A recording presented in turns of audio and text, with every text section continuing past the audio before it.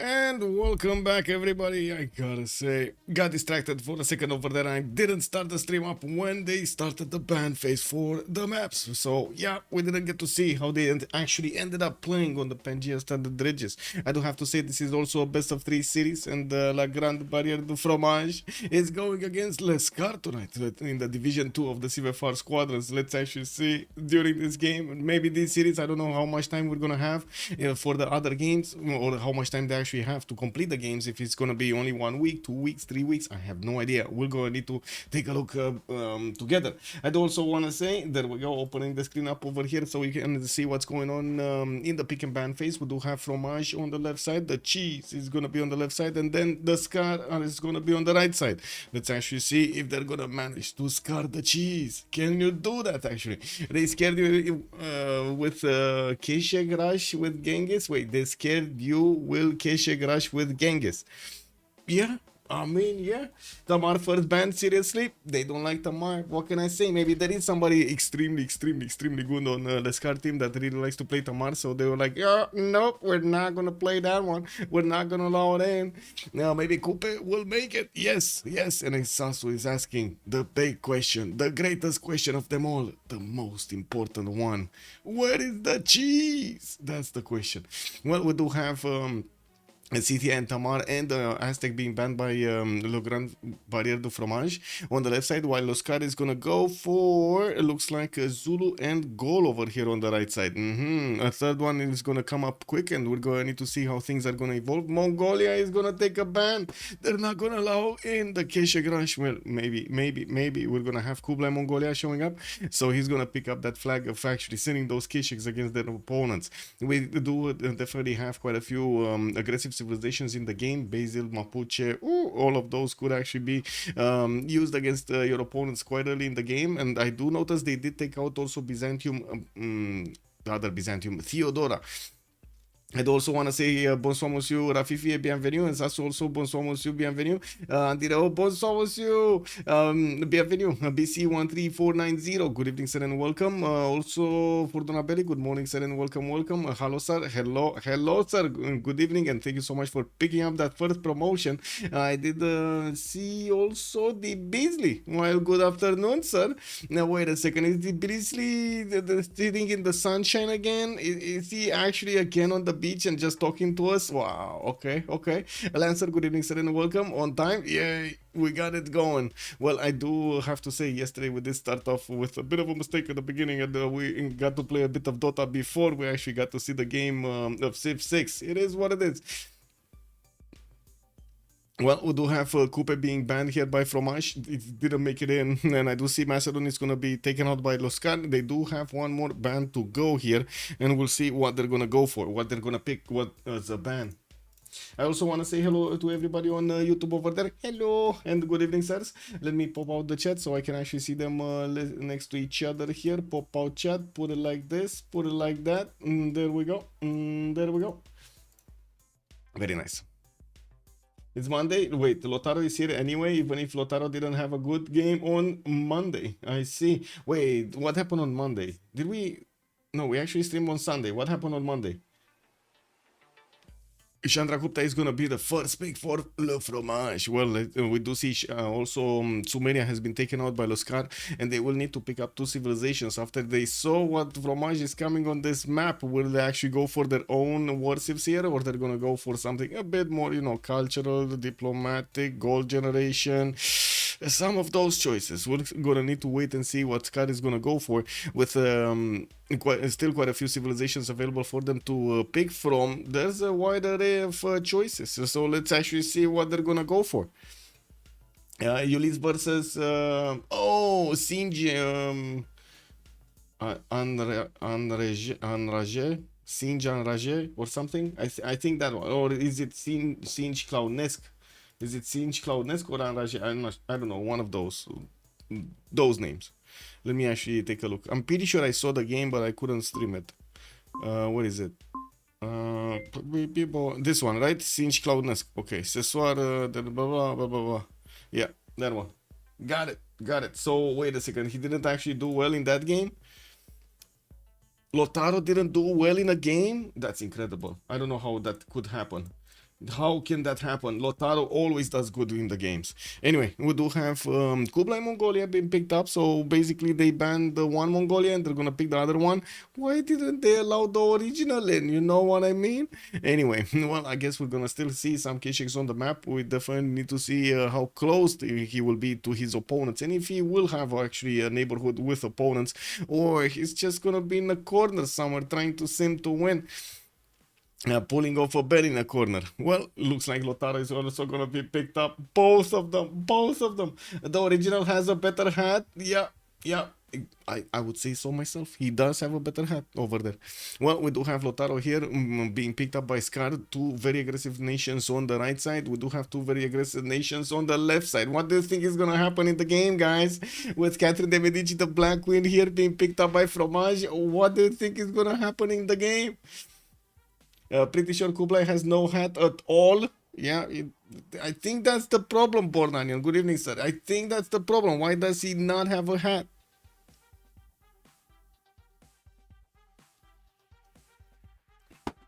That's what it is. That's what it is. Kublai probably had one, but it was so bad he decided not to wear it when he took the picture, right? So yeah, I see. He only got it down when he took the picture, then put it back up. What map with Pangea Standard? Pangea Standard. Let me actually put it up on the screen here. Pangea SR. There we go. There we go. Alas, I cannot help you, for you are hatless. Did you think I couldn't have on my hair? Oh, willkommen. Why should wear a hat? I have hair. Well, I mean, I have hair also, but you still don't mind me wearing a hat. What do you mean? Anyway, we do see the next few bands are starting to come online here. We do have Rome Trajan being taken out by Scar, and also on the left side, Spain is going to be taking a bit of a break here. Still two bands to go in total, and we're going to need to see one from each side, so we know the civs. The hat buff matters. Look at Montezuma. Wait a second. I mean, do crowns count as hats? Or, I mean, is there a better hat than Menelik's? Is there a better hat than Menelik's here? Maybe we should actually put one of those polls up. Like, men hats and female hats, you know? I don't like this hat, for example. I do like a little bit this one. I wouldn't wear it that much. This one I like. Any more hat takers here? Hat givers? No? Oh, I see Uzetian is also taking a bit of a break here. So wait. Do crowns matter or not? You bet Genghis is bald? We don't know. He needs to take his hat off. Persia are still here. Caesar Suleiman's Russia. Best 40 Europe piece of tourist merch I ever bought. Wait, to be fair, all I have myself is a bright green knitted woolen cap. I see. Oh, that's why Chandragupta is that good. Hat power. I mean, yeah. He has his brain protected over there, you know. I would rock Chandra hat any day. Oh, I see. Well, let's actually take a look how they're gonna go through these picks. Nader Shah has been picked up here as a band by Fromage, and now we do have Scar needing to actually choose a civ they will play with. And it's gonna be Hungary. Matthias Corvinus. Wow, so 3 aggressive civilizations. What's gonna be next?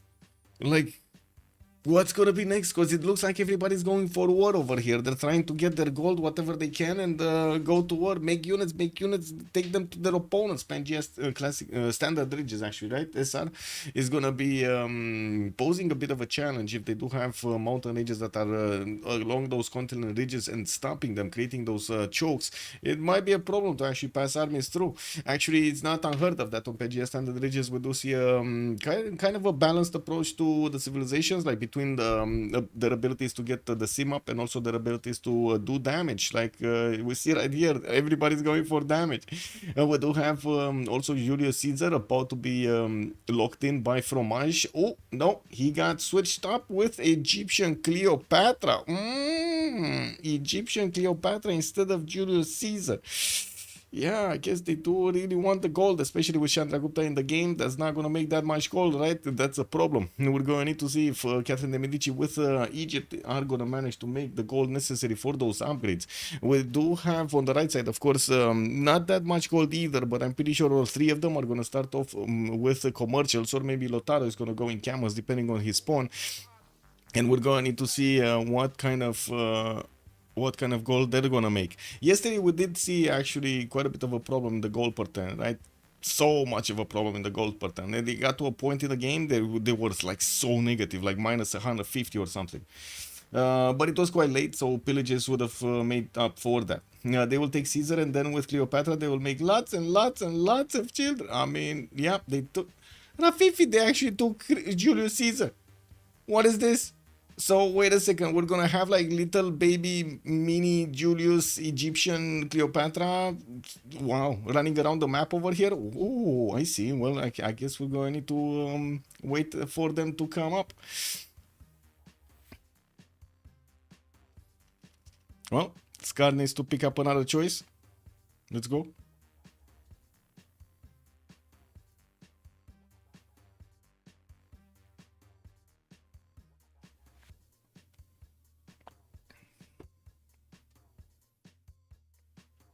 Oh, Tokugawa is gonna be picked up by Japan here on Scar. Very nice. They kept the best for the last. Okay.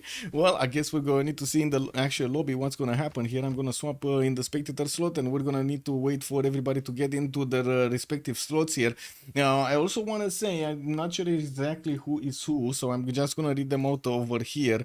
La Grande Barrière de Fromage, Luis, Joker Knight, VOKTR, Rozeau, Luke, Z-Hippo, Malko with Pyrocultist are showing up on the roster in the CivFR Squadrons 14, and we do have Lescar with SJ, Barak, Virgil S, IssamDude with Aramanis, with Biscuit, and Dankpsycho showing up on them. Okay, well, let's actually see what they're gonna do in the game, what they're gonna pull off over here. Caesarion, yeah. Not sure I ever saw a game where Toku lost. We did. Wasn't it, wait. Wasn't it, COC game when Tokugawa lost, if I remember correctly, like a month and a half ago, 2 months ago. But yeah, it's been some time. Which team won yesterday? Melamolov, good evening, sir, and welcome. Oh my god. Wait, I need to check actually. Golden Age or the other one, right? No, yeah. Arcane won yesterday. 90% of the votes actually were on Arcane. There we go.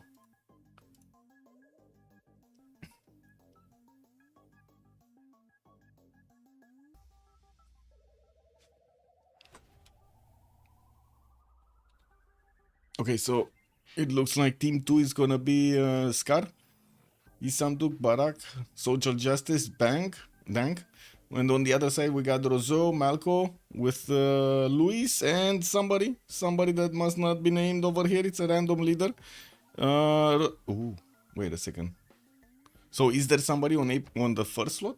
Let me actually reconnect, because maybe there is somebody over there and I don't see him. That would be nasty.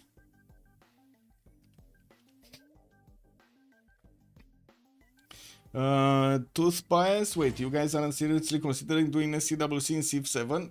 What? No. Why would you even think that? I'm pretty sure Civ7 is not gonna be competitive ready for the next 3 years anyway. Like, I'm not even sure it's gonna be single player ready in the next year or so.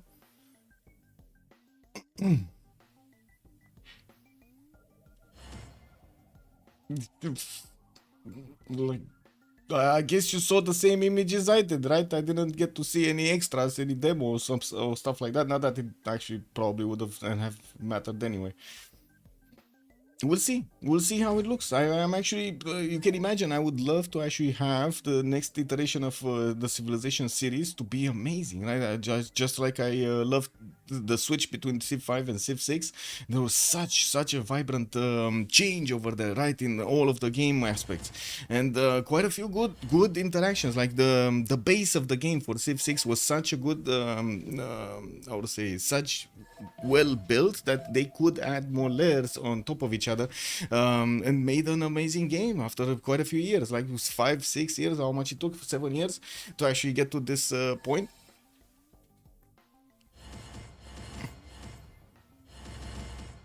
Everything I've seen looks not promising for MP.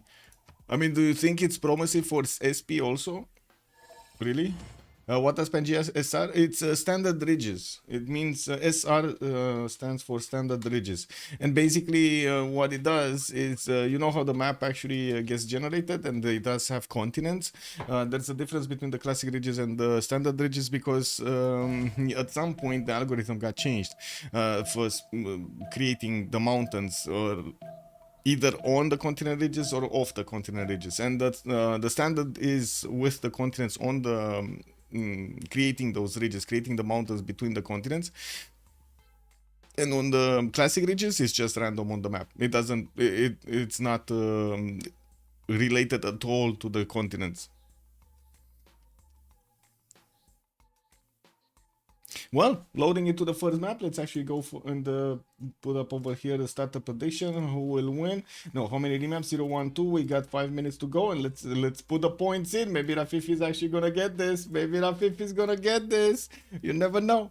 No, not really. I didn't like a lot of the changes. No builders, no Eureka's and inspirations, no XP for units. Yeah.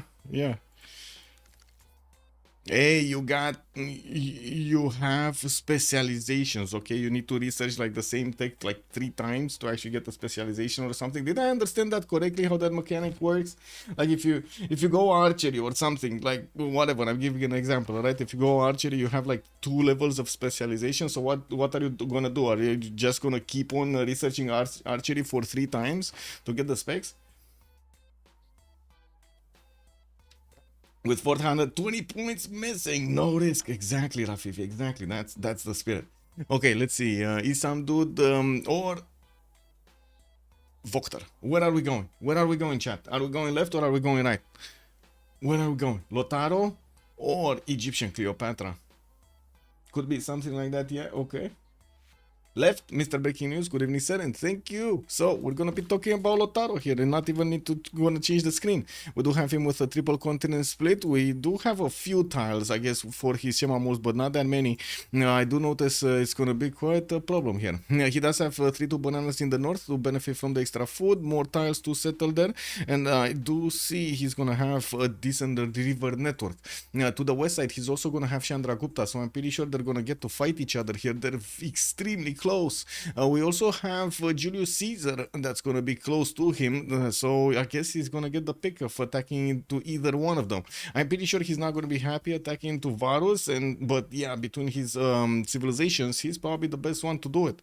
We do have Engulumapo also getting a scout out in 3 turns. We're going to need to see how he's going to set up his cities here, but I do imagine he's going to have a city here, probably a city in between the mountains on the right side somewhere, and I'm pretty sure north and northwest. I'm not that convinced he's gonna go as far as this city over here, because that seems like it's a bit too far into the realms of Rome there.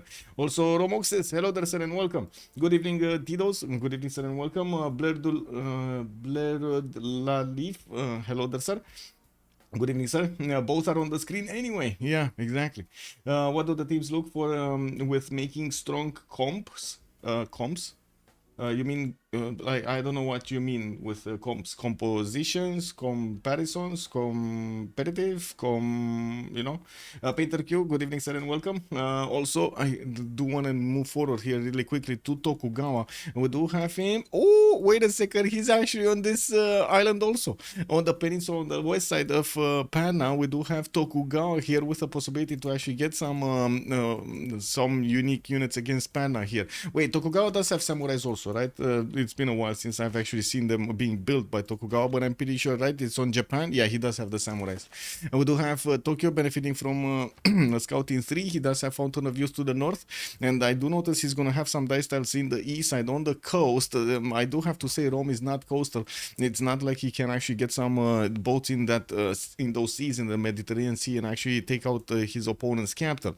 Not a lot of fresh water here for Japan. He does have some lakes that he can settle next door, like for example this one on the 2-1 and this one to the northwest. That's gonna be nice. Honey tiles settled there, pearls in the water, no problem to get two amenities from a single city. I mean compositions, okay, like are they aiming for 2 war bonus civs with 2 other, or are they looking for a mixed pawn bias? Basically we're choosing civilization. So there are quite a few, I guess, how to say, disciplines of thought, I would say, or approaches to what we've seen in the game. Portos also, bonsoir monsieur, bienvenue, so I don't miss that. A lot of the teams, I would say, like most of the teams, probably 70% of the teams are going to go for a balanced approach for their gold and also for their yes, war abilities. Most of the time it also depends on the map. So if you have a map that it's going to be more land, like for example highlands, lakes, or actually no, highlands, rich highlands, something like that, you're going to see civilizations that are not going to have that many war bonuses, but are going to have like better culture, they're going to have better diplomatic chances, or something like generating diplo favor like Sweden, or extreme sim bonuses at the end, not to mention gold. Not so much war civs. You do see some, but not so much war civs. Of course, we've seen, for example, yesterday Mongolia, right, being picked up on the highlands. The other train of thought would be a bit of a riskier one with getting the synergy right as it needs to be, to push the timings, to use the timings of the civilizations to go against your opponent and take him out at that moment and not past that time, which again it's tricky because you actually need to get there in a certain amount of time and so on. There is also the specialization composition, as in we've seen players choose drafts specially to get a diplo victory, specially to get the culture victory, specially to get the dominate or try to go for domination and so on. I guess it's most of the time in like 70% of the games the players are going more for their preference and not actually taking that much into account how to say a prepared composition. It usually only happens, like the prepared compositions usually only happen at the end of a tournament, like in the semi-finals, quarterfinals, semi-finals, finals, something like that. It needs to be with a bit more value on it, or I should say a little bit more pressure on it, so the players actually feel the need to min-max that. No, prediction ended early, I'm sorry. Anyway, we do have Buddha here with a single tile that he's gonna get his Pearl of the Danube, and I'm quite surprised he actually did not choose to go across here.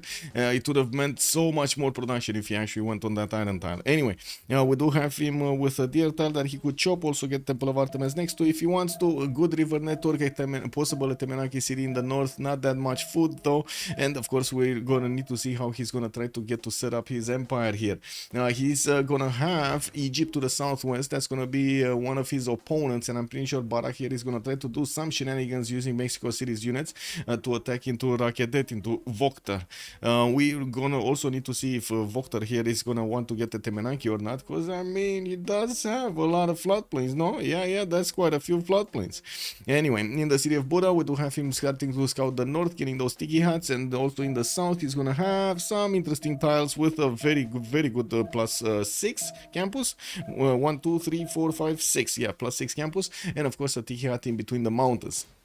We do not have him with that much distance between him and his next door opponent. We're going to need to see if we're going to have some horses or maybe some later on black armies that are going to take a stab at Rakedet. Moving towards Kublai Khan, Mongolia. Let's actually move a little bit faster here. On the coast, what is Mongolia doing on the coast, man? Anyway, he does have a plus 5 campus in his second city towards the northwest. Looks like access to turtles, and I guess he could put a plus 3 campus over here also between the turtles and that mountain tile, he's gonna get a +3.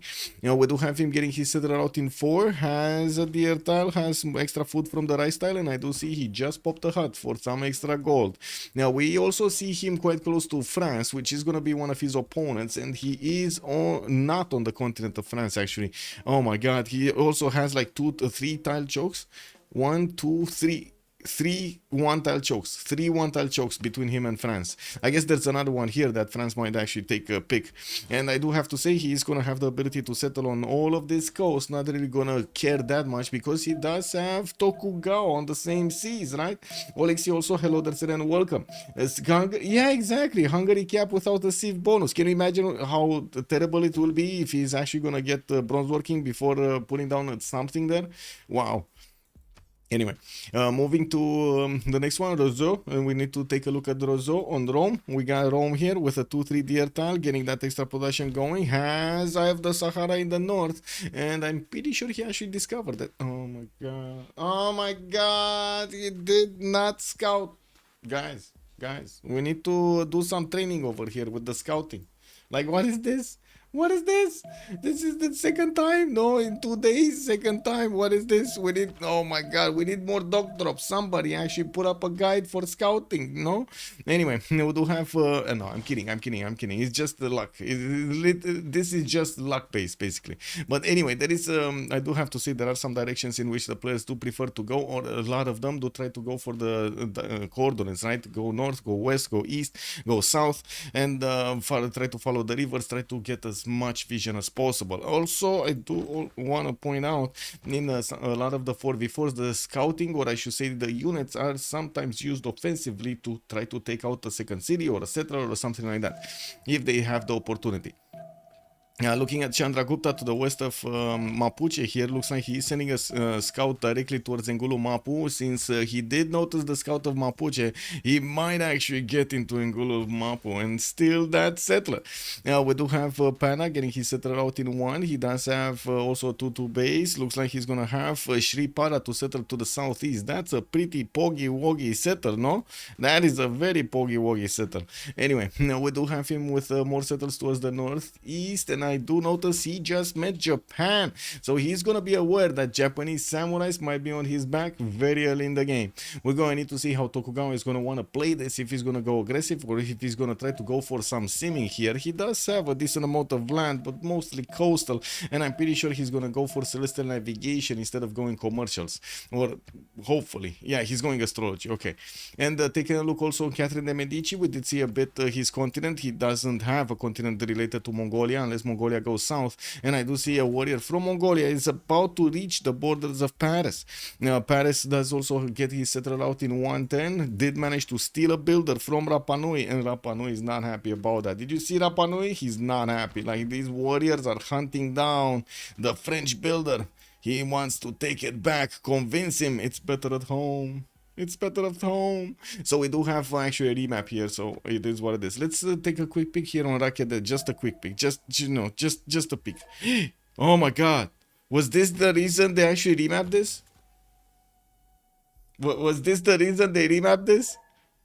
Oh, I think this is the reason they remapped this, guys. We got Hungary here, very hungry for an Egyptian settler. Don't they ever check a PL? They do. These are professional gamers. Remember, Modo, good evening, sir, and welcome. Belizarius also, hello there, sir. Yeah, we got the settler Leech Colon over here. Yeah. Sneaky, I have the Sahara, Juan J. Good evening, sir, and welcome. Yeah, how many remaps are allowed? 1 for each team, and they have until a 10 for each remap. For each map, for example, we will have a pause, and we will ask if they can, if they want to use their token or not. It's 1 remap token per each team. And if they do choose both of them to actually use the remap token, they both lose the remap token, so the next map is just not going to have a vote. They remap because of Mapuche between 4 people. But I mean, that's a good thing, no? That's his whole purpose in life. Mapuche between 4 people is best spawn ever. Oh well, it is what it is. Anyway, let's actually see IssamDude this time around. Are we going left or are we going right, chat? Where are we going? Left or right? IssamDude or VOKTR? Where? Yes, so opponent map. So opponent remap. Oh, I see, opponent remap. I see. I thought daily map with Mapuche, and I was like, what? Anyway, thank you so much for the tier 1 sub. Much appreciated, Painter Q, for the gift, for Breadwood Life. Yep. Wait, I think I'm actually Breadwood La Life. Okay, Breadwood La Leaf. Also Painter Q, much appreciated, sir. Look at that, Rafifi. You got a gift, sir. You got a gift. Thank you so much, Painter Q. Much appreciated. We do need to ask chat. Oh, wait. Chat actually answered. Lancer, I got distracted. Okay, we're going Lotaro. We're going Lotaro again. Let's see him. Let's see where Lotaro is. Searching. Okay, there we go. We got him with the 2-2 base. He does have a lot of stones in the capital. And I guess the stones are with this one. We got him with a cattle type to the north to settle. And also, he could go for the geothermal fissure. Actually, much better on the geothermal fissure. Not on the cattle. No cattle. Not a single 2-2 around him. We do have him with a +5 campus, but that +4 campus on the west side. But that's also going to be a Shemamul spot. 1, 2, 3, 4. Oh my god, this time around he gonna get some culture.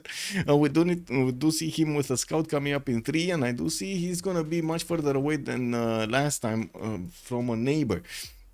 In the north, he's gonna have an ally here, Mongolia. We do have Rakedet to the northwest, and yeah, I guess he's gonna need to go to Rakedet somehow.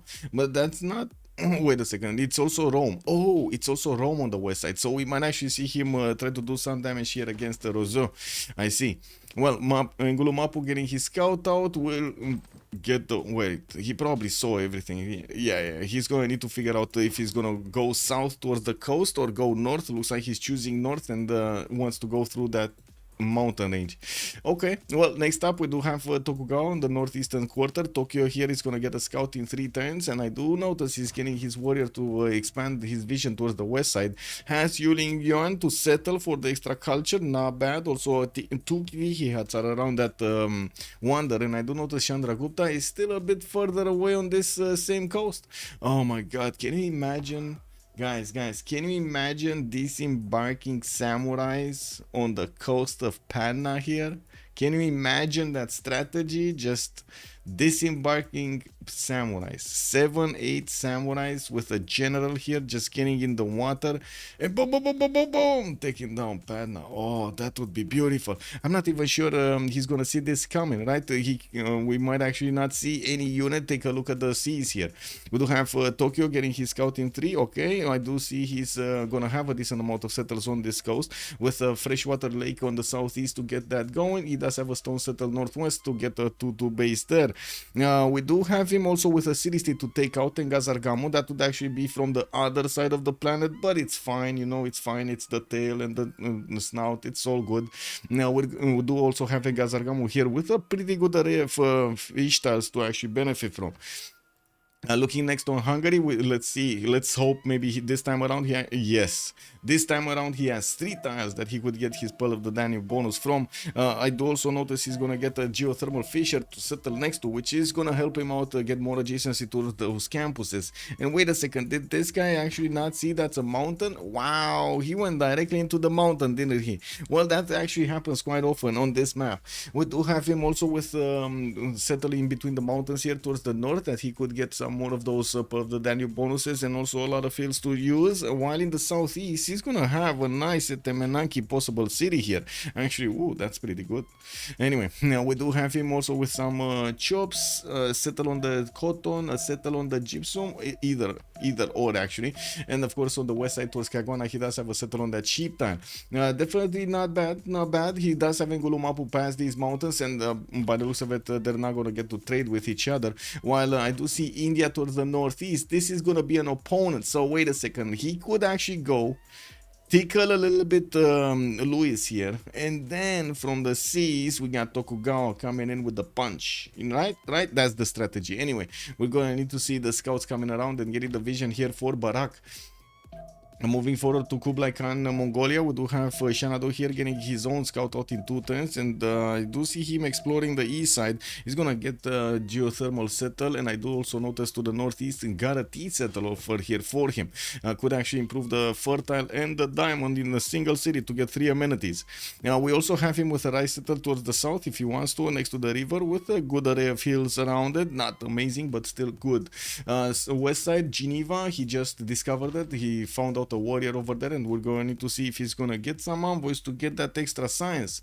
In the south has an ally. East side, there's gonna be an opponent, France, but quite far away for him to actually interact with him. And west side here, he does have rocketed behind these mountains, which I'm not that convinced he's actually gonna pass through.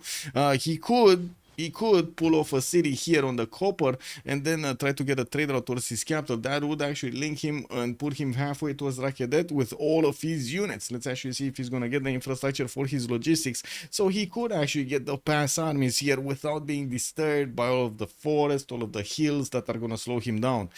Moving to Julius Caesar, we did see him to the west of Lotaro earlier. And it looks like he's sending a scout directly on the coast towards Lotaro. We do have Rome here with a settler coming up in 5 turns. He does have a warrior into the northeast scouting. Has settled on the cattle, settle on the stone, settle around here somewhere. And we do not have him with that much space to actually develop. To the north, VOKTR is going to be one of his allies. And we're going to need to take a look how they're going to try to connect their trade routes a little bit later. Maybe they could have used this lake, but it's a bit too late now, right? That is too close to it. Anyway, now we do have also take a look at Louis. That's going to be Chandragupta on the coast in between 3 nations, 2 opponents and 1 ally. He has Paris here to rely on the western side of his cities. Again, fountain of youth for somebody. Last time it was for Tokugawa. This time it's going to be for Chandragupta. And I do see he actually spent 25 plus the 35 gold for the third ring tile here of the coffee. We do have him getting another settler in 4, well, a settler in 4 turns, and I do notice he's gonna have cities to the southwest and the north to settle with more coffee tiles to actually benefit from. I'm curious if he's actually gonna go on the coast. I don't think so, but we'll see what kind of decision he's gonna make in the game.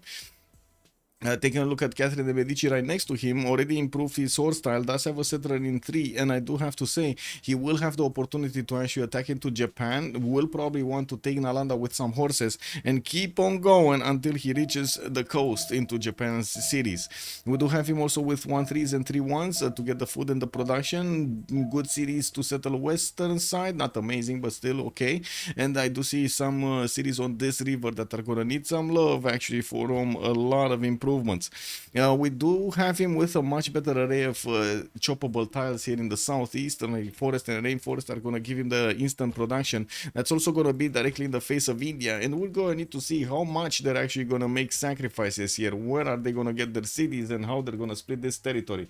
But this isn't Hojo. Samurai won't get bonus combat strength on coast. Yeah, but still samurais are amazing. I didn't know that. Thanks for the info. Yeah, pyramids in capital. Nice. Yeah. Where pyramids? Pyramids in which capital, actually? Which capital? Where did you see pyramids?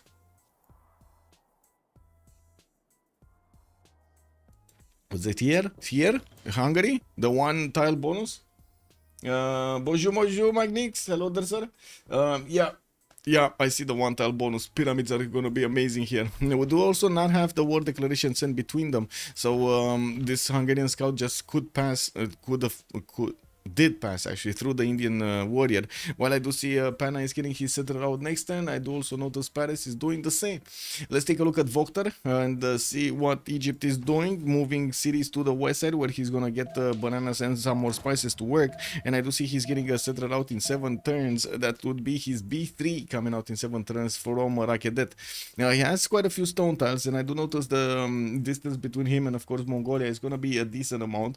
We do need to see if Mongolia is actually going to take the first step to go against Egypt, or is it going to be somebody else? We do have Mapuche here. That would probably be the best choice of going against both of these opponents. We definitely need to wait and see what is he going to choose to do throughout the game, and how is he going to use his Mano Raiders. Give me a second, I need to wash my face.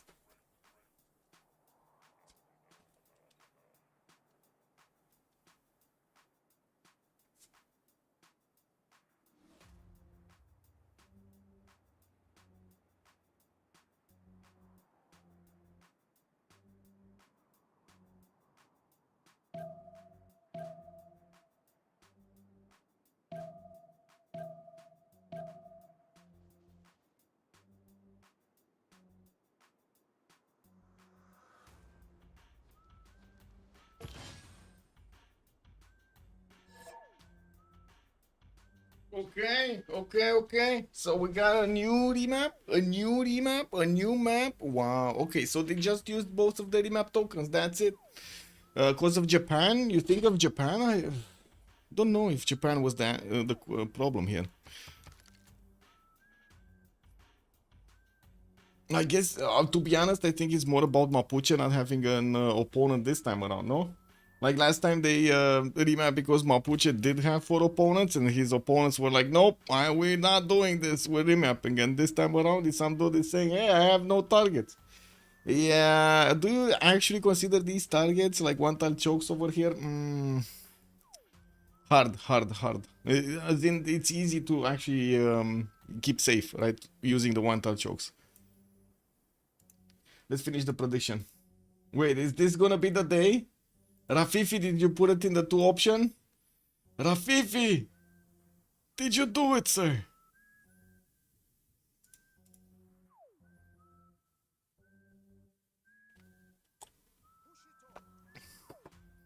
Oh, this is an interesting map.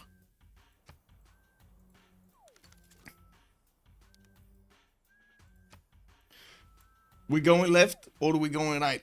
When are we going, chat? We're going Lotaro again or we going this time around Cleopatra, Egypt? How do you want to take this? The good part first or the bad part? Which one? Right? We're going right? Okay, let's go VOKTR. We do have over here Egypt getting his soon floodplains, and by the looks of it, he's not gonna have that many in the capital. We do have him with a much better Temenaki city in the southeast over here, and I do see he's gonna have a big river network to actually develop his cities without an opponent. This is amazing, actually. He does have Catherine de Medici on the right side to maybe set up some coastal trade routes, but or I should say some trade routes, and that's it. All of this territory is gonna be settled. That's a lot of territory. Looks bigger than the normal Pangea. I don't know why. Anyway, we do see VOKTR is also gonna benefit from an iron tile in the second ring, while in the first ring, while he does have horses in the second, and in the third ring towards the southwest, bananas in the second ring, and also cocoa settle towards the north that he could easily get plus 9 gold from. Not to mention he will have some bananas next to those resources anyway. Now we do need to move forward here and take a look at Catherine de Medici. I do have to take a look at this continent. Looks like the continent is gonna be right at the edge of Panna. That's gonna be his ally anyway, and it doesn't seem like he's gonna have a target for those Guard Imperials. I do have to say he's also on the coast, but not on the same coast as Tokugawa. Tokugawa is gonna have an inland sea in the Arctic Ocean here in the middle of the map. Looks like Paris is gonna get his settler out in 3, has another settler to the north on the 1, 2, and south. I guess he could get a city on the horses. Now we do have him also with quite a few inlands that he could go for. The cattle settler, for example, kind of winks at me, and of course in between the mountains a little bit further towards the south and the west side here. Now we do have also him benefiting from a 2-3 deer tile in the second ring that he did not acquire yet. He's going to need to actually put some gold behind his choice there. Now we also have horses in the second ring and iron in the second ring. Both of these strategics are available for him. Amazing plantation pantheon for Egypt. Yes. So many sugar tiles and cocoa tiles everywhere. Yes. Plantation pantheon would be amazing here. Hungary. No, sorry. It's Chandragupta, right? Chandragupta, right next to Mapuche. Look at them go. We got Panna here in between the mountains. He could have actually moved on the wine tile, chose not to. He settled in place. We do have him also with a decent amount of chops, deer tiles to also get double chops from. And I do notice he's gonna have cities in the northeast next to mountains and also west side here on the rivers. Now we do have him south with a very good city next to cocoa tiles, and I do see a possible Temenaki city southeast. Of course, since he is on the same team as Cleopatra, they're probably going to prioritize that Temenaki on Cleopatra. Cleopatra is not frontline anyway. Now we do have Luis here also benefiting from horses second ring, iron second ring, plus 4 campuses or better holy sites, and wouldn't be that bad. That's a plus 3 holy site on the iron tile anyway. And well, we're going to need to see how he's going to try to develop his cities here and get his points to go against Ngulumapu. Now we do have also Julius Caesar, Rozeau coming up with the Julius Caesar on the western side of Ngulumapu. Rome is gonna get his 2-2 base with few chops. I do see he has some forest there to chop from, and we do have him also with quite a few of these marble tiles to improve. Not that much production, not that much food, not that much culture either, but still he's gonna need to get those improvements going. We do have him with a cattle settled northeast that he could actually get some silk tile next to, and I do have to say, if he does settle that one, he's actually gonna not settle this, so he might actually need to think about his choices a little bit more. And we do have him with a coastal possible settle, and that would put him in the same waters of Tokugawa. I'm pretty sure he's not gonna want to dip his toes here in the Arctic Ocean. It's too cold out there.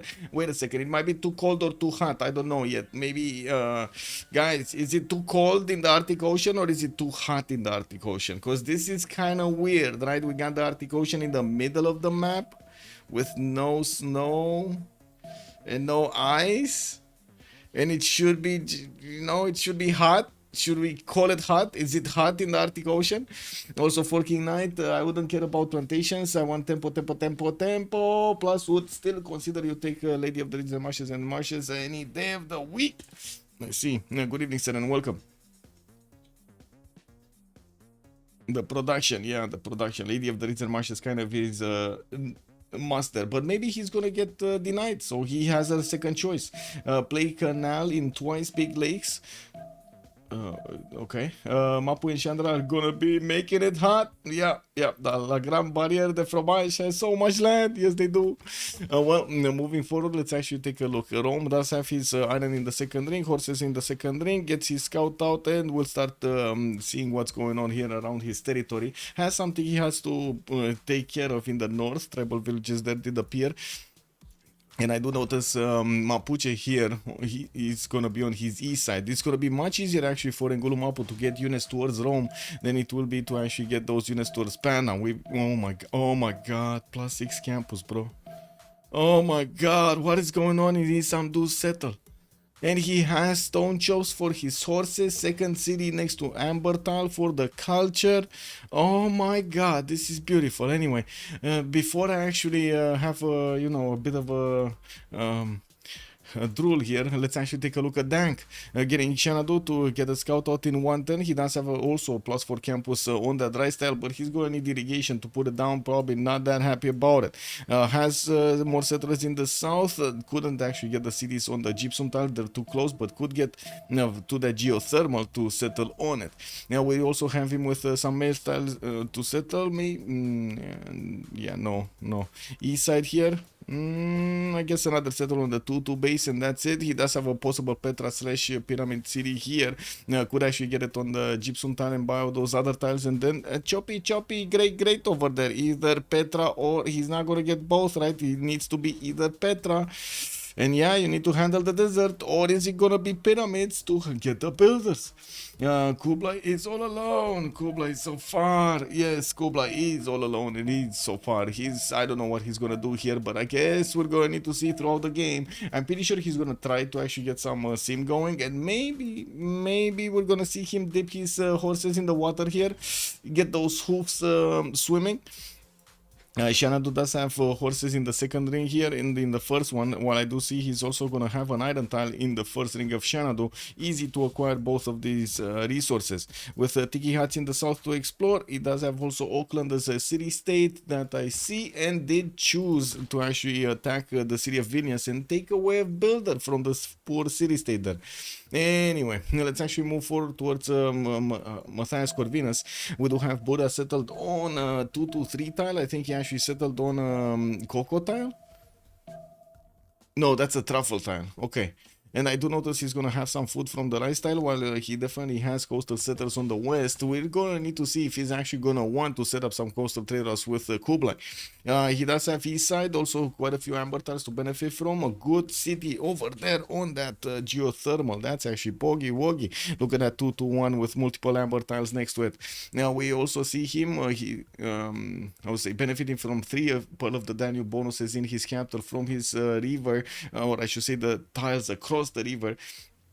While we do have the first settler coming up in 4 turns, we do have iron in the capital, horses, third ring, very far away. That might actually need to be settled there a little bit closer towards the north. We'll see how he's gonna try to get his cities here quickly and get the tempo out of them. Well, moving forward, we do need to take a look at Tokugawa, right? Tokugawa here, Tokyo benefiting 131 seal tile, multiple bananas, but without the extra production on them. We do have a settler coming up next turn, and I do see he's gonna have a marble settler towards the northwest that he can get some seal tiles from, and of course the extra culture from the marble. Another settler on the freshwater river towards the south. I guess he does have a lake a little bit further on, but not that much. And I do see he will get all of this Arctic Ocean for himself. And then towards the northeast, we do have Mapuche, which is gonna be the ally of Lotaro. And we're gonna need to see. Honestly, I'm waiting to see what's the strategy here. What's the strategy? I'm still thinking about how to see samurais in the action, and we might still see it, right? Rome is quite close. We might see it. We might see them. What does the SR behind the Lord Bowser? Good evening, sir. Standard ridges. That's what it means. Standard ridges.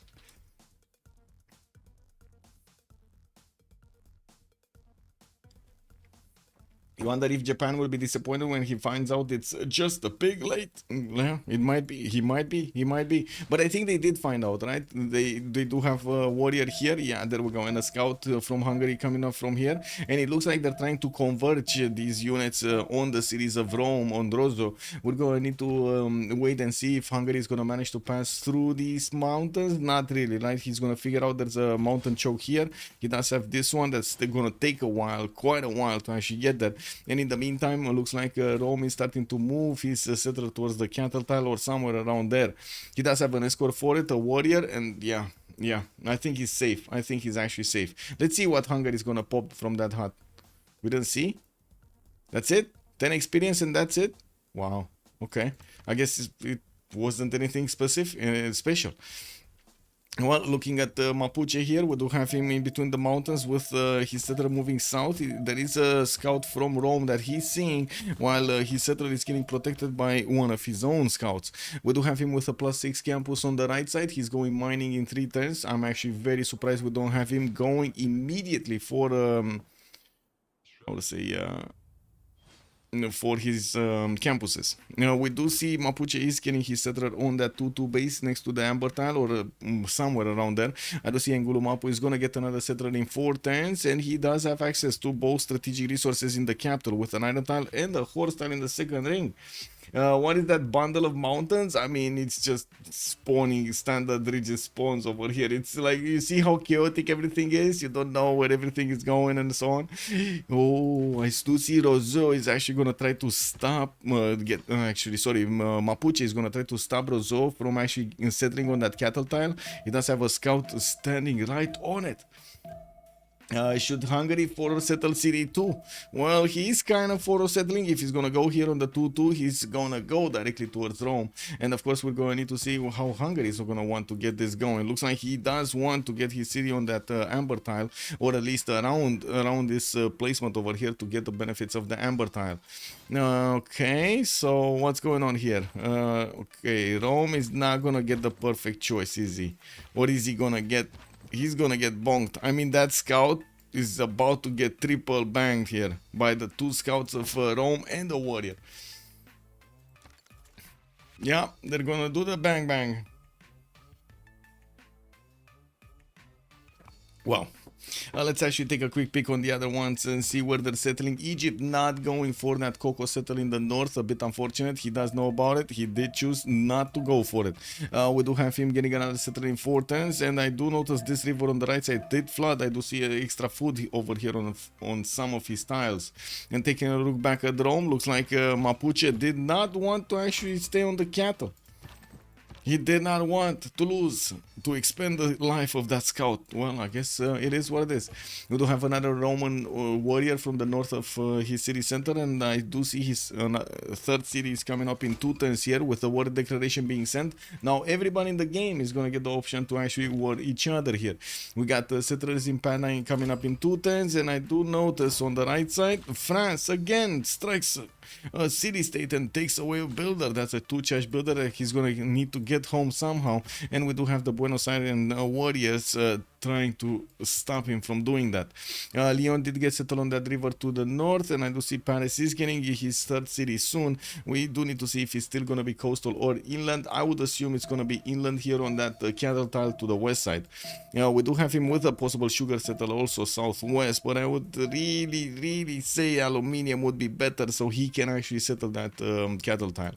Anyway, let's see what's going on here. Chandragupta putting down his holy sites and getting that +3 from the capital. I do see he has a way to put Stonehenge in the city of Agra, so he doesn't actually get to build that many holy sites, but I'm pretty sure he's still gonna want to get them anyway, right? You do want those points. What was it that he was getting from the holy sites? +1 combat strength, yeah, +1 combat strength, and temples grant the +1 site. This is amazing, right? It's still very good.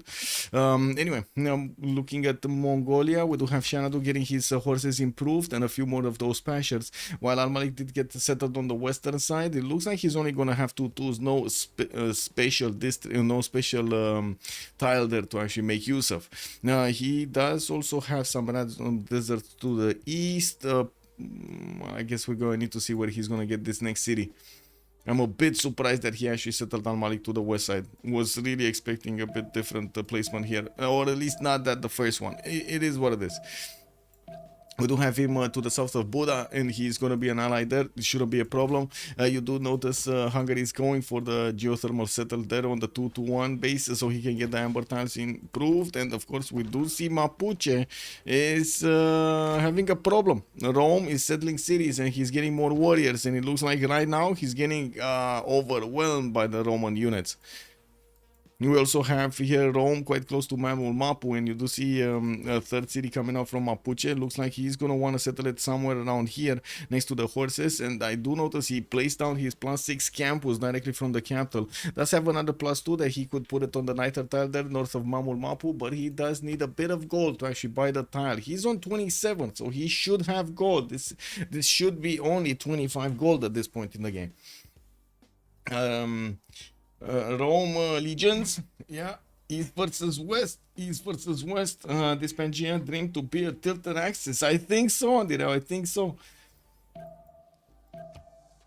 Egypt got Akhenaten, okay, that's not an Temenanki city. I was expecting him to go east side just for the Temenanki city, so he can actually put that as quickly as possible and get it built before the end of the first era. Well, right now we're 10-16, doesn't look like it's gonna happen anymore. Okay, Chandragupta, okay, he did go for another holy site here for Agra with a +3 coming up. Mapuche did get an escort for his settler Slinger, and taking a look at Tokugawa, he did settle that marble tile and got the silt tile for the extra culture. We do see his third city is coming out from Tokyo. We do also need to wait for him to actually settle it somewhere.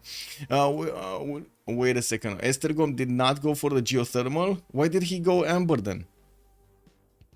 Did he just backsettle a little bit? I think he backsettled a little bit, right? He might actually want to get another city there, maybe on the sheep tile. Yeah, yo, Orpheus Bonsomos, you bienvenue. How's it going? Pretty good. I don't know why I have like a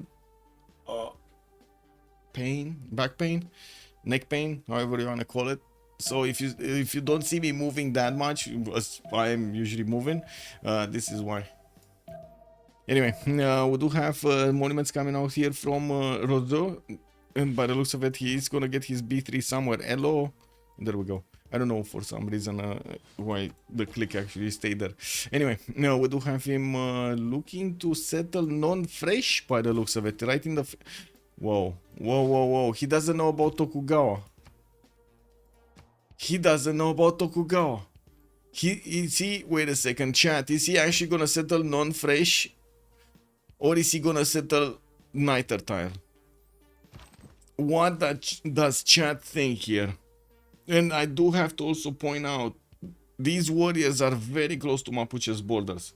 You should buy a good expensive chair to remedy that back pain. It's not a chair, Machiavelli. Good evening, sir. I don't think it's... I mean, I'm pretty sure it's not the chair. The chair is pretty good. Amber isn't fresh. White Sea, the amber wasn't fresh, but the geothermal was fresh.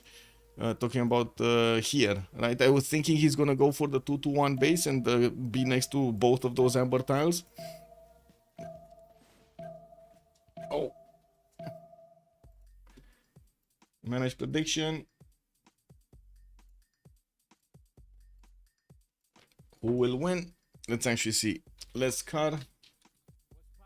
And I don't think I can. I'm gonna put fromage because I'm pretty sure I cannot put the full name. Okay, I'm doing it like this. You sit a lot, and I mean a lot. Every day a good chair is essential because of that. Yes, I know, but that's not the. How to say? That's not the. I'm pretty sure in this particular case that's not the problem. That wasn't the issue. But I do agree. I do have to agree. I do sit a lot of my PC, and I know I need a good chair to actually handle it. Team names. Yes, that's exactly what I was doing, sir. So we got Scar. Left side. And then we're gonna have Fromage. The great Fromage on the right side. Okay, there we go. Got it. Okay, so. Any extra science? No, we don't see anybody actually getting a lot of science. I do see Kublai did manage to get 26 production though on 6. Oh, I noticed why. He actually got 4 of these pastures improved and still has builder charges available. We do see him finishing his monuments quite quickly and going for the 4th city. Also, in 4 turns, we will need to wait and see what kind of pantheon is he gonna get here. But Open Sky might be actually his choice. We also will need to see if he's gonna try to go into the floodplains in the north, while I do notice Hungary is actually gonna back settle here from Buda, gonna get that city next to the banana in the northwest and of course on the floodplains. Actually, wait, should he go banana there? That's kind of a bad city, no? That's a single tile with the Pearl of the Danube bonus. But it's not like he actually has another. Oh, he does have another choice. The 1-1. He could get 2. Anyway, Ozone 050589. Thank you so much for the prime, sir, and good evening. That mountain chain might save Rome long enough unless Hungary takes a suit. Yeah, it might. We might actually see him saved here. Hungary does have Cinguetti to Sus, and I do notice Cinguetti is starting to get a few warriors here, but not that many. Like only 2 warriors is not gonna be enough. Could also try to Sus Yerevan to do some damage to Madurai here. Anyway, I do see finally we got some more pantheons. Madurai did go for Earth Goddess from Panama, the capital, and of course Agra. We do have him finishing his holy sites, and I'm pretty sure he's gonna need to put down a 3rd one here from Madurai. That's a +3 next to the mountains. Actually, all of his holy sites are +3. I do notice religious settlements.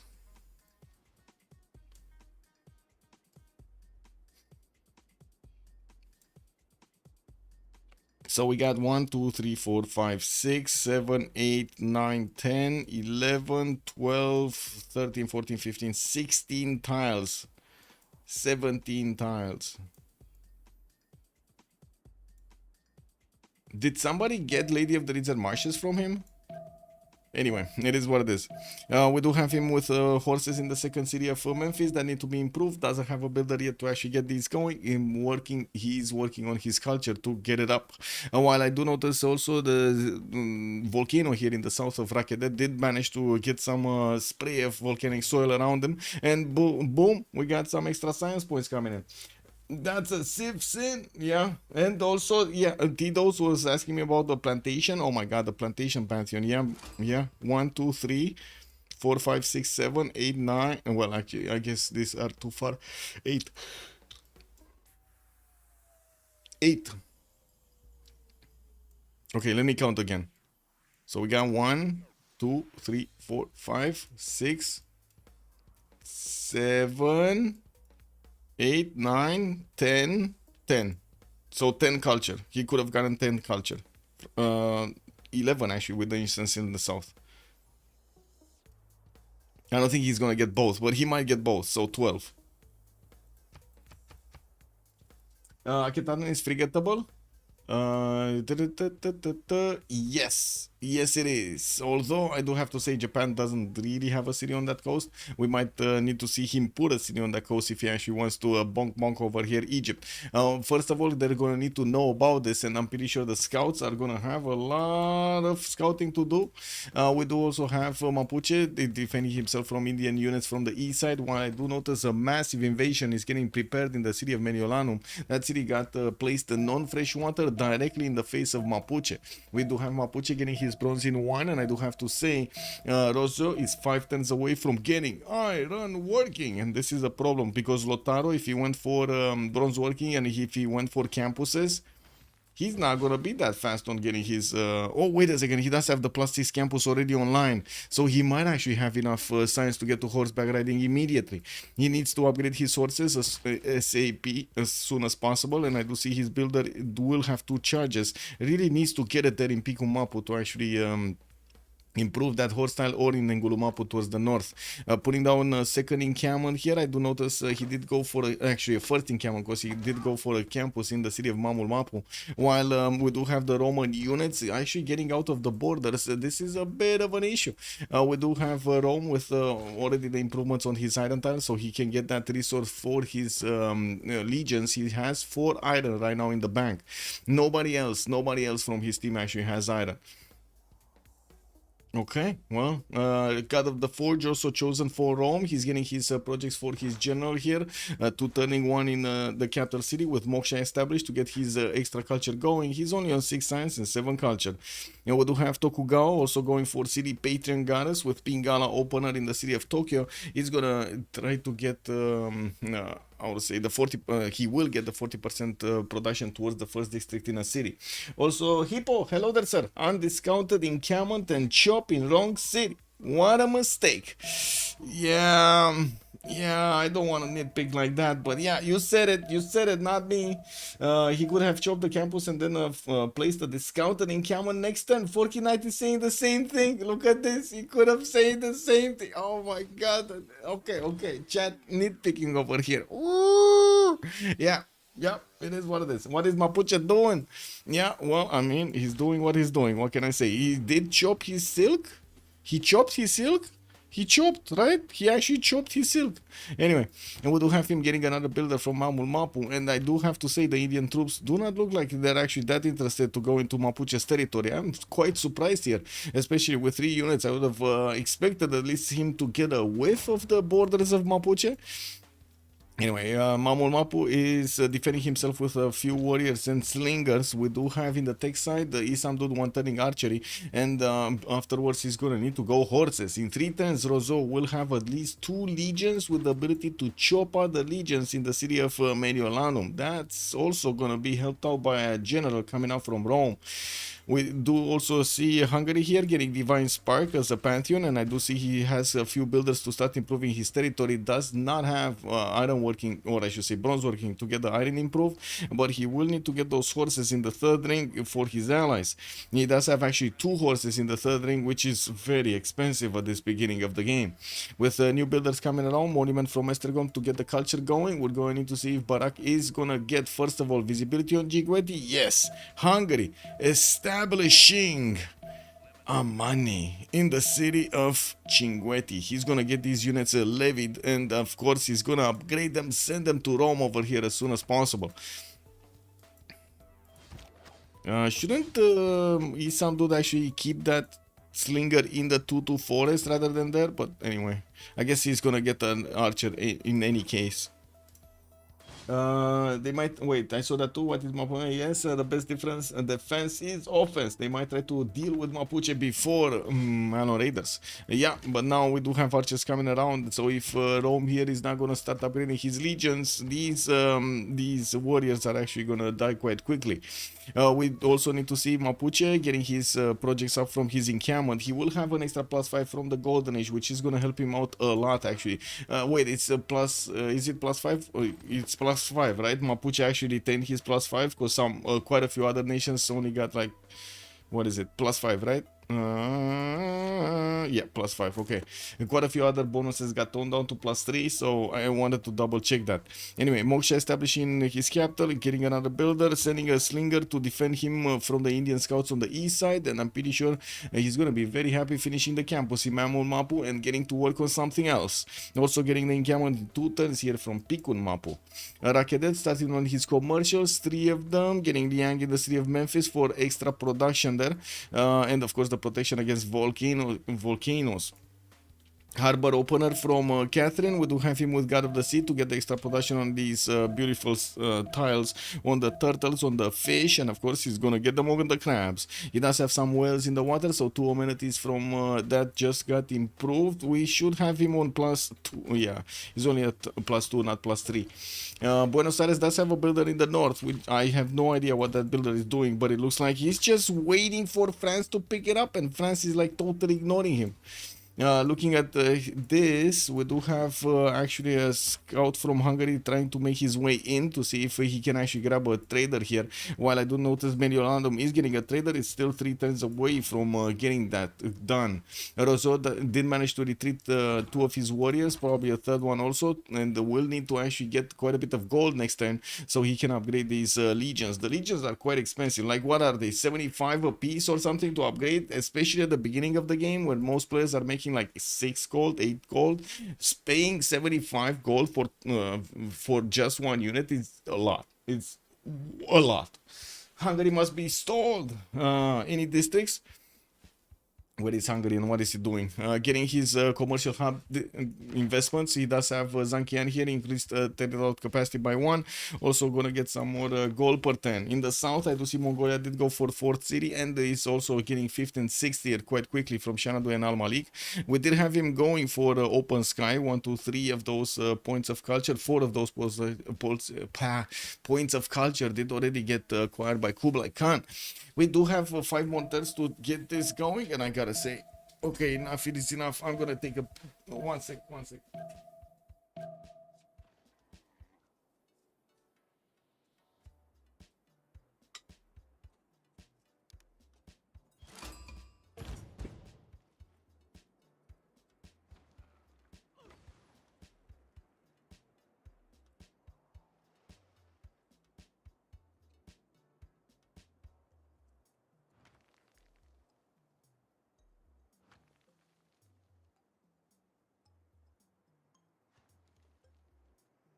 Oh, sorry.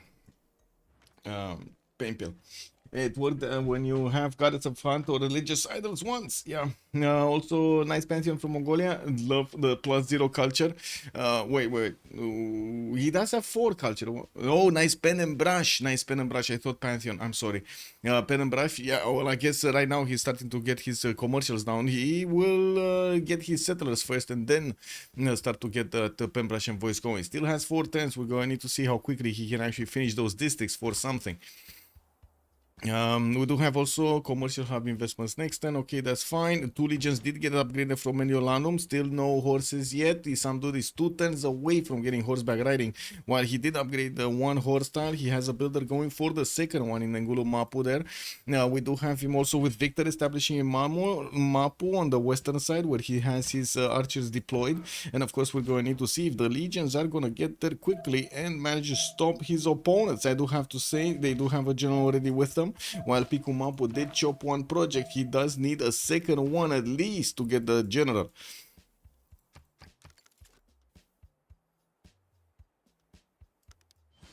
Multiple singles coming out from Rome to help him out get the archers going against his opponent. That will actually make it much more easier to attack into the units of Mapuche and take them down.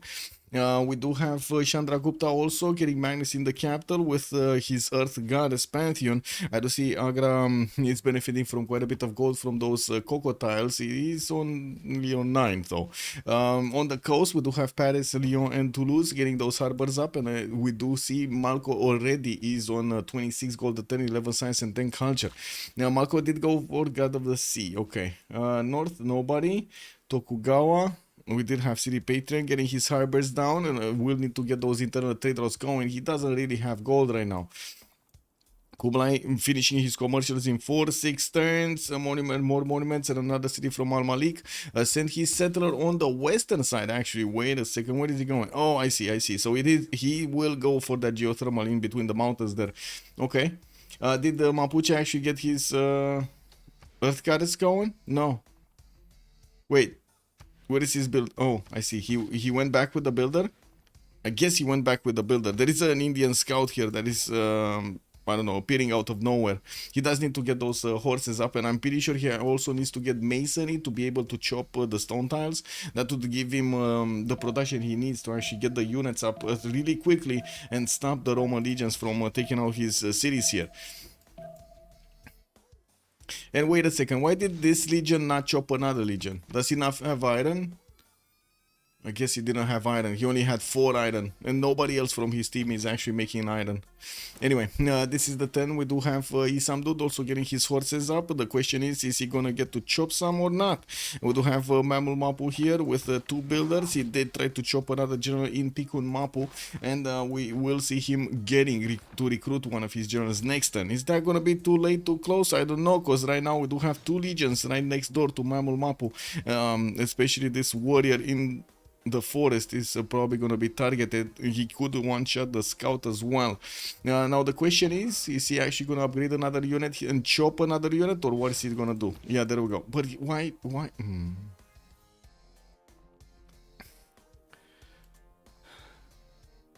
I don't know what to enter here. Hello there, sir, and welcome. Good evening. Good evening, sir, and good evening. It works when you have goddess of the hunt or religious siders once. Wait, it worked? What? Hungary must be stolen in the districts? Oh, I'm not sure what you're referring to. It works. Cleopatra has iron. Cleopatra actually got iron. Okay, he got his iron tile here. Does he actually have iron improved? He did go for bronze working. Wow, this is big. This is actually quite big. We do need to see also if Mapuche is gonna get enough horses. He should have from his allies, right? He should have. Yeah, he's on 21 in the bank right now. And I do notice he's not putting a horse in production. Does he not have military tradition? That's what he's missing, military tradition. So he gets the maneuver card. He doesn't want to start building or chopping horses without the 50% off. The Legion Rush. Oh, I see. Also, Psychedelic Boy. Good evening, sir. Hello. There are no other streams. Excusez-moi, monsieur. I'm sorry. Désolé. If I remember correctly, I was the only one in the game that actually streamed. Wanted to stream. Now we do have horses coming up from Mamul Mapu. We do also see the legions are managing to get a tile next to that city center. And well, at the moment we don't see a builder on a chop. So it's still gonna be 2 turns since he's until he's gonna get this. IssamDude does have masonry next turn and will have a chop on the stone tile. But again, that's next turn, not this turn. And the thing is, Mamul Mapu is only 22 defense. It's still strong enough to withstand a few attacks from the legions, but it's not gonna take forever, right? We do have Tokugawa also sending a scout there to try to block the movement of the Roman units, and we're going to need to see if Japan's social justice here is actually going to get some of those samurais to bonk the Roman units down.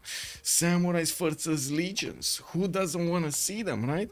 We got 4 of these slingers waiting for the upgrades here in the borders of Mediolanum. And there is another warrior that could get into Legion. Let me actually take a look here. We do have him on 30 gold, 8 science, and 15 culture. We're 1 turn away from a golden age, and everybody did manage to get the correct points. Beautiful. Love it. Love it. And I do want to ask a question.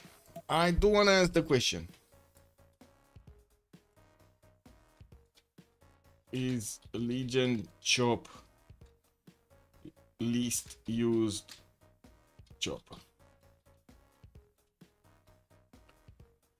Let's see. Is the Legion chop the least used chop in the game? Is it? It's a free chop on a unit that you're gonna get anyway, and the players are not using it. He skipped. Yeah, he did. He did have, like, the first Legion he upgraded was on this forest. He could have chopped another Legion. He could have done it right there and there, but he did not. Well, we do have him putting his Gava Plaza here from Rome, and we're going to need to see each and every one of them in their bonuses. Lotaro, Pembrasian Voice, Golden Age. I do see he did manage to get a general and also a horse. He did chop that stone tower in Ngulumapu. While I do see he's getting pillaged, the Indian warriors are starting to get into his campus here in Ngulumapu, which is going to take that down. There is a warrior from also Egypt that's coming around. Maybe going to take the horse. Oh my god. I do have to say Lotaro here is being placed in quite a bit of a corner of the map. Yeah, build legions, chop horses. Build legions, chop horses. Yeah, I see. Actually, we do have a few naysayers. So, okay, you guys are chopping you're using the chops from the legions. Wow, that must be some extraterrestrial thing. Burica chop is the least used one. Yeah. Mercutius Flavius, hello there, sir, and welcome.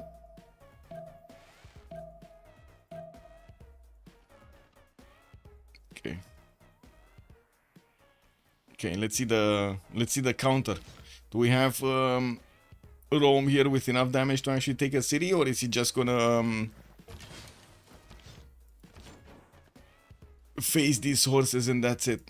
Both of them do have generals, and of course Mapuche does have an extra +5 against civilizations in a golden age, but still not even close to being strong enough to take on the legions.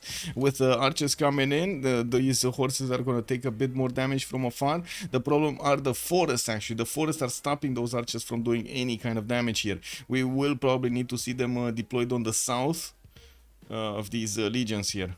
Anyway.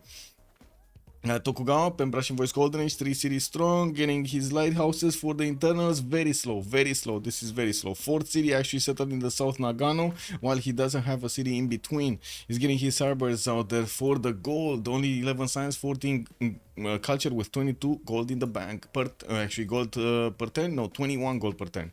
We got Barak, 12 science and 19 culture on Hungary. He still did not live actually the city of Cinguetti, even though he did manage to get Amani in there, and Suzet.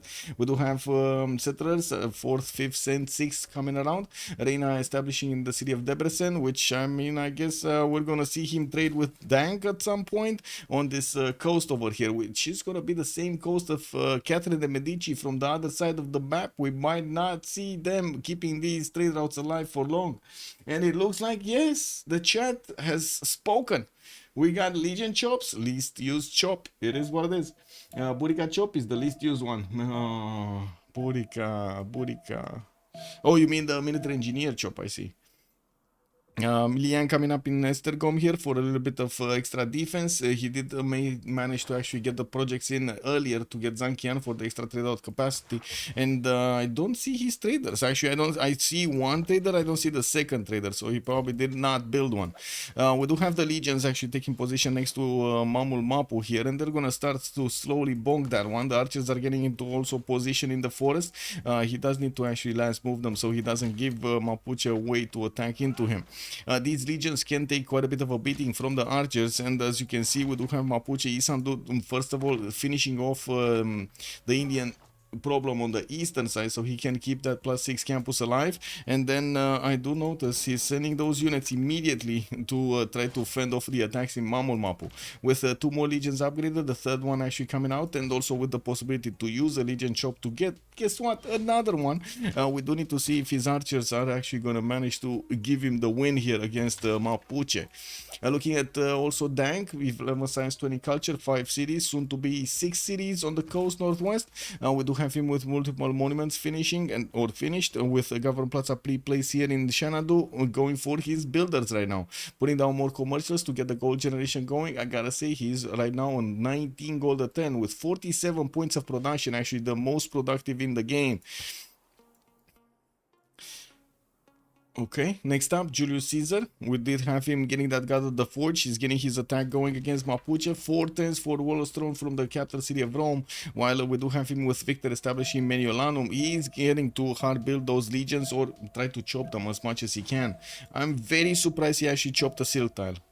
Very surprised he chopped a silk tile. But anyway, let's actually see next turn if he's gonna start attacking into Mamul Mapu or not. Because he could put that city in like half HP. What do you think? Is he gonna start attacking, chat? Also, Hippo was saying he want to drop in on Mapuche City when he takes it. Yeah, I think engineers chop are the least used ones. Okay, so I guess you're the same opinion as Mercutius Flavius over here. Starting young and having very late ancestral is bad synergy. Yes, I agree. Yes, too late is a problem. Very big problem. Okay, Archer got in. Is he gonna actually... Yeah, I guess he does need to keep moving these archers lines. He can't stop with an archer and shoot, right? He needs to keep moving and getting them wrapped around. Anyway, Chandragupta did get the religion. Ancestral hall coming up next turn also from him. He did manage to get Hinduism, choral music for the shrines and temples, giving him the culture equal to the intrinsic faith output. Tithe also for the gold for each city converted to his religion. He does have settlers, a fourth one coming out from Magra, fifth one already on the way, I guess. Fourth already on the way, fifth one in the blocks. We also see him on 13 gold a turn here with 34 points of production and 37 faith. He did choose to go for monumentality, so he's using the faith pattern he has to actually buy some more builders and allow him to chop, improve his territory. Okay, let's see it. It should be last second. It should be last second. These legions might actually start to attack into Mamul Mapu here. We do have the walls coming up in 4, and I gotta say Mapuche does not have yet builder on a chop. And there we go. There we go. The attack has started. Mamul Mapu. Oh my god, he could just take that city this turn, no? Attack with the Legion. He needs to attack with the Legion. This Legion is dead anyway. This Legion is dead anyway. He needs to attack with it. Yeah, too late.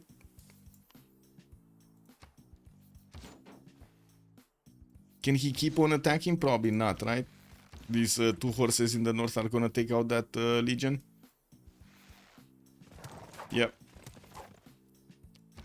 And it does have a promotion, and it promoted, and we do have new legions coming around here, slowly getting in there. He can actually wrap around on the horse and try to shoot it also with his archer.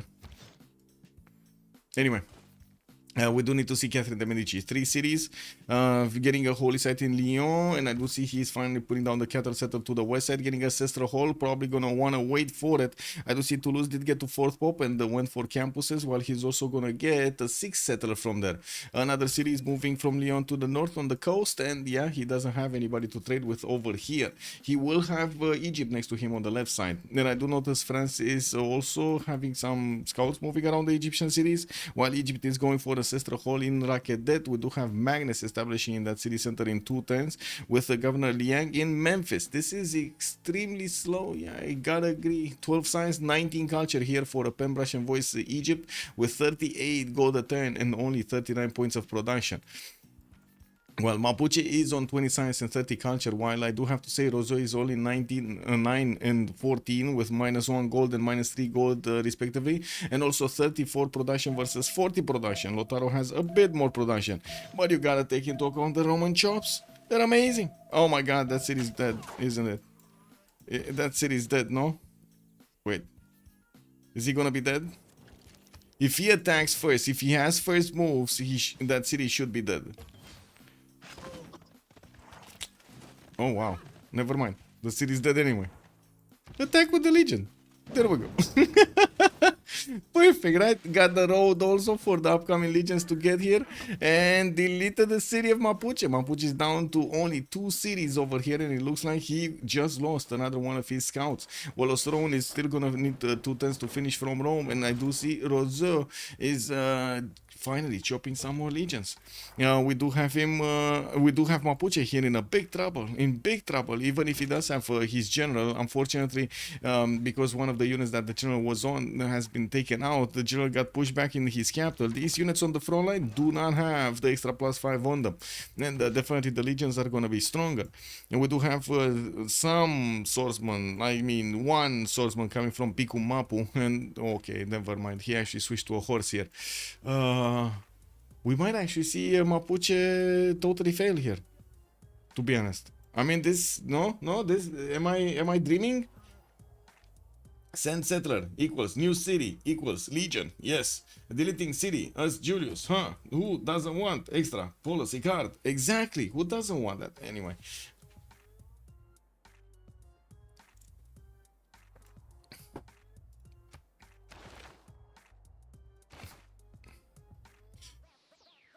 Anyway, Tokugawa still getting his lighthouses up, putting down a campus from Sendai, slowly getting those points from his traders to the capital. Tokyo did actually go for Governor Pingala, so he doesn't have that much culture. He's right now on 21 science and 21 culture.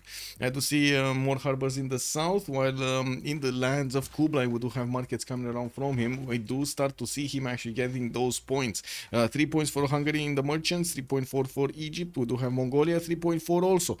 Now we're going to need to see him actually finishing off all of his commercials and getting those markets up soon. I do also notice he's going to start trading coastally with Hungary. Both of them will have Reina cities on the western coast, and of course we're going to need to wait and see if Hungary is actually going to levy Cinguetti to help out his ally. And we do have already the legion starting to get very close up and personal with Mapuche's cities, not to mention his units here. Is he actually going to take out the encampment? He should really take out the encampment, no? He can double shot it anyway. Getting those archers in the forest line, also bringing the legions, letting some of them rest and get some heals back, while he's bringing some more from his cities here quite quickly. Now, he still has chops in Mediolano, still has chops. And this time around, because he actually got that city away from Mapuche, the road has been created, so his units are going to pass much easier from his cities to the front line. We do have also... to take a look at Luis here, he's getting his hanging gardens from Pana, getting a settler out in another one in 6 turns here. Actually, the 6th settler moving somewhere, and I'm not sure where. Where is he going with this one? Is he actually going to go to one base here? In between the mountains? Oh my god, that is where he's going. He's actually going to go next to the diamond tile here. Interesting. With the Moksha establishing, he's going to get a bit more culture, still 14 science and 22 culture. Magnus also getting in Madurai, started to put down a few step wells for the extra housing. And I do see him working on the pyramids from the city of Delhi. Hungary is still trying to get his settlers out. He's moving a settler towards Rome's borders, and I'm pretty sure he's gonna put it right there, smack on the warrior of Japan, or at least that's where it should be. He has another city in the north of Westergom on that 2-2 base that he could get, but that's quite expensive, and I think he actually did get Ancestral Hall, so he's gonna pop a builder immediately and start upgrading those Mercury tiles to get the bonus from. Rome taking out a horse here, another horse, and it looks like he's getting more of these promotions on his legions, while I do have to say it does seem like Mapuche is expending an extreme amount of strength here to take out the legions of Rome. No, Rome, this is not the time to get the settler, this is the time to get another legion. Anyway, he only has 5 legions on the front line with 3 archers. The archers are not that useful because they don't have shooting solutions against their opponents. And, well, by the looks of it, we do have Mapuche about to finish his chops. He only has another chop here in the capital, right? The stone tile, and that's about it. Unless he goes third ring, which is going to be extremely expensive. And I'm pretty sure the city is going to take forever and a day to actually get there. He didn't use a single chop. A single legion chops, so 5 chops just wasted over here.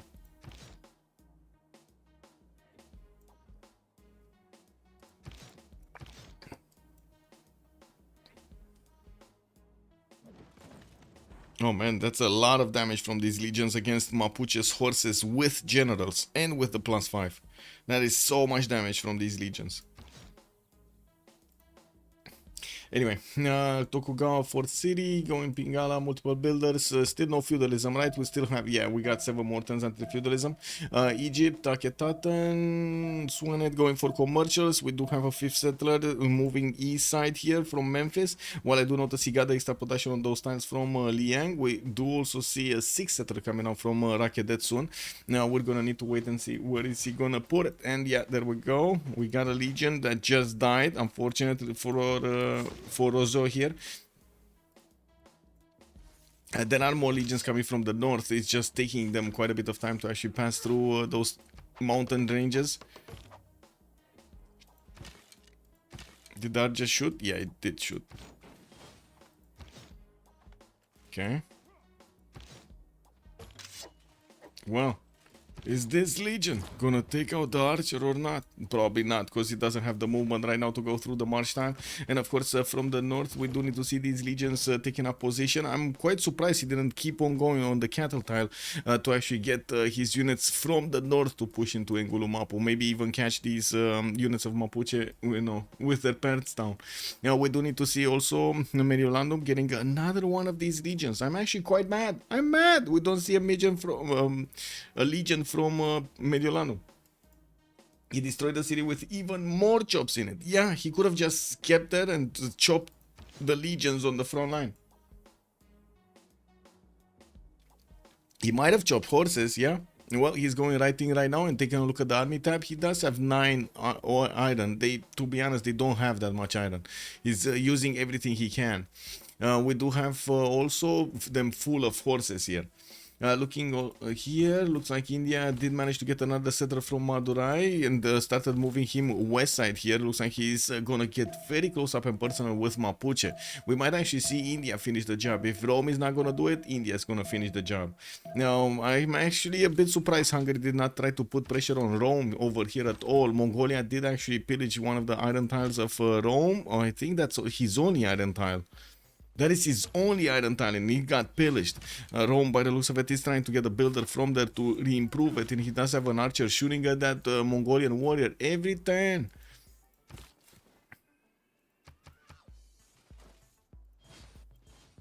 Okay, finally, Hungary did levy the city of Cinguetti. Only 2 units. 2 of these warriors are gonna be available for him to upgrade into swordsman, but that's still gonna be extremely strong attack against Aquilea from the north in a city that doesn't have any defense. That's perfect.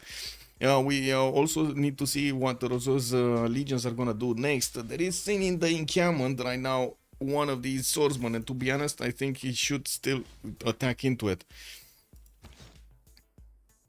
Do have the archers of Rome trying to wrap around. They do, some of them do have promotions. This one doesn't, and it's moving back, trying to get a position over there. Maybe he actually catches one of the units of Mapuche, you know, in a weird tile.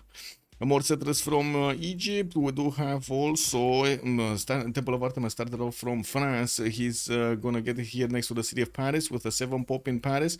We might actually see him getting a theater square down soon. Now, we did have him choosing Liang to get the extra food and production on all of these tiles, and I do see he's getting a campus from Rhymes in 5 turns here.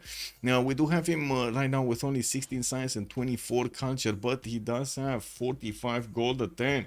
Also, Urek, good evening, sir, and welcome. Fluke 34, hello there, sir, and welcome. The settler gives the legion, to be honest. Well, yeah.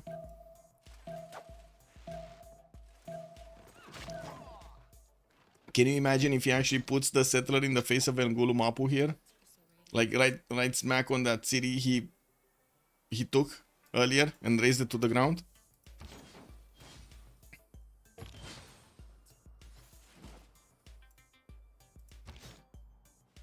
Okay, there is a possibility he can take out one of these horses here. Brought back a legion, has another legion coming through the mountains, and I do see Mapuche is defending his horse style with everything he can.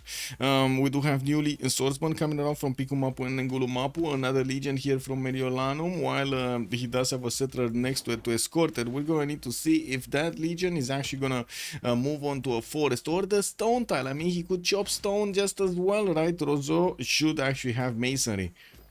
Come on, please get it. No, he's not getting it. And wait a second, he's actually bringing it forward. He's bringing it forward.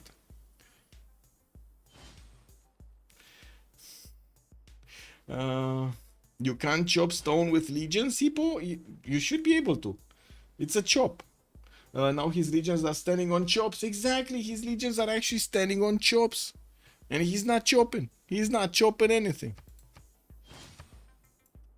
I guess this is a matter of taste, right? He doesn't like the chops. It's like riding bikes, you know. Some people actually like the choppers, some people don't like the choppers. They're more like sportmen.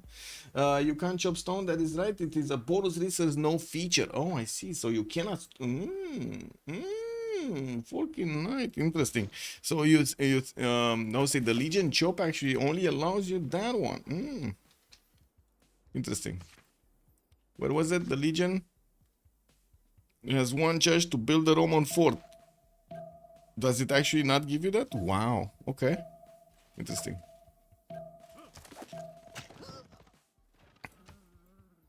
That's how underused they are. But anyway, he did have a forest there to chop in any case.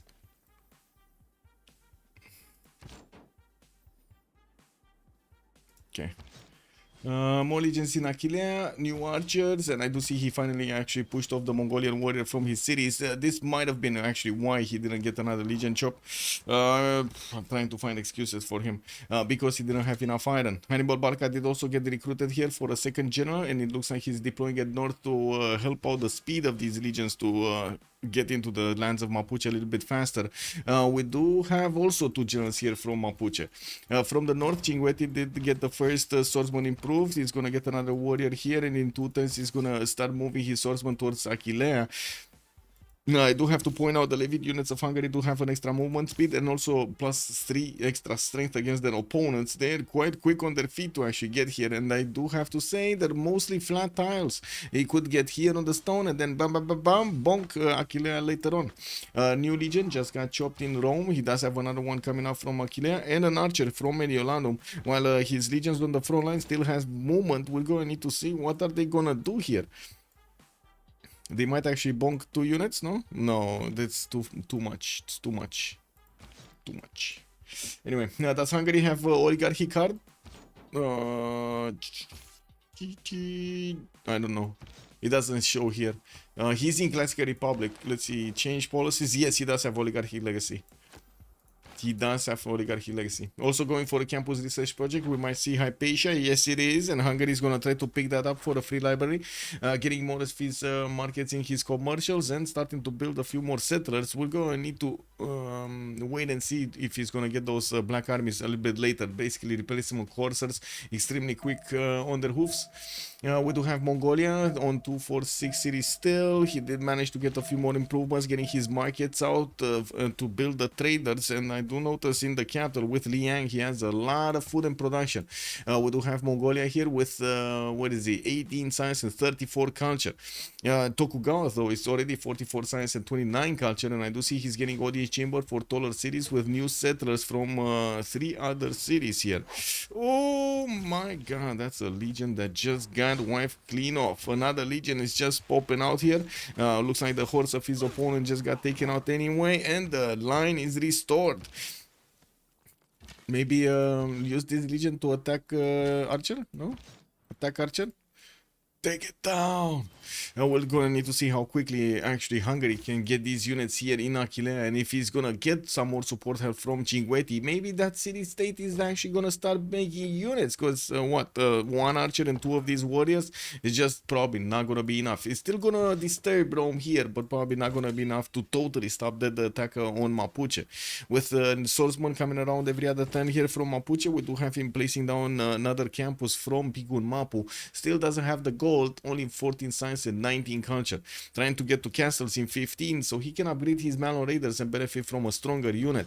The problem is these legions are quite strong, and they're triple shooting or 2-shotting his opponent's horses, and we do see with Victor coming up there, he could actually, how to say, he's gonna get a bit more strength on that city center. I'm still extremely surprised we didn't actually see him chop. Like, he still has legions that have the chop. Kick double. Maybe he's gonna chop with this one. And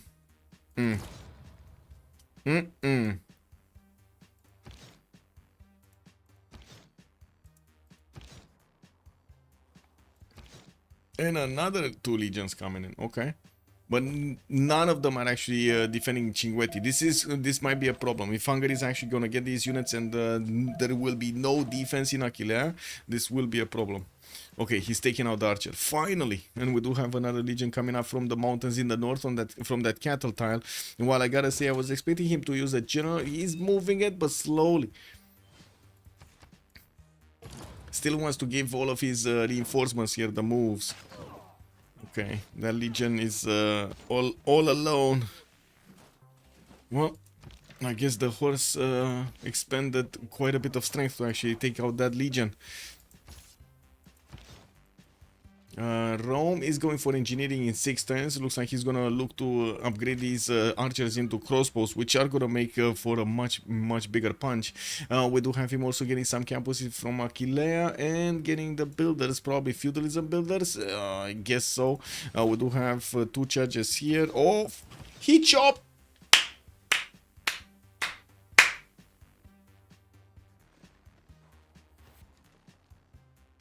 He chopped. That is a victory, guys. That is a victory. He used Legion Chop, took out the forest. Bam! And on fire. Exactly. He could have had like double his army count here. Anyway. We do have Hungary getting those swordsmen towards the west of Cinguetti. Here, I gotta say, India did explode in city count. We do have Louis' apprenticeship next turn with feudalism also coming around with a lot of builders, multiple holy sites getting up. 63 faith a turn here for Chandragupta. We do have also Delhi managing to finish pyramids earlier, and we do have Bangalore getting a commercial out in 11 turns, while in Agra he did establish Governor Pingala for a little bit of science. 31 science with 36 culture, 71 points of production. Very well. I do have to say the most productive one in the game right now is actually Malko with 28 science, 34 culture, and 99 points of production. Did finish Temple of Artemis, does have good amenities here in Paris, +3, and Lyon +3, Reims +6, Rennes +3, Toulouse +3. With more settled moving westward, I do see a Mongolian scout that is trying to see if he can actually snatch one. Is moving horses towards Buenos Aires to try to take out that city center and getting a few more builders with feudalism in the meantime. A lighthouse is built for the traders, and I do notice he did start to recruit a few admirals with the harbor points. Let's see what's going on here. Is he moving? Rozeau is not moving anymore? What's going on? So he has 2 archers that could actually move and start attacking into Mapuche's swordsman. Looks like in the north, Mapuche did take out one of the scouts of Rome over there. And yes, we do have 2 more legions that are coming into play.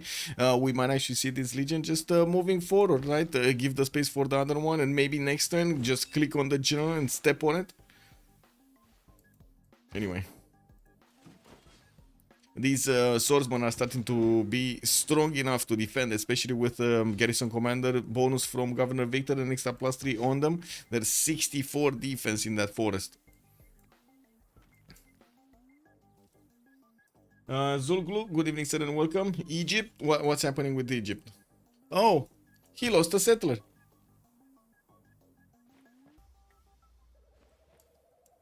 Oh, he lost a settler. Free sim. Oh well, I guess that's a Civ6. We do have a settler from Rakedet also coming out next turn. Multiple builders. That's feudalism timing here for Egypt. Egypt is still on 20 science and 27 gold, but he does have 48 gold a turn. We do have him also with 63 points of production. I'm still quite surprised Tokugawa did stay on 4 cities. Yes, I do know that he doesn't have that many cities to place here, but I'm pretty sure he could have kept on settling east side. He does have a settler coming here quite close to Mapuche, and I think the question is, will we actually see some samurais going shipbuilding in 1 turn, military tactics or something in 1 turn? While he does have feudalism builders, he's also popping out finally more settlers from Sendai. Moving one to the west side, yeah, west side of Sendai. We could have had actually seen him allowing Hungary to get a city there, but it looks like Hungary is kind enough to get Tokugawa to do it. Commercial hub investments coming out from Hungary. He's trying to actually get Marco Polo. Looks like Egypt 3.4 points a turn is not getting a project, and we will probably see this being recruited by Hungary. If this turn, we're not actually gonna see Egypt finishing a project. Anyway, Rozeau here is very close to getting his machinery, 13 turns, while I do see his legions are not strong enough to go against the Mapuche units anymore. Even with the generals, they're just not doing enough damage. 49 against 60, that's just not gonna be good enough. IssamDude did manage to get enough time to get his units up, and he wasn't overwhelmed. We do need to see if Rozeau is gonna manage to punch through with the next tier units. The good thing is he did take out the city from Mapuche. He got himself right in Mapuche's face here, and it's just a waiting game until India is gonna come and clean this up, or at least that's how we think it's gonna happen. Now we do have only 35 science and 38 culture right now, while IssamDude is 20 and 19, doing minus 10 gold a turn, or I guess losing 10 gold a turn. I did see Stonehenge somewhere. Where was Stonehenge getting built? Tokugawa, right? He's getting a religion with Stonehenge in his capital city. It's over here. He's also gonna get a few theater squares around it. Not bad, not bad.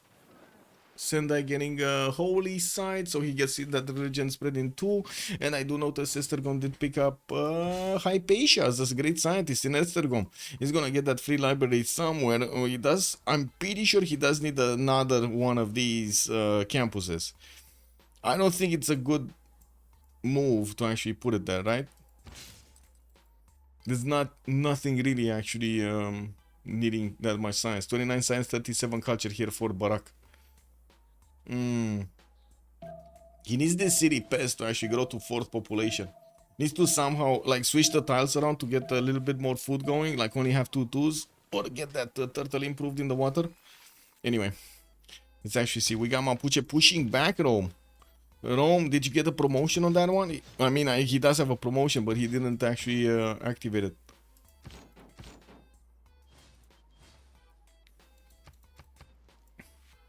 Waller's Throne also coming out from Engulu Mapu's government plaza in 1.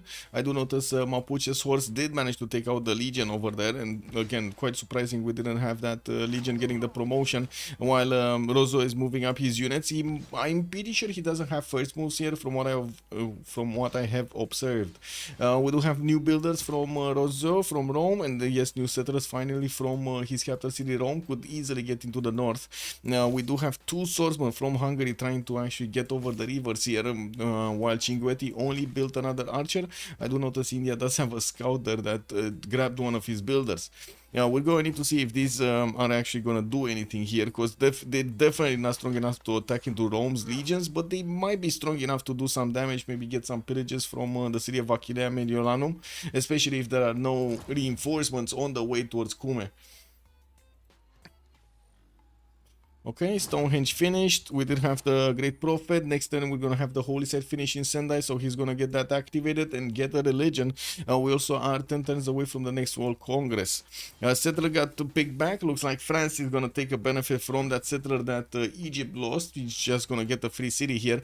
Getting builders from Amboise and also getting lighthouses from Lyon. I do see a great lighthouse also getting built here in Paris.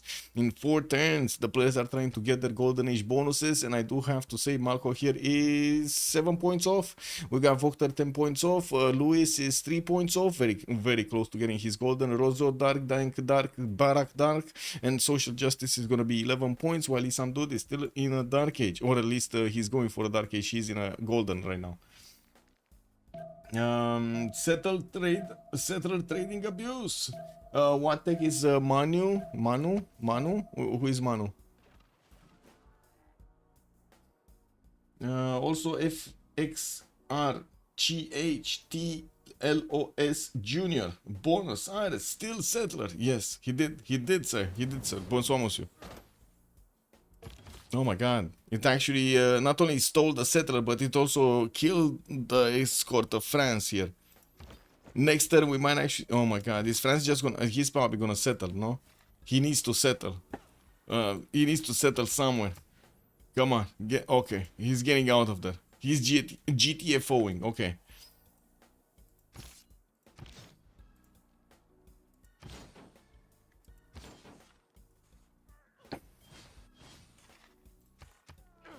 Okay, settlers from Mumbai. We do have him starting to move towards the southwest here from the city center. That is a non-freshwater city. I was thinking he's actually gonna get it on the river. Looks like nope. And we, of course, we're gonna need to wait for Luis to actually get his units out. He does have stirrups in 2 turns, and the Chandragupta will have the opportunity to clean up Lotaro before he actually gets his castles up. Jebel Barkal also commissioned to be built in Madurai. That's gonna give him quite a bit of extra iron and also faith pattern from all of these city centers that he's hitting. I think it's only 3 cities. I don't know if Delhi 2, 4, 6 or 6 is this is too far away. Isn't it 5? Is it 4 or 5 or 6 actually on Jebel? What's the radius? It's 6. Okay, so this counts also. So he's gonna have 4 cities, 5 cities. Hyderabad 2, 4, 6. Okay, this one 2, 4, 6. Oh my god, 2, 4, 6, 7. Oh, that's a lot of cities. This is too far away. But no, 2, 4, 6, 8. Yeah, 1, 2, 3, 4, 5, 6 cities. 6 cities Jebel. 6 cities Jebel. We do have Rozeau deploying more of those legions, still not building more, and I do notice he's starting to get his builders to chop stones and of course improve what he can in Mediolanum, while the units of Hungary are crossing the rivers here. They're just a few turns away, or 1 turn. Yeah, they're getting in there. They're getting in there. Aquilea is gonna get attacked. I mean, he's just gonna keep on attacking the city center, right? There's a legion coming up in 3 turns, and that city cannot, will not be put under siege anyway. He could just keep on attacking. Unfortunate that he has the river defense to take into account also when attacking into Aquilea, but it is what it is. They're levied units. We do have Cinguetti starting to commission some of these heavy chariots, and I do notice Hungary is gonna start attacking Aquilea. There we go. 2 attacks into Aquilea, put it into half HP range, or around the half HP range, into medium, into yellow.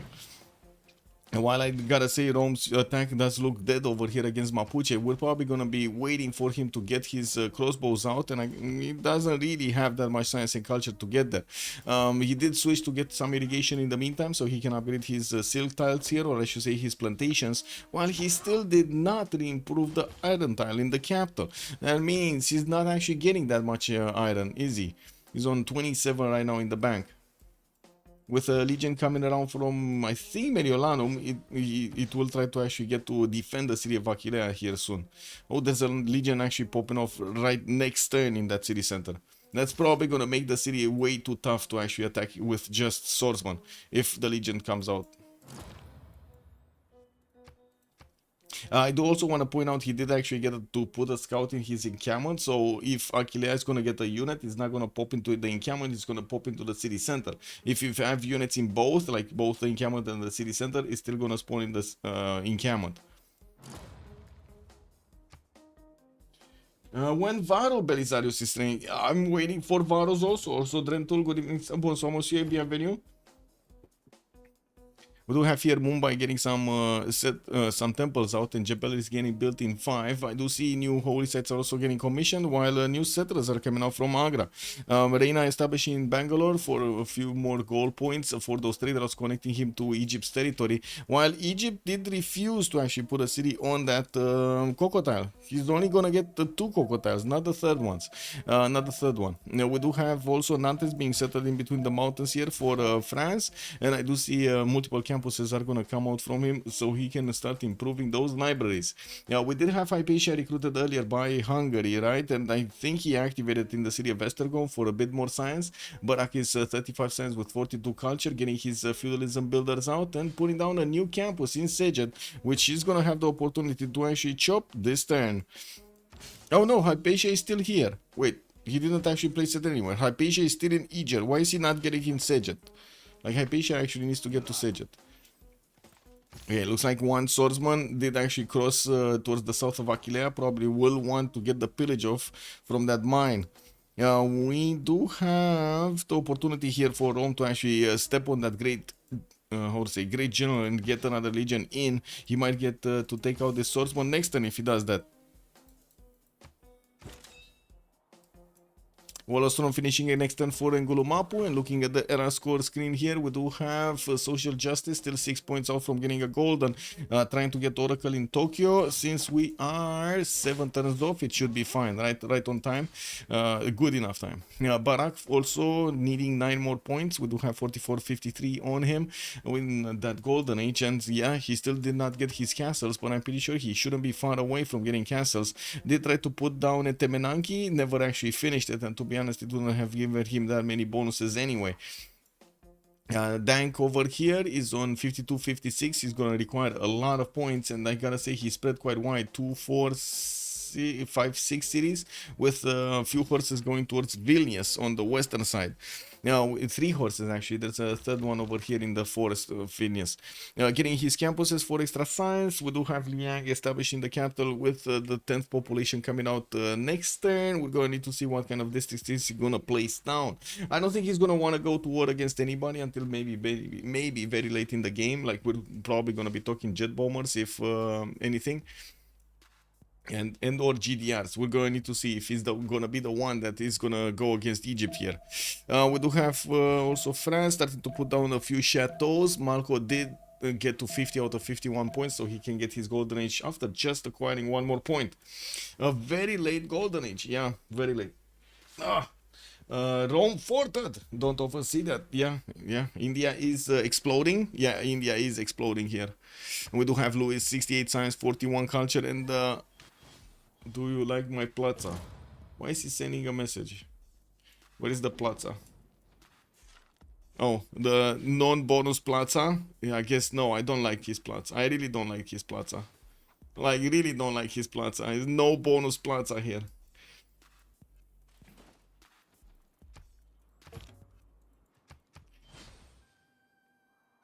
Okay, attack over against Achillea. Hungary is bringing back one single swordsman to Cinquetti, where he's gonna have some new archers and heavy chariots to come out. I'm still expecting India here to actually get a few of those heavy chariots to upgrade into knights. Still wants to get his temples for the extra culture per turn. 112 points of production, 86 faith in the Kafir Plaza, yet he still did not get monarchy, or maybe he just got it, because Divine Right looks like it's 5 turns away from being discovered. We do need to see if he's gonna actually get the GMC here and start buying out those heavy chariots to go against Mapuche. We do have Mapuche also only 3 turns away from getting his Malon Raiders, and that will be a problem unit for Rome. I do have to say he only has 2 horses, 3 horses to upgrade, 4 horses to upgrade into Malon Raiders. It doesn't seem like he actually has that much. I also want to point out Rozeau behind all of this. He's getting campuses, and I do see he's also deploying some catapults on the front line to the northwest, getting also in the capital his barracks in the encampment, so he gets a bit more production towards making units. Now we do see another settler here, which at the moment we don't know exactly where he's going. He could go again right in the face of Mapuche and put a city down under 2-2. Unfortunately, that's actually quite expensive to get. Now we did have actually Rome managing to even chop the amber. He chopped the amber? He did, right? And then got a fort over there. Interesting. Well, these legions don't have that much damage to attack into the swordsman. They're missing another 5 points to get down there. We'll see if in the next era we might actually see Rozeau go with normal age, so Mapuche is not going to get his golden age, and that will be a problem for Mapuche here, for IssamDude. In the south, we do have Japan that also doesn't actually require any kind of defense from Rome in the city of Kyoto, but he's getting an encampment, he's worried, and we do have him still trying to get his golden age points with 2 turns away from getting Oracle. Wait, I am sad France didn't put 100 castles. Whoa, France did not make a lot of castles. That is bad. Yeah, that is quite problematic here. We do have theater squares coming out from Paris. That's going to be an easy +4, and I do see he did recruit Ariabata as a scientist, putting a few more campuses down and improving most of his territory with the builders he just got. Okay, still no units here, still no units. I see one single heavy chariot in Trivandrum, and to be honest, I think that he brought this to the south somewhere. Anyway, let's see Mongolia. No bonus government plaza Mongolia. Campuses coming around, new settlers, and I do see he's deploying his libraries. Already connected his economy on the coast with Hungary and making the gold 106 gold a turn for Barak, 200 gold a turn on Dank with 112 points of production. Also, doesn't seem like they're keeping up quite nicely with their opponents here from Fromage. I guess the question is, will Louis clean up the map? Are we gonna have enough gold from VOKTR and Malko to help him do that? Malko is on 123 production, and I gotta say he has 3 cities on the coast from the other side that he could take out. It's just a matter of time until he's gonna spot them. Right now, I do not think he actually knows about the... Yeah, they don't know anything. They don't know about the lands of Hungary. They don't know about the lands of Japan, and they certainly don't know about the lands of Kublai. They just know he's not on the front line, and that's it. How many faith points equal 1 production point? Is it 2 to 1? I think it's 2.5 to 1, if I remember correctly. It's not a 2 to 1. Or not a straight 2 to 1.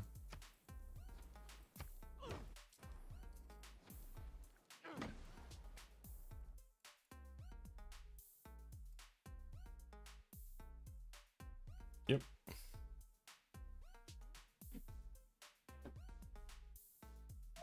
Okay. More holy sites, more holy sites. India looks like might actually have a bit of a problem here with Mapuche's horses, and is trying to commission a few of his own horses, but 4 turns to get one is not going to be good enough. We do have Luis on 71 science with 59 culture, right next to IssamDude's 22 and 20, and at the moment he's more focused on getting his sim up, his stats up, than he's actually getting a military. And since he will be getting his monarchy, he will also have the opportunity to start building up his GMC, his Grandmaster Chapel in the capital, Governor Plaza, so he could actually get some of those units bought with faith. Mongolia player chopping Liang stone tile to put just mine. Yeah, I mean, you know, it is what it is. Yeah. In the wait, where?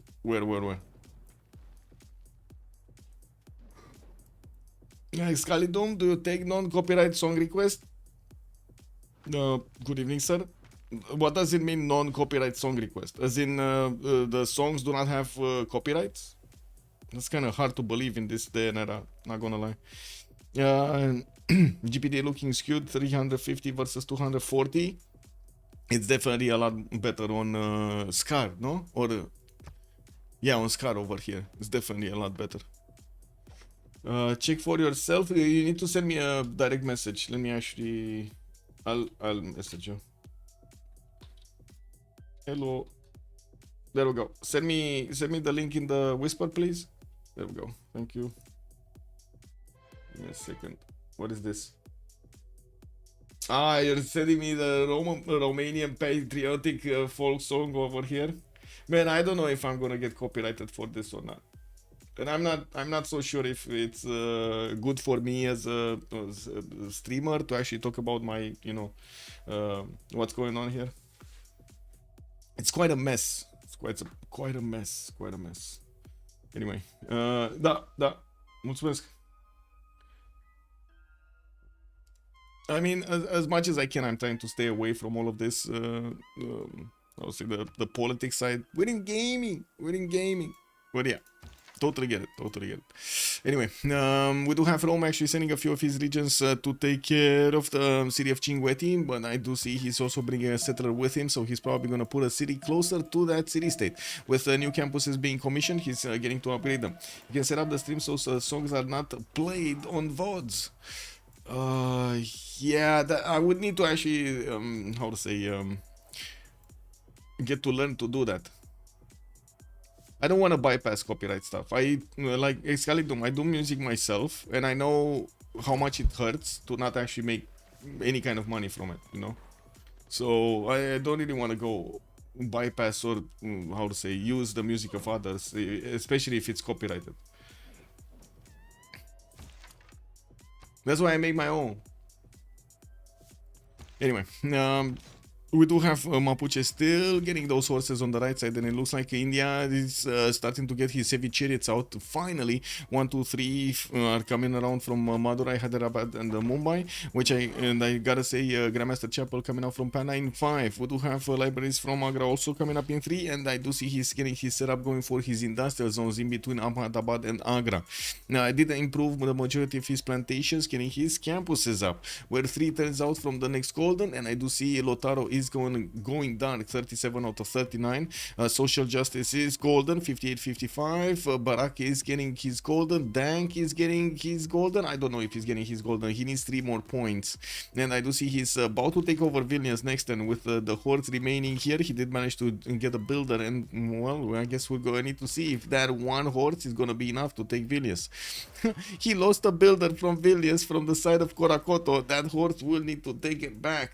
Also, Psychedelic Boy Mapuche will have impact on 2 players with 2 cities. If he escapes, he will make a better game than Rome. Well, I guess we're going to need to see if Mapuche is going to manage to get these units upgraded into Malon Raiders and attack into his next door neighbor here. We do have IssamDude with basically, yeah, one plan in mind: go stomp. IssamDude does have 464 gold in the bank right now, and does need to actually pay for a single Malon upgrade without mercenaries, 155 gold. He's probably gonna wait for these horses over here.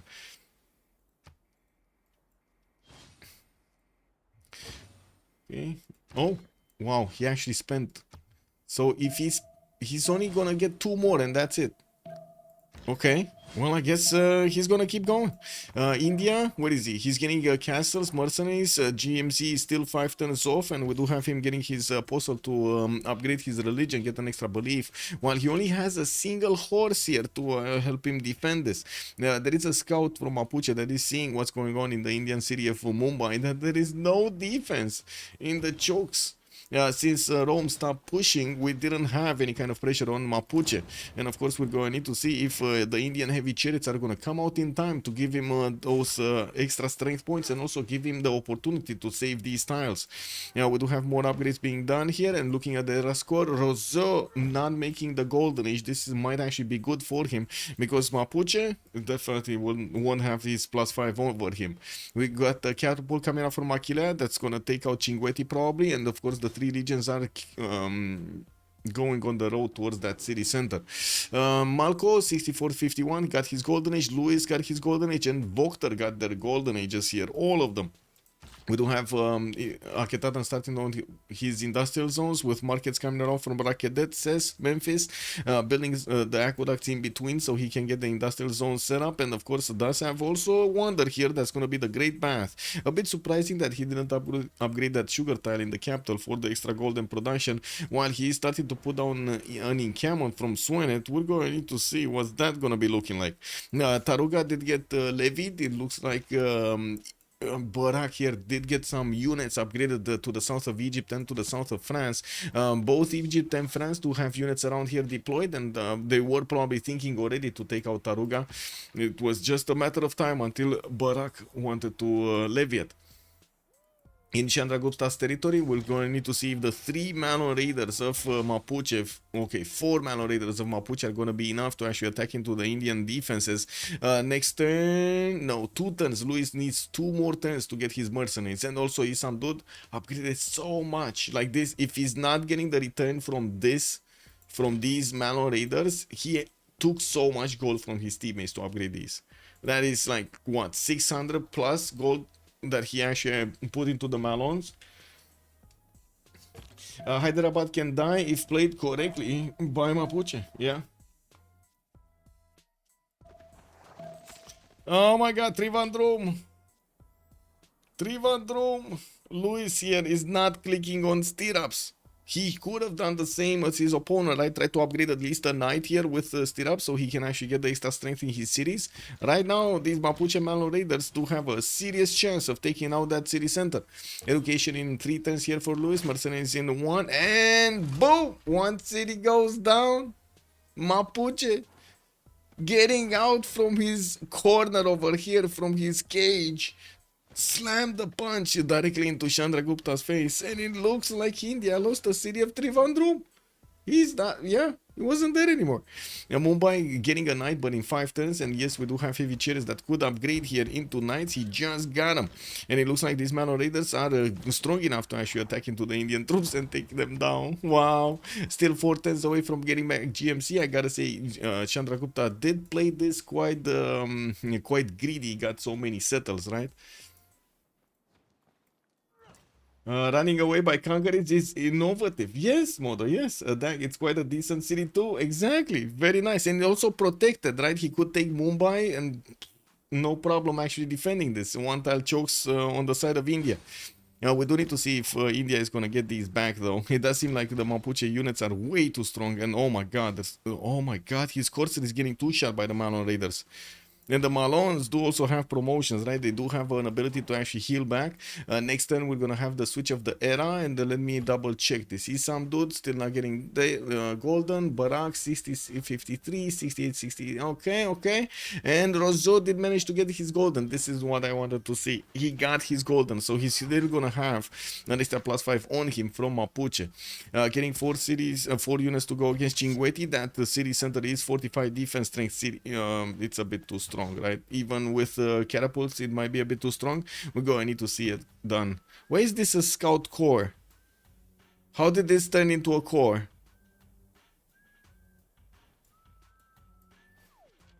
All he had to was buying 2 heavy chariots and upgrading them, and so greedy. Yeah,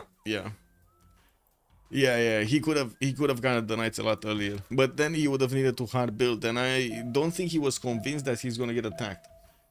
The General for Golden? I see. So you think he actually used the General for Golden on the Scout? Wow, okay. Would have thought he might actually use it for something else. Anyway, what was it? El Cid, right? El Cid, yeah, forms the core. I see.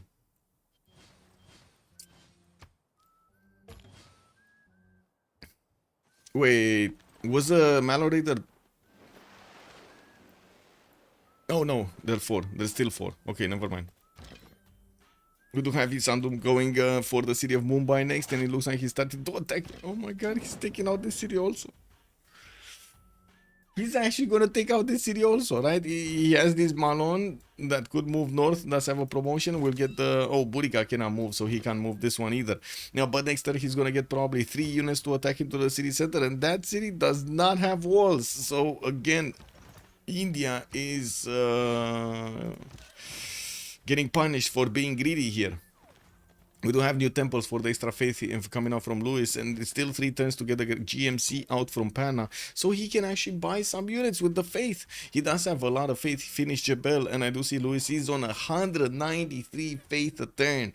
Chandragupta will definitely have enough faith to keep buying units and send them against Mapuche here. And he's also going to have a lot more science and culture over his opponent. With Roman catapults still on the build queues, we do have the legions of Rome getting next to Cinguetti. They're going to need to wrap around that city center and wait a bit. I do have to say also Tokugawa spread like a plague here to 4, 6, 7 cities, getting some horses out and also finishing his campuses. We will see him jump up in stats quite nicely. 120 science, 41 culture in the free inquiry golden age. We do have Barak, also pen brush and voice golden age, 80 science, 51 culture on Hungary. Still on 2, 4, 6, 7 cities, getting here for ministry in 2 turns. Finished at Temenaki for a few more of these science points on the farms. And we do have Dank, 120 science, 86 culture, also doing pen brush and voice golden age. That's pretty big actually. That's a lot of science without free inquiry. Rozeau, 10 science, 32 culture, pen brush and voice golden age. We got Louis, 80 science, 102 culture in a pen brush and voice golden age. And of course, we're going to need to see how he's going to deal with Mapuche here, because he's in danger of losing another city. Now, these cities did not get raised to the ground though. Malko, pen brush and voice golden age, 94 science, 71 culture. VOKTR, free inquiry golden age on Cleopatra. I do want to get a pause going for 2 minutes. We're gonna come back to see what the players have been doing here. So not spices, what was it? No, not this, silver. There we go. 2 minutes and we're coming back. India is very upset, very upset.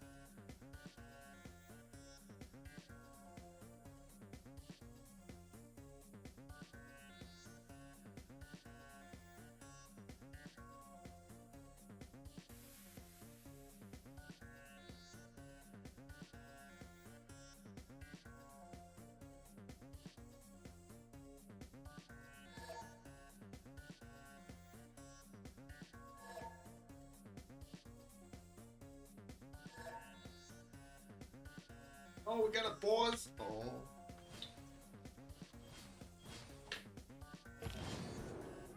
Okay. It looks like there's going to be a pause mid-turn, but I do want to see if Mumbai is going to be taken down. And another city falls. from Chandragupta. And it looks like he did raise it, but not before India actually did manage to shave off a bit more strength from his knights attacking into it. Yeah, I mean, he knew Rome couldn't push and they had vision that's just insanely bad. Well, I guess we do have Mapuche's Malorida starting to move towards the north. Another one did get upgraded and another one did get upgraded. So, yeah, I guess we're gonna see more pillages. India is trying to clean this up, but now it's getting a bit dirty. He lost 2 cities. He gave basically a city to his opponent here that was not having many. Anyway, we're going to need to see if Rome is going to manage to get to a higher technology. He still has a big lack of science and, well, I guess he's still trying to get Cinguetti at the moment. Aquilea still building the pyramid. We do have the region starting to move on the right side, trying to reinforce this border. 5 turns for Foreign Ministry finishing up in Tokyo. We do have Foreign Ministry next turn finishing in Hungary's territory and quite a few builders with feudalism bonuses to get his upgrades going. Industrial zones here. Al Malik gonna get university in 7 turns. And boats are coming out. Wow, wait a second. Mongolia is actually seeing that France is on. Oh, he did see. So Mongolia is aware of France because he saw the projects. The admiral points. He saw the admiral points and he saw about where France is. He knows he's on the coast. While France is totally ignoring the coast. I guess the question is, are we gonna have a harbor here being placed down or no? Let me put up the timer here. So we got 10 minutes from now. Losing 2 cities is pretty crazy. Yeah, the ship that could. Good evening, sir.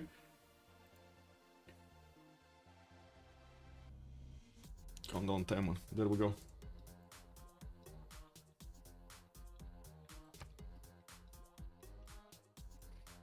Well, I guess pause it is. Pause it is. Be right back.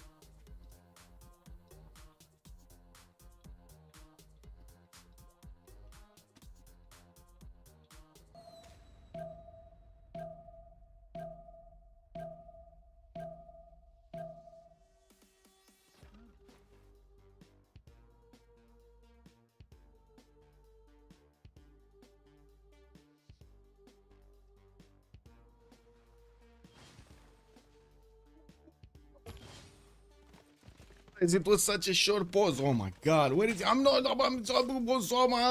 there. I'm so sorry.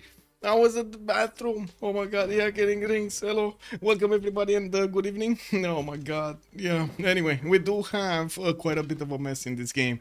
I do want to take off the timer here so we don't actually have this going on. Thank you so much, man, for the raid. Oh my god, a big shout out to Malm over here. Thank you, sir.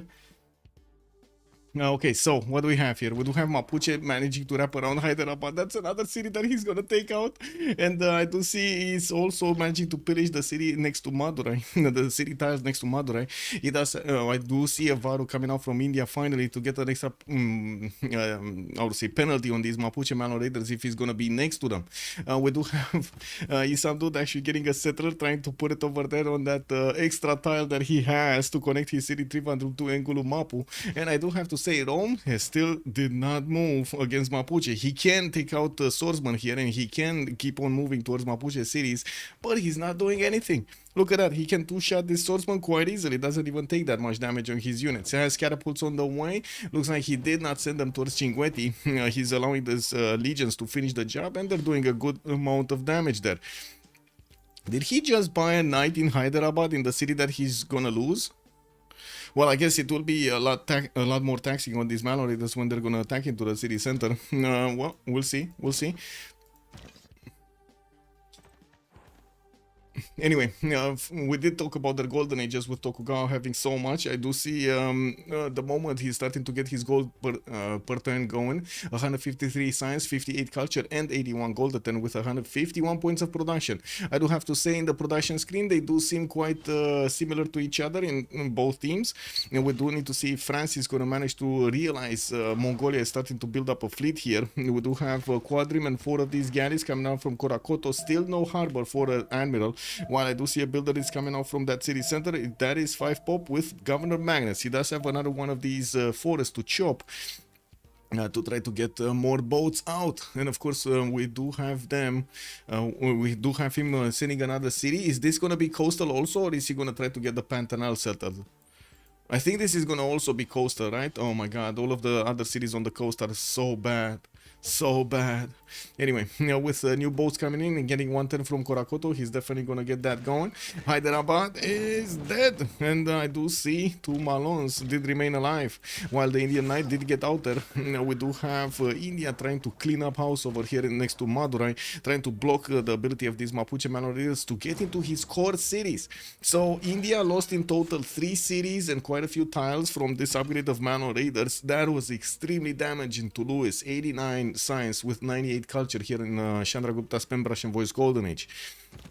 And with new knights deployed on the western side and also new courses coming around, we're going to need to see if he's going to manage to get his units in Mapuche's territory to actually do the damage against the main man himself, IssamDude. We do have Catherine de Medici also getting universities, more campuses here, and Norgergeron, good evening sir and welcome. He might use it to get it back and swap with Elephant first move. Yeah, he was so quick to delete it. India, too greedy. Well, yeah, India is too greedy. I still suspect that mountain chain west of Rome meant Rome could spam into IssamDude. Yeah, he didn't have any other choice, right? He needed to go east. We do have Rome getting his builders out, also more traders. I do see Theatre Square from Thebes, and yeah, there's an aqueduct here from says that he's going to be finished in 2 turns to give more adjacency towards industrial zones. He does already have 1 industrial zone being hit by 2 of these aqueducts, going to get another one soon. And with a few more units deployed in the south, we do need to see if he's actually going to do the damage against Taruga or not. That's the only science city state in the game, and it's being held by Barak over here by Hungary, Matthias Corvinus. We do have 3 phase city states, Yerevan, Nazca, and Laventa. Lewis is keeping 2 of them, so no surprise he has so much faith per turn. He was 200, right? About 200. The 194 right now for Lewis. That also allows him to buy units with faith because he did finish his GMC earlier, but it's still gonna be a long problem for him, a big problem for him to get back into the game here. Getting his production capabilities up between Agra and Ahmedabad, finishing those very, very good industrial zones. Again, +7s there. Okay, let's see what's going on here. More mines for Mongolia. Looks like that settler is going coastal, somewhere around that Maze style. He does have a few chops. Like I do see at least 1 chop that he's gonna get on a forest, on a hill. I mean, but that's about it on a hill. All the other chops are actually forests that are not on hills. So if he does take those down, he's not gonna have the extra production points unless he puts farms, which usually the players do not really prefer. Even with the watermill upgrade of an extra point of production on those farms, and you do get the feudalism, also boost for the triangles for extra food and so on. It's still iffy for a lot of the players. I do prefer them, don't get me wrong. If you have a city like this, it's quite better to actually get watermills and farms to make it productive, make it actually get a lot of population. But it is quite a big investment in tile improvements. Banks in Bagasun, new settler from Xanadu. I do see he's finishing his universities, and Dang here does have 135 science with 86 culture. About to hit his 200 production mark though, on 193 with 150 food. We do have in Malko's territory though actually 210 points of production and 226 food. He did manage to get a lot of farms with pretty good yields improved. Look at Toulouse, this is what I'm referring to. You see how he actually got all of these, and probably does have a watermill for the extra production points on all of those. That's an 8 pop city growing extremely quickly. Paris also 15 population, multiple universities coming around. Tech side, he's going for printing, while we do have on the other side Dankpsycho going for military tactics here and humanism. We do need to see how quickly he's actually going to get to his caravels and how quickly he can upgrade here. The gold per turn is not a problem on either side. We do have Barak and Dank on the side of Scar making each 199 gold. And then social justice is on 77. Even Lotaro is positive. He's on 1 gold a turn. Now, we will need to see how India is going to try to push back against Lotaro. Yes, he does have another 4 Mano Raiders that he needs to take care of and 1 archer. But then, oh my god, he missed his timing again. Rome missed his timing. Instead of taking out swordsman, he's now gonna need to fight men-at-arms. Anyway, Rozeau still 6. How is he still 16 science and 39 culture? Wow, didn't he get another city? Didn't he get campuses somewhere?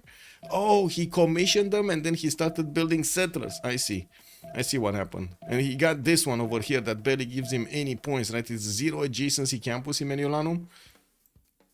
That's quite surprising. Why did he place it there and not on the copper tile to get at least one adjacency? Anyway, it is what it is. We will need to see how he's gonna finish or try to get more science. Even IssamDude next to him has so much more science. We did have Victor established right side. Pingala is established in Achillea. I don't think he actually has the extra science per population upgrade.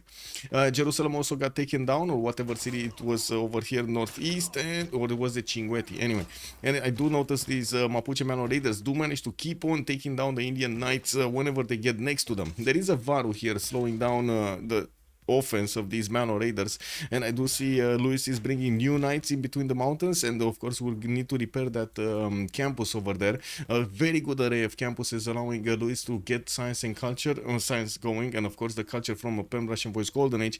While he's starting to finish his feudalism builders, we're going to need to see if he's going to be successful in his campaign against Mapuche. There's no way for Mapuche to run from this, right? He needs to fight this. And we do have France sending a spy to pick on Mapu, and looking at France's borders, we do have him going for campus research projects to try to get competitive here for Newton, for Ibn Khaldun. And of course, the big risk is this. We might actually see Dank going for his top 3 here soon. He did manage to get quite a few pre-builds, and will still have more pre-builds coming out from Korakoto and soon to be city over here to the west side. I do see he's putting it closer to some of these forests, and of course we're going to need to see if he's going to manage to get the chops, or he's just going to hard build those galleys. And we do have him with 2, 4, 5 right now. 5 right now. Spencer San TV, good evening sir, and welcome. Thank you so much for the follow. Also Lancer, whoa, Egypt 24 culture. Wait, is he actually just 24 culture? Wow, he's actually just 29 culture. 108 science, 29 culture. Free inquiry golden age. Not a single theater square in all of this setup. And where is his production? I was expecting with such a such a good industrial zone setup to have 200 plus production. He's only on 144 right now. We do have him getting foreign ministry. Oh, I see what's happening. His externals. I think his externals, no? Yeah, his externals. Okay. That's what's happening. But so is France, and still has so much more production.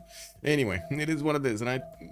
Sometimes you just don't get it. To the south, Egypt is moving. We do have Hungary upgrading men-at-arms. And that's going to be a stronger unit to attack even into Egypt's horses, and of course Marino Chariot Archer. These men-at-arms are not going to care that much about these units, and we do have Egypt sending a settler towards the south, probably going to want to put it on that 1-2, so he gets a 2-2 base. That's very close to the Hungarian units, and of course we're going to need to see if Barak is going to start moving. He does have foreign ministry already activated on these units, and the extra +3, so extra +7 coming out.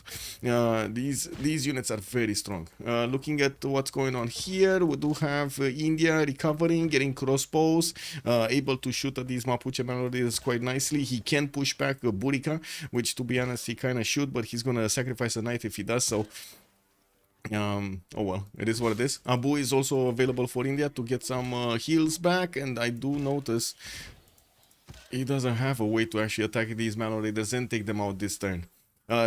Finally, Rome did get crossbows, and I do see he did manage to take out one of the men-at-arms of his opponent. Level 2 crossbows are gonna allow him to keep pushing against Mapuche. It's just a matter of getting them into the correct positions, and I gotta say, where these legions are, that should be the correct position for them to start moving, especially with the general extra movement, so he can actually grab new hill tiles and keep on shooting. He does need to move forward his legion line at least one tile, and that will put him in the range of these archers from Mapuche. And to be honest, these archers from Mapuche should have been actually on the bananas, on the government plaza, on these tiles over here, so they can actually have range to attack into any legion line that's coming closer to them. I do also want to point out, we do have Tokugawa here about to get 200 science, 188 getting campus research projects, so he also will have the ability to get Newton here and Ibn Khaldun. Mongolia did recruit Imhotep, and Oh, Spencer's son. Hello from Romania. Hello, sir. Magnix Simov Clio. Yeah, I mean, he's getting the gold, right? 127 gold a turn, 116 science. What can I say? At least he's getting the funds. Also lose to win. Good evening, sir. International traders, more gold, but less food and production. Yeah, basically. What does externals mean? Yeah, yeah. So basically internals is when you're gonna send the trade routes from your cities to a city of yours, like internal trade route, and then externals is gonna be you send your trade routes to an international route, either capitals or either city state or no, an allied city. Scar will win this. Juan J is calling out. What did you guys vote, by the way? What did you vote? Fromage, wow, 78% voted into Fromage, and Juan J is just calling out that Scar will win this. I mean, it kind of looks like this, no? It kind of looks like it, especially when the because of Chandragupta getting punched in the face so badly, and there's a very, very, very strong chance that Mongolia will actually get these boats to attack into France, and France is not going to be ready about this. It looks like France is totally ignoring the threat on the coast, not even trying to see what's going on the other side. Taking a look at his vision, nobody knows about Mongolia, and I gotta say, if Mongolia doesn't put a harbor down to reveal his ability to get boats out, he's not gonna know about this. He's actually not gonna know about this. You voted for Zen? I see. Fromage, fromage. Mapuche power. Mapuche power with the B1 and the B2. Yep. Okay, well, Mapuche right now needs to retreat, and I do have to say Trivandrum is probably going to be recovered by India. We do have Luis getting those knights out, gunpowder coming up in 3 turns. Rome is starting to reshuffle his placement for his crossbows here, and I do see him starting to take down some more of these men-at-arms, not really expanding the strength of these legions into them, waiting for the crossbows to do the initial damage. The third crossbow went a little bit closer to Ngulumapu. We do have legions there that could get next to that city center right now. Actually, not right now, next turn, because they don't have a general here. Where is the second general? There was a second general. Where is the second general? So this is a general, right? This is Hannibal Barca. Did he convert it into some? Oh, I see the second general. It's over here. Sun Tzu just went for a trip. This guy was like, you know what? I'm gonna take my family out next to a volcano. I'm just gonna sit there next to, you know, a river. Just don't bother me. It's all good, you know, like, just don't call me.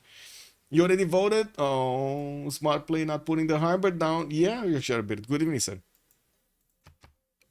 Legions from Rome that did take out whatever city-state was here, Cinguetti or something, it was a fate city-state, are coming back to Puteoli, and we're going to need to see how Rome is going to start marching towards the capital city of Ngulumapu. We will have India and Rome starting to close in over here on Mapuche.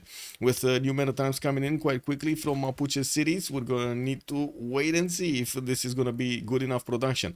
I do have to say, at the moment, Mapuche does not have the ability to get upgrades on archers, but he will get machinery next turn, and also will get his divine right in 4, and will make it significantly harder for Rome to actually get closer to the cities of Mapuche and attack into him.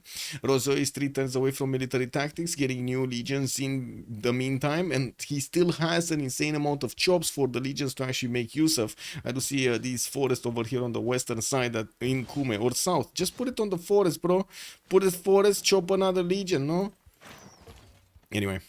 Looks like many times from Ngulumapu are getting attacked. We do have Rome getting that legion right next to that city center, and we're going to need to see if he's actually going to start attacking with his legions also. Yeah, he will, and took that one down. Ngulumapu is a bit too strong for the legions to handle, and well, we did have a catapult on the way. Just one coming from Mediolanu.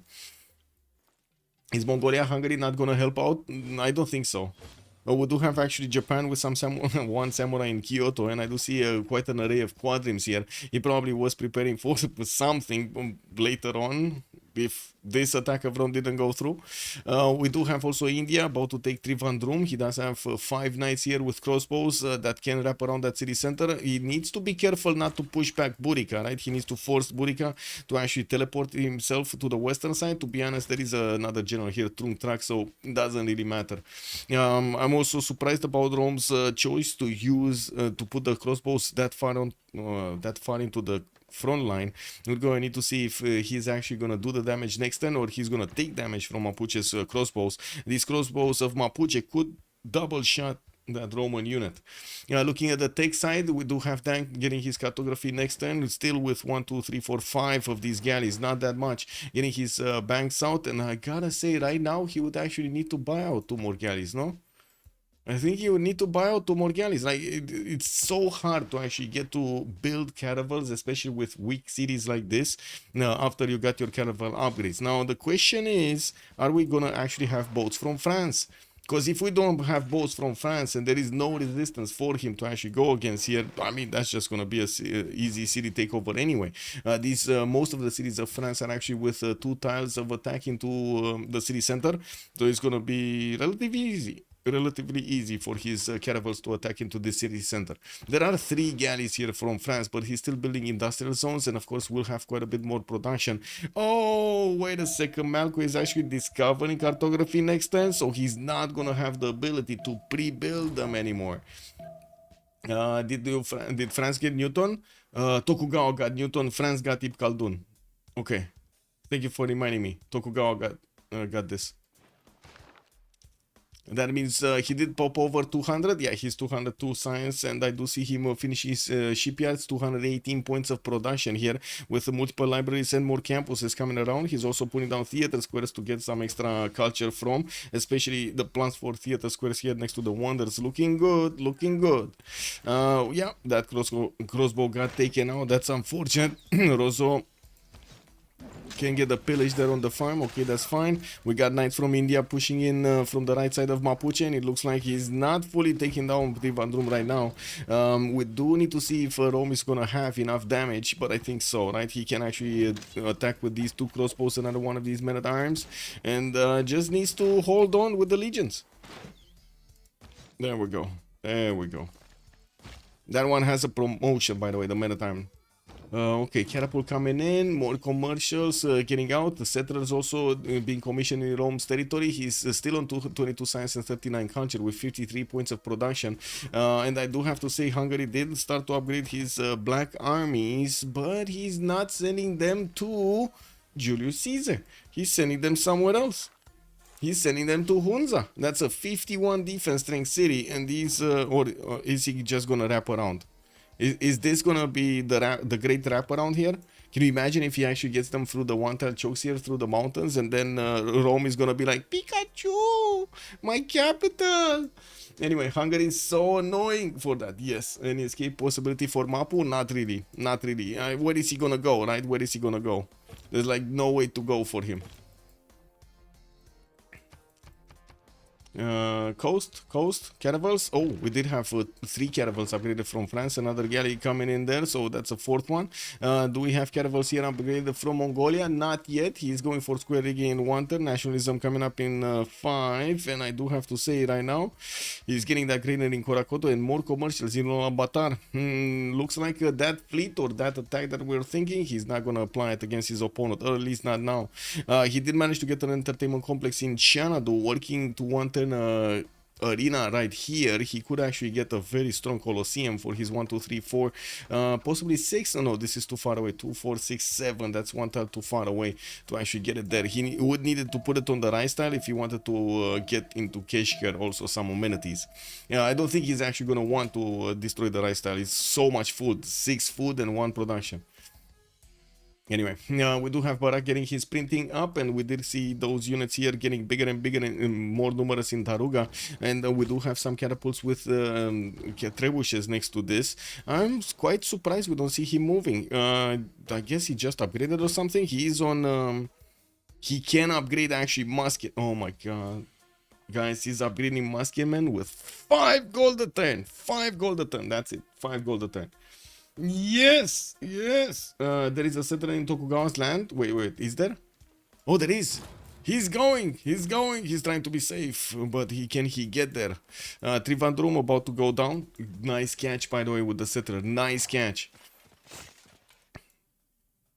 Looks like Rangul Mapu is also falling quickly, and Ngulumapu gonna need to take quite a few shots here, and we do have Mapuche retaking one of his tiles to the left of Ngulumapu.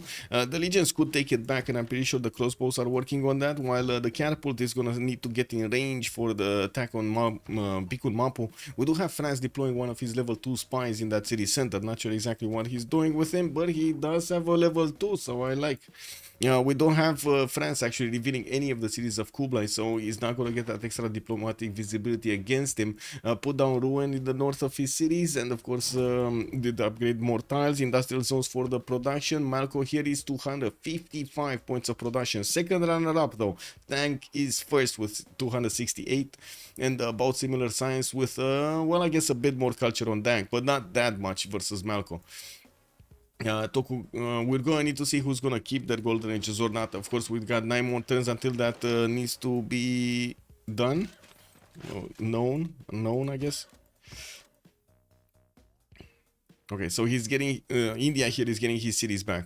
Spy coming out from Madurai, Varu just chilling over there, getting his universities up, and of course still has the faith pattern to allow him to buy units if need be. 217 is pretty strong for Lewis. 122 science and 123 culture.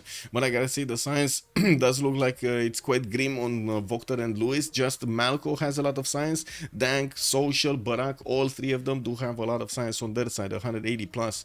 Now we're going to need to see if they do keep this advantage against their opponents, and of course if they can actually push into Ngulumapu. Didn't crossbow just die? Wait, the crossbow died here. There were 2 of them. Well, initially there were like 3 of them, but another one died. Well, this city doesn't look like it's going down because Rome didn't make more units. Oh well, that's good for IssamDude, right? That's pretty good. We're going to need to see if Mapuche staying alive as long as he did is going to actually rail out their opponents, the Fromage team. Okay, India lost one of his knights. Looks like also Rome lost one of his legions at the cost of the men at arms. Trivandrum did get taken back. Rangul Mapu did get acquired here, and do see it raised to the ground. India is pillaging some more of these campuses here to get the science up for himself, getting closer to metal casting and also ballistics, while he's 3 turns away from nationalism. We do have industrialization from Dank in 3, and I do notice he still did not upgrade his caravels. Now we do have some caravels from France, and some of them are actually fleet. Oh my god, France is actually getting these. And he's not seeing this? He's actually not seeing this? Oh my god. Unfortunate. I guess he didn't want to commit. This was a commitment problem. Industrial zones from Al Malik could actually aqueduct a little bit later. 2 turns away from getting Colosseum in Chandragupta. That's going to be a big advantage in his empire. We do have also Hungary managing to get those units slowly moving towards Rome. One of the black armies did get discovered by the scout of Rome. That's not going to be that strong of a scout, though. The black army could 2-shot it quite easily. I'm questioning myself, why is he not actually attacking into it? Now we do need to see also the other black armies trying to get into the tiles here. I do believe it's much easier to actually go through Puteoli because the land is a bit more open. The one tile chokes, unless he actually gets a surprise attack going, are just not going to be good enough. And it was interesting if we would have had some units coming up from Pest to put a bit of pressure from the south here, while Rome is trying to get his intelligence agency. He's still 2 turns away from finishing this. Hello Muzrat, good evening sir. How goes the game? It's going. I mean, we've seen Mapuche over here struggle quite a bit. He got attacked by Rome at the beginning, like clear legion rush, non-freshwater, forward settle everything. And then Mapuche somehow lost a city, took 2 cities, 3 cities away from India, and then started losing them again. And now we're back in this scenario. We do have India pushing from the right side, Rome pushing from the west. From the south, we got Japan here with some frigates, and also a safety settler from Mapuche that I don't know where he's going. Oh, he's going. Oh my god, he's gonna take forever to actually get here. Forever, I tell you. If Ngulumapu is gonna be taken before that, that's gonna be quite a sad day for Mapuche. Imagine having a safety center and not getting it there, not getting it done. Anyway, oh, never mind. Walls are up over here in Ngulumapu. That's gonna be easier for Mapuche to defend. And I do have to say the fact that Rome just doesn't have units is... Wait. It's extremely bad. We do have Rome with the ability to upgrade men at arms, and now he's hard building some of them. This is a bigger and bigger problem here. He lost another legion. He's down to 2 legions. Actually, Mapuche could push the city of Cume. Wow. Anyway, Rome is starting to get some over there, some settlers, new settlers. While Hungary did manage to levy some units. These are from what is this? Nazca. These are from Nazca, from here, from this. 1, 2, 3, 4, 5, 6, 7. Yeah, he's going all the way around. And it looks like Rome is putting down Legion wall to the west of Puteoli. Of course, there still is a 1-tile choke that those units can actually pass through. And even the 2 tiles, how to say, even these legions are, I don't think in a line can actually withstand that much attacks, that many attacks from the Black armies, depending on where they are. Egypt. More knights, okay, getting knights actually. He's getting attacked in Sena. We did have Hungary upgrading those musketmen from the south, and now he's attacking Egypt also from the south. Egypt will try to get his knights out, but these guys are not going to be strong enough as the musketmen. We do have 1, 2, 3, 4, 5 of these musketmen actually upgraded. I'm pretty sure the French coursers are not going to be strong enough either to take them on, and I'm also pretty sure that Hungary is trying to get the traders away. That he sees the road, right? He sees the road that is getting towards the cities of France here from Egypt, connecting Egypt. So, and yeah, he definitely wants the trader. He might actually get it though. He might get it. If he moves this musketman over here, yes, he's going to be closer to the units of France. None of those units are actually a danger to the musketman. France getting his industrialization just at the same time as Dank in 2 turns, and I do see he is getting those boats on the water. While Mongolia did manage to upgrade some of his caravels and his frigates, we do need to see him cleaning up house here. 10 turns for Venetian arsenal coming up. Oh my god, he's building Venetian arsenal. You know what that means? Uka Supreme, evil Hungary? Yeah. I mean, Hungary does what Hungary does. What do you mean? There they are, the southern surprise attacks, yes. The curse is on! Exactly, Juan J. Exactly. We're going to need to see if we're actually going to keep seeing that curse or not. Okay, Sena about to be taken down. That's it. That's another city being taken away from Egypt, which was not that great either. I gotta say, when Egypt in the next era is gonna lose his Pembrush and Voice Golden Age, oh, sorry, his Free Inquiry Golden Age, he's gonna be like, what, 60 science and 30 culture? That's gonna be, I would say, a crisis. Now that kind of seems like a crisis to me. Dibizri asking who is winning. We don't know. Drentul, fantastic. It's so fast. I love it. Fantastic. Anyway, knights coming around from bracket at Memphis. We do have coursers also coming around from the cities of France. Now, France only has 2 more caravels, 1 fleet and 1 normal, next to his borders, while he lost the units that were attacking into Mongolia, or trying to scout out Mongolia here. And we do have 1, 2, 3, 4 of these caravels upgraded, 5 actually upgraded, and it looks like the moment, well, France is not building more. Mongolia is not building more. I'm pretty sure he's gonna want to wait for Venetian arsenal before he's actually gonna get more boats out. With new theater squares, he's preparing for a bit more culture. He did finish Colosseum, so getting those amenities is gonna be much better here. +3, +6, +3, +3, and Urumqi 0. Wait, that's a bit too far away. 2, 4, 6. No, that's right on time. Also, Great Library has been finished in Urumqi, and I do notice he's getting his banks for the gold. He's 279 gold a turn, trading externally to Hungary here, allowing him to actually get so many yields.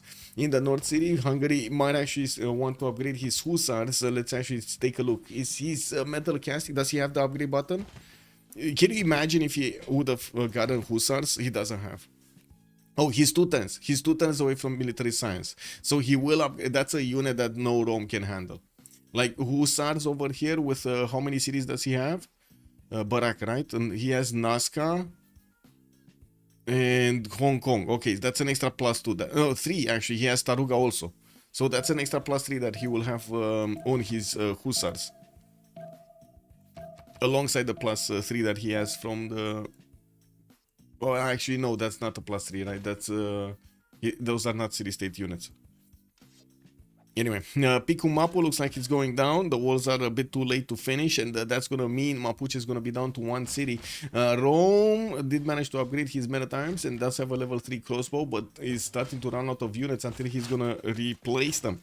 We do have India managing to take down Picu Mapu, and of course, raise it. I'm pretty sure he's going to want to raise it to the ground here. While new units are getting upgraded in Trivandrum, he did manage to get a bombard so he can finish the walls in Engulumapu. He really wants to finish the job here. And of course, Rome is pushing in from the west side to take by surprise these men-at-arms. While there are quite a few crossbows available for Mapuche to shoot back, those are not that meaty, you know, not that beefy.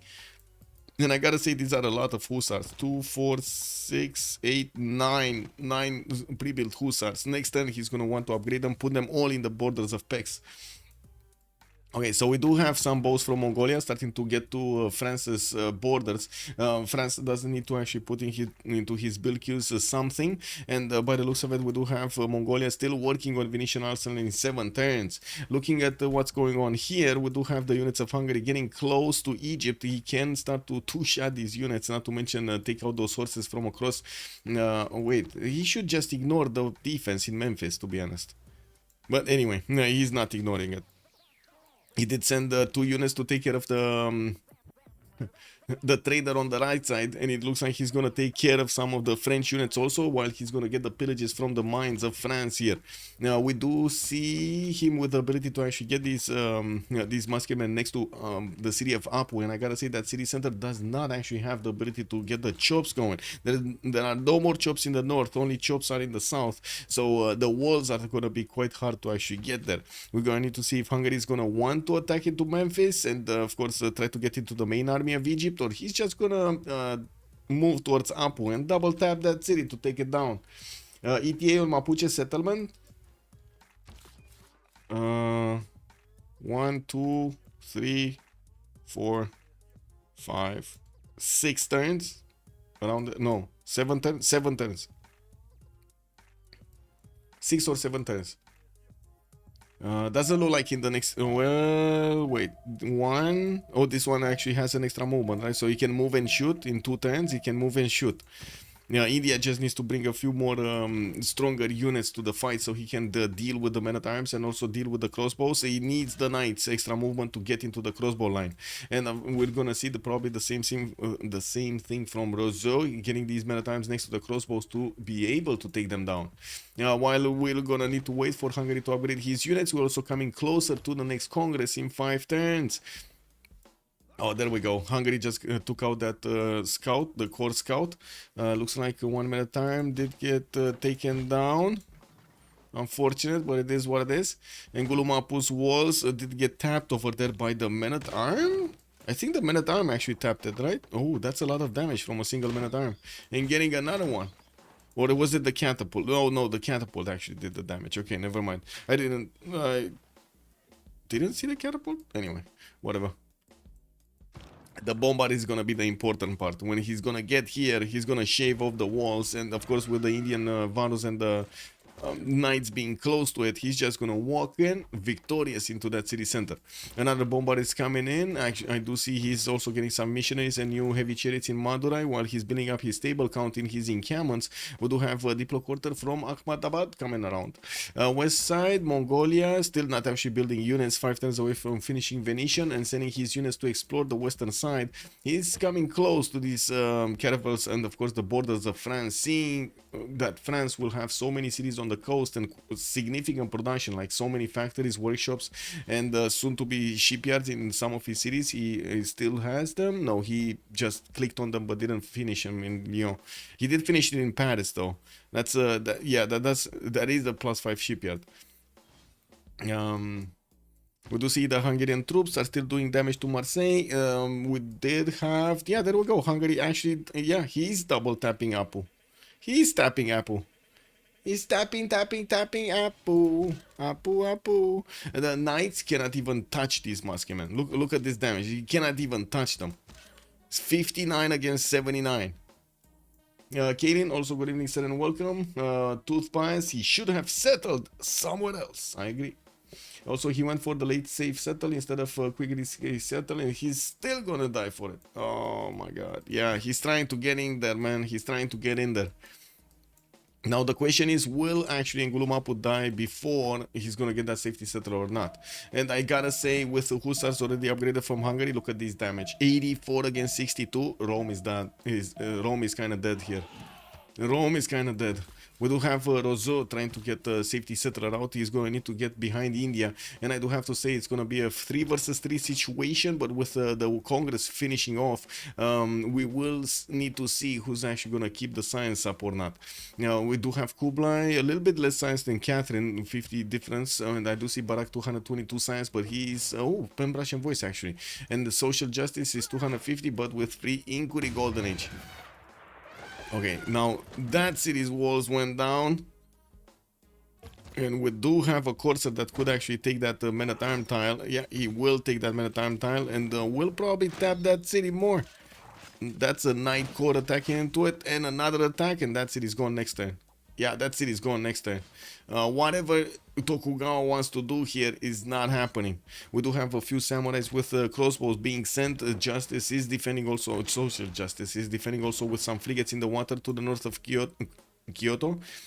But yeah, this Mapuche settler, man, he's too late to get there. I don't think they're gonna actually CC after this. They do have a much better spot in this game, and of course with the damage that Luis took from this golden age, well, it's gonna take a while to actually recover. He was on 9 cities, now he's down to 2, 4, 6, 7 cities. 2, 4, 6, 8 cities. 9 actually. Wait a second, he's back on 9. Kolar is trying to get the Mahabali Temple, and I do see he's gonna get a chop for it with Magnus. Delhi did build earlier pyramid, so he's getting an extra builder charge on all of his chargers. Japan could have moved his units in 20 turns ago. Yes, he could have. Yeah. If there were a few, how to say, a few samurais going towards Kume, it would have been gold here. Gold for Mapuche, gold. Yeah. Japan just didn't want to move. I guess it is what it is. Amphitheaters in Kyoto, 3 turns for Forbidden City being built in Sendai. I didn't see it anywhere else. We did have another city being taken out by Hungary here. Egypt just lost Apu. 2, 4, 6, 7 cities, down to 7 cities. In Egypt is only 129 science and 35 culture, just like Rozeau is 22 and 41. We only have Luis and Malko that are gonna be relevant from the side of oh, wait a second, is this city going down also? Oh my god, he's gonna take another city from France also. Man, Hungary is doing so much work. Barak over here is just doing so much work. Are we gonna see France trying to suicide all of these coursers into the musket strength? Because look how much damage they take. Yeah, 1, 2, look at that. Yeah. Oh my god, to save the city, man. He's sacrificing so many coursers to save the city.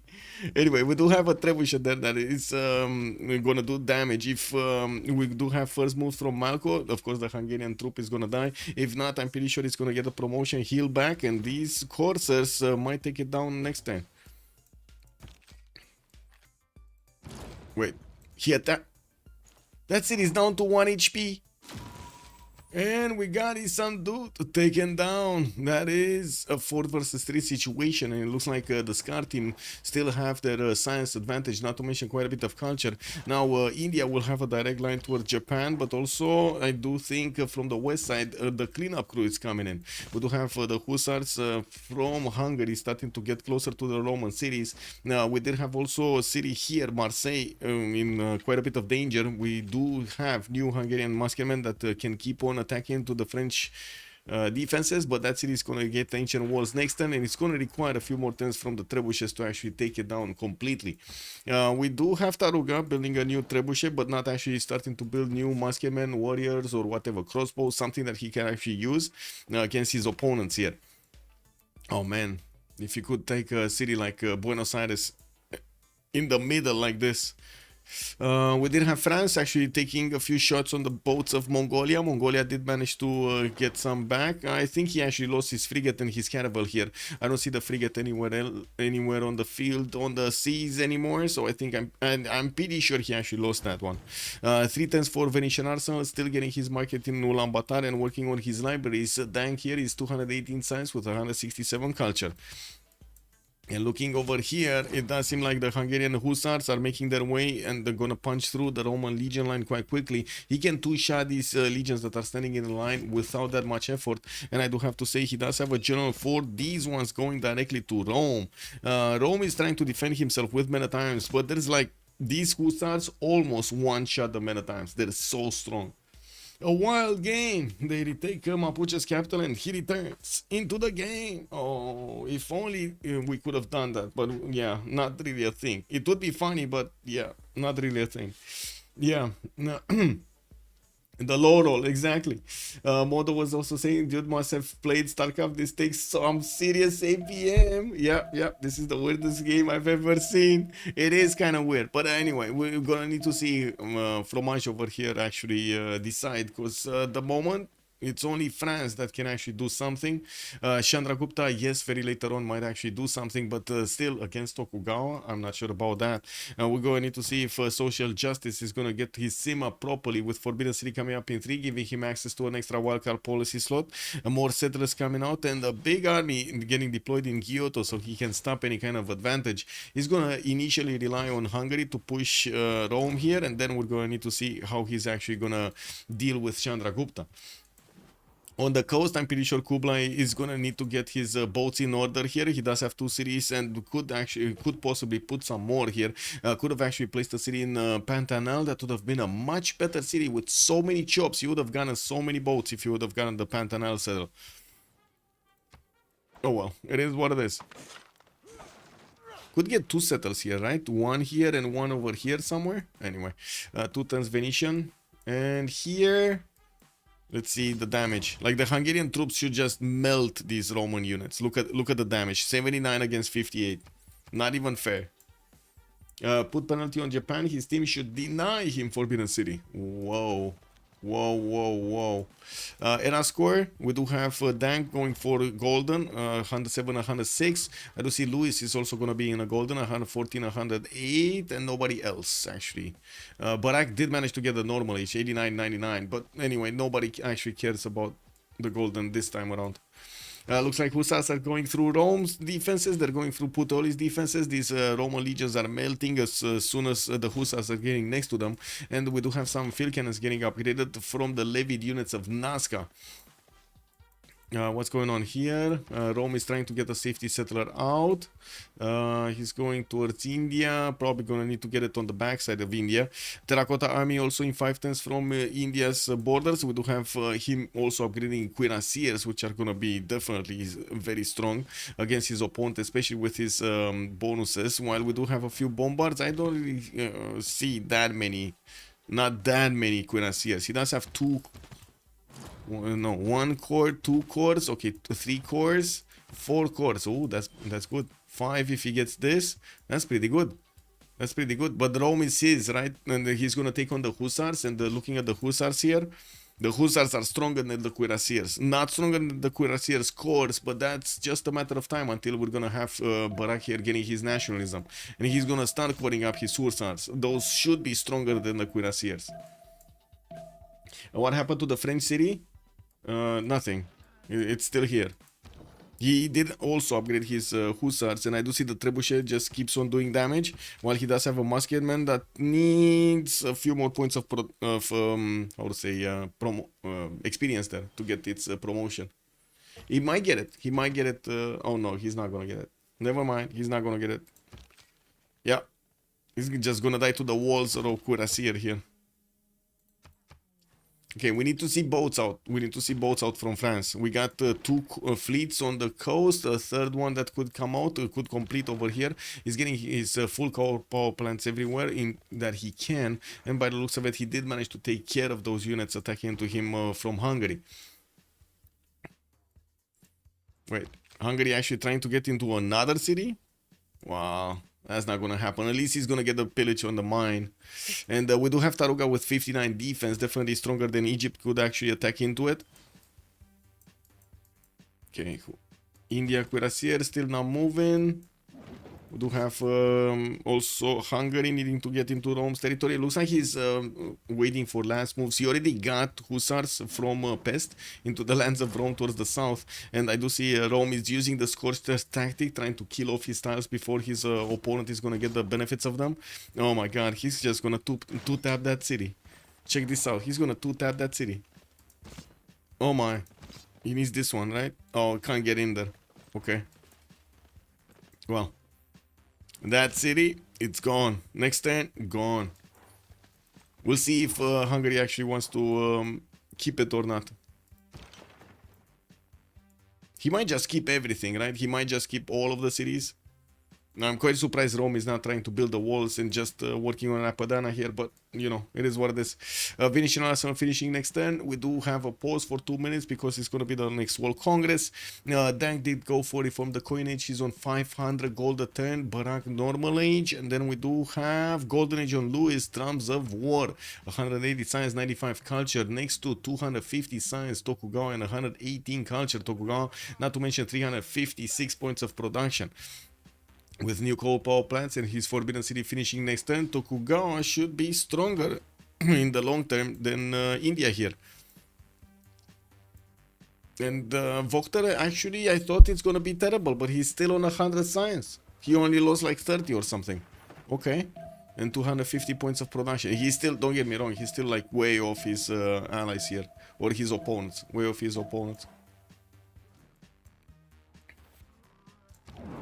Okay, Congress, pause. We got this, we got this, we got this.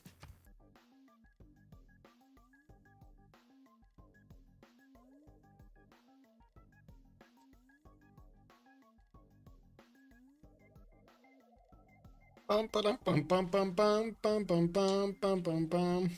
is 2 times the gold of opponents. Yeah, we don't only have VOKTR on 100 gold. Malko is 119, not that much gold on their side. They didn't get their golden ages. We do have frigates coming out from France, and he's gonna take on Mongolia here with his Venetian arsenal. We're gonna need to see if Venetian is gonna be the bonus that Mongolia needed.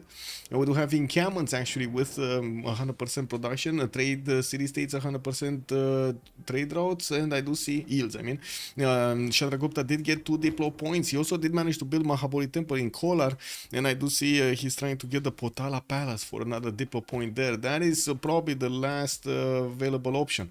Rome did get taken out by Hungary immediately, and we do have Puteoli also in danger here. Aquila is gonna have walls, and we do need to see if these units will have enough strength. They should have enough strength to go through the 75 walls there, only with 41 garrison defense strength.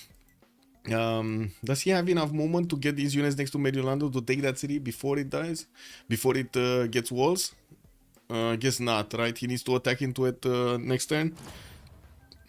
Wait, I guess yes, actually. He could get this one. Wait, this one is 5, yeah? Yeah, he can get this one around here. Okay, let's see. Let's see how he's wrapping around his units.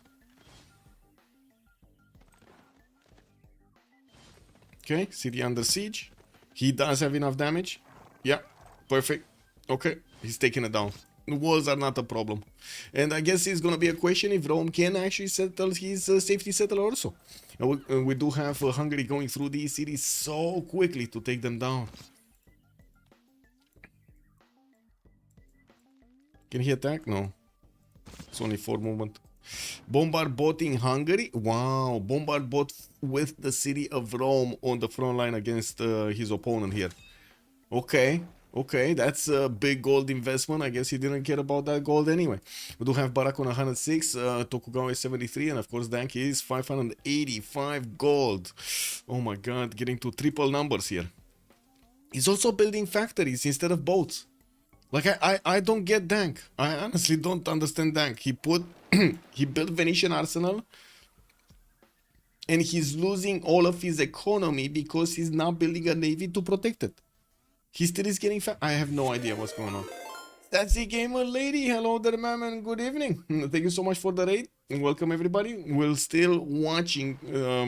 My God, we're watching a game. Lescar going against Fromage, le Grande Barrière de Fromage, and the thing is, Mongolia over here got his Venetian arsenal, but he didn't build boats, and now he's still trying to grid it out, getting factories, while he saw his opponent, how to say, did manage to get the boats out, or at least killed his boats with caravel fleets.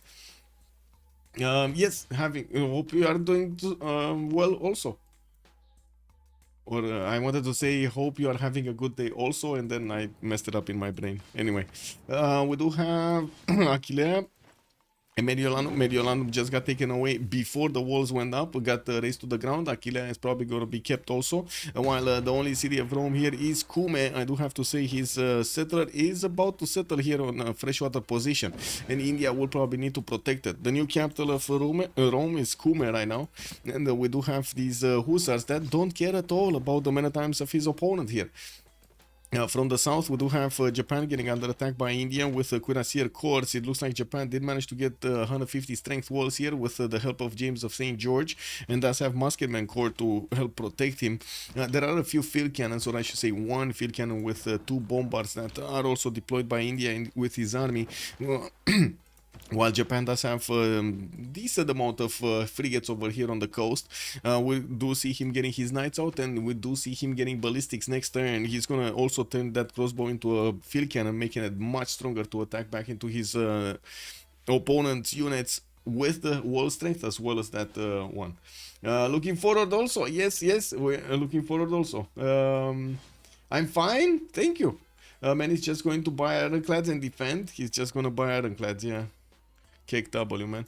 Anyway, Dank getting flight in 1. Looks like he's... Oh my god. 3 turning caravels? I think he's going... Wait. What?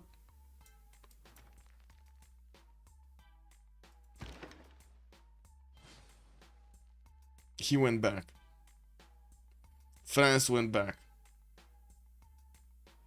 I guess he's one turning frigate, so France does have the bigger production here. 518 points of production on Dank, while we do have 480 on Malko. I do have to say, Dank only has 2 cities on the coast, while we do have 5 cities here from France. Could try to get the boats out from each of them. Did build the factories and the coal power plants in most of them. Not to mention, we'll need the shipyard, so a lot of production coming up from that one. Taruga...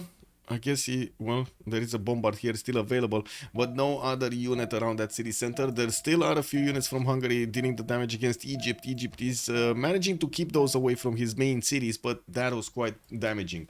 Also, I swear to go, if Rome full dice, if India doesn't defend Kume, I'm living. Yeah. France is so far away from enemy coast, he needs to go on advanced boats, not caravels. Okay. I mean, to be honest, he could have taken this fleet with what he had there, and there wasn't that much that Mongolia could have done about it, because France's caravel fleets, also frigates, were next to his boats. So look at the damage. Frigate against caravel without an admiral also, right? The units of France will have an admiral, or he should have an admiral. Why does he not have an admiral? Where is he? Oh my god, they locked the admirals. They actually locked the admirals. I have no idea why France passed this. I have no idea why France actually passed Leif Erikson. Because he didn't manage to get a single admiral.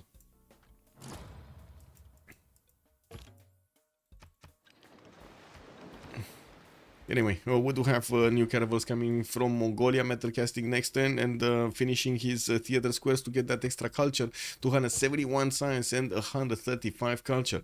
We also see Hungary is getting close to Cume, about to take over that city center, while Brundisium did get settled. There are some Hungarian troops that are deployed to take care of that, while India is... Oh my god, wait a second. India is not going to get to protect this, is it? Like really, India's not gonna get to protect this. He put the city right in a spot that India cannot actually get to protect this. How is he gonna protect this? How is he gonna protect? Oh my god. I don't know, man. Maybe. I don't know. I don't know. Anyway, we do have these Hungarian troops getting next to Kuma, and yeah, we do have an Indian cav that is trying to do something here. That's gonna die quite quickly to the Hussars. Now, while it looks like the Indian army, yes, it did get next to the Japanese borders, but it's not managing to do anything here. His cuirassiers are getting attacked from the coast by the frigate fleets, which do have enough strength to shave off a decent amount of HP from the cuirassiers. And we did see Cuirassier Corps also getting upgraded from Japan, so it should be fine. He has his city strength up, he has new knights coming in, Spy also coming up from Kyoto, and working to get the Statue of Liberty in Sendai. Now, we'll need to see on the other side how Golperton is going to look like, because Victor, 114 science and 42 culture, barely getting his army out so he can take on Taruga. And to be honest, even like this, Taruga is probably going to take out the Egyptian army. Look at this bombard. This bombard is actually stronger. He's one-shotting each of these units. A crossbow, a half HP horse, and a half HP knight. He's one-shotting them. The guy forgot? Yeah, the guy forgot. Oh man. And look at the Indian troops just I would say buzzing around Brandisium, trying to get into position, but they cannot because of the mountains. Anyway. We do see Hungary is trying to make space so he can attack into Kume, and well, we do have India coming in, trying to reposition his troops that he was using to attack into Japan to attack into Kume now. We do have Hungary also calling up some of his hussars, which are gonna turn into much stronger units. And there we go. He just attacked once into Kume. Bam! That's it. Is half HP. And to be honest, at this point, we should actually see Japan also move forward, and that's it is gone. Never mind. That's it is gone. And we do have the challenge between the two armies here, with Chandragupta benefiting from cuirassiers. We do have the hussars of Hungary that are way too strong. Look at these guys, 90 strength defense.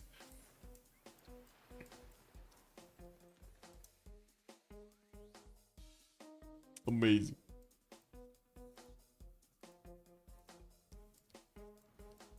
What's happening here? So the Hussar will need 2 turns to attack into the men-at-arms. The men-at-arms could flip once, twice, so it's gonna take like 3 turns to actually go through that.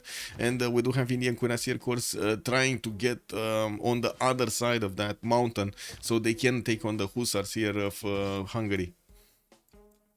Boats, okay, one turning boats from Korakoto, not one turning them from Ulaanbaatar. He would need more tiles over there to improve. He only has like 1 hill and then 1 mine, and that's it.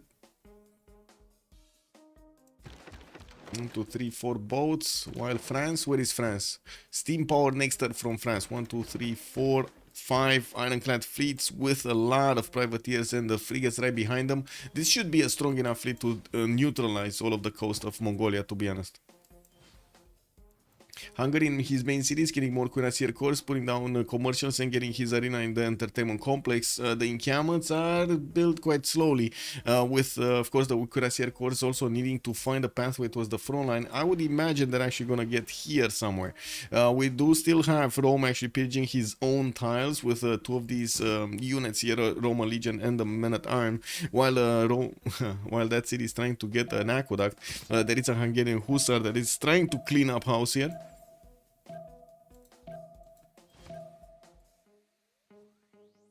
Okay, we gotta see if the Indian army is gonna be challenged here.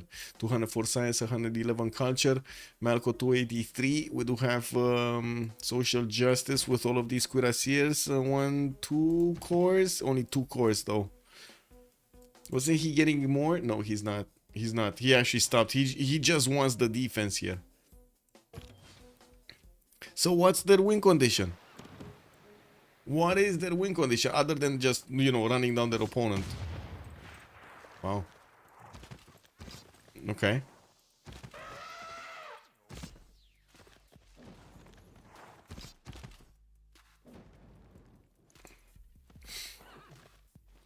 Do I have the impression that there were a lot more Hussars before? No, I guess there were 8 and now there are 4 cores. And another one in the top. He definitely needs more. He definitely needs more. And he's getting cuirassiers now, not hussars. Which, to be honest, the cuirassiers are less HP, but they do turn into tanks. Yeah, that's a pretty good advantage, isn't it?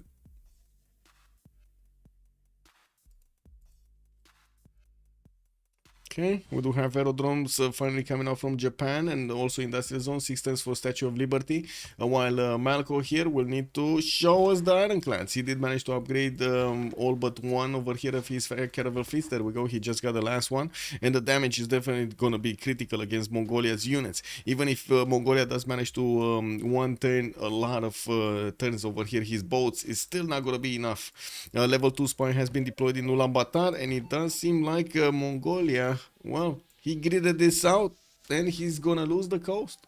That's all of their economy, by the way. That's all of their economy. And also, if he's gonna lose the coast, so will Hungary lose the coast. They're gonna lose 4 cities here. That's a lot of investment. That's a lot of investment. Okay, industrial zone logistics in Xanadu, aerodromes, we got neighborhoods in Korabalgasun, Oxford University in Urumqi here in 9 turns. Kublai does have a lot of inland cities, so yeah, even if Catherine de Medici does get in, he's just gonna shave off these 2 cities on the coast and that's it, but still that hurts. That was a lot of effort that was spent over here on these cities.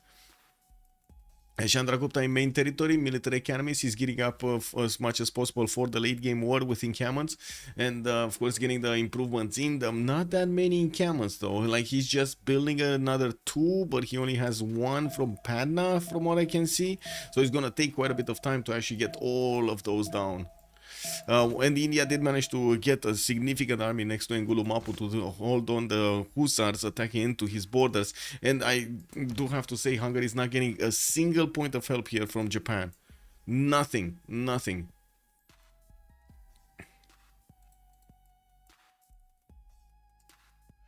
Hirel himself, yeah, QD, good evening, sir. How is Egypt so Hirel? Well, I mean, Egypt did lose 2 cities to Hungary's attack from Taruga, the levied units from Taruga, and Marseille was also almost taken down. Other than that, I don't know what to say. He just didn't get his science and his culture up. Maybe Japan go on over water to Egypt? Maybe. Yeah, maybe. This would be something. This would actually be something. Fukuoka did get settled here. He has 2 frigates. Now, Swanet is protected by the hill and, of course, the Crocodile. But I do see Akhenaten is frigatable. So he could actually take that city. He could take another city. Yeah, but he does need a unit, right? He needs to put a Corsair or a Cuirassier in the water to actually deal with that. Hungary is also taking it slowly and needs to take out this Indian Cuirassier Corps before he actually goes against Brundisium, and that actually gave enough time for the city center to get closer to walls. It's only 2 turns away from getting walls. So I'm pretty sure that city is going to get walls.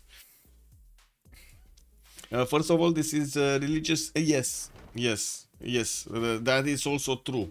Mercutius Flavius is making a very good point over here. This is religious settlements. Egypt. I have no idea why. Maybe, yeah, and then lost 2 cities to 1 levy from Hungary. Yeah. How are we looking on the diplomatic score? Let me see. No, Jajeron. 10 points on Lewis. And we do have 2 points on social justice. So if he does manage to get statue, and looks like he's gonna manage to get statue because nobody right now is contesting it. Now we're probably gonna see him get those 3 points on himself and taking them away from Chandragupta. We still have a 4 versus 3 situation, and Rozeau over here will have an extra ability to vote into the Congress, and that is very good for Fromage, and that is why we do have Hungary trying to get to that last remaining city, Brundisium, of Rome here, but he's not managing to actually do the damage. And now with all of the army of India also getting closer to getting combustion, this is becoming quite a problem here. We do have new Hungarian Cuirassier Corps also getting close to combustion, 4 turns away, while Louis is actually 2 tons steel. Did he get oil? No, he didn't get refining, so he needs refining as well as steel. That's quite a bit later than Hungary's gonna upgrade his tanks. If Hungary's gonna beeline tanks, right now he clicked on combustion. He has a few more cuirassiers coming around from his cities, and he's gonna start coring them up. On the front line, he only has hussars, so these don't actually turn into tanks. He doesn't need them. He doesn't need them in his cities, I mean. And I do see, so he's gonna have 1, 2, 3 cores. That's it. 3 cores. Okay, that's not enough. This one doesn't have damage. This one, just doing stuff. Okay. Just taking out Indian troops one by one. Wow, Rome actually has a builder. Whoa. Okay. Okay, so the French fleet is moving towards Mongolia. He's probably 2 turns away from getting into Mongolia's borders. We do have Mongolia getting chemistry. Not ironclad technology, not steam power. We do have new caravels and frigates coming around. 1, 2, 3 frigates with 1, 2, 3 of these caravel fleets and a normal caravel. He's gonna get 4 caravel fleets, but then the ironclads are still gonna be way stronger. Like they can almost one-shot a caravel fleet. That's a problem. I would say that's a problem. And I also want to say they kind of need to figure out what kind of wind condition they're going to have. Japan is keeping one tile for a spaceport here, and I do see him going for economics and colonialism, putting Huiteokari in Shizuoka, and does manage to get 300 science with 150 culture, 500 points of production. If his opponents are going to keep on fighting his allies, and he's just going to be free sim over here in the middle, that's still going to be good for him. We do have him putting down more aerodromes, and we'll have the ability to get advanced flights soon. We might actually see him bomb the cities of Egypt into smithereens here. Ostrich Wrangler, good evening, sir. How many diplo points does Chandra have? 10. He has 10 points. Since they win Congress hard, now if Scar cannot kill Rome, yeah, and GDRs might be a solution. We're gonna see probably tanks get into Rome. That's why he's getting his tanks. So Louis is getting steel next turn. Barak is 3 turns of combustion, and he's getting his cuirassier corps up from his cities quickly. And we see 2 more corps coming up next turn with another wave of simple cuirassiers to core up afterwards. It's gonna have at least 6 tank corps.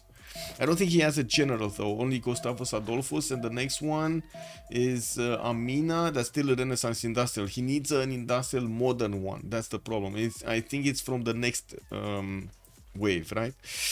France did manage to get the Leonardo da Vinci, so he gets those extra +3 points on his workshops, while I do see Japan recruited Dmitry Mendeleev for the more production towards his research labs.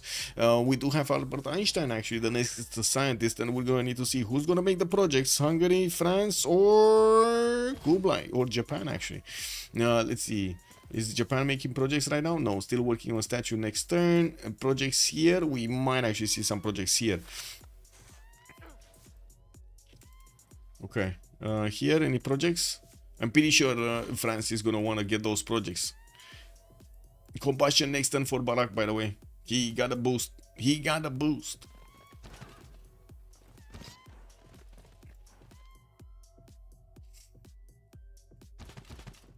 Okay, he has 4 tank corps pre-builds, with more coming in from his side.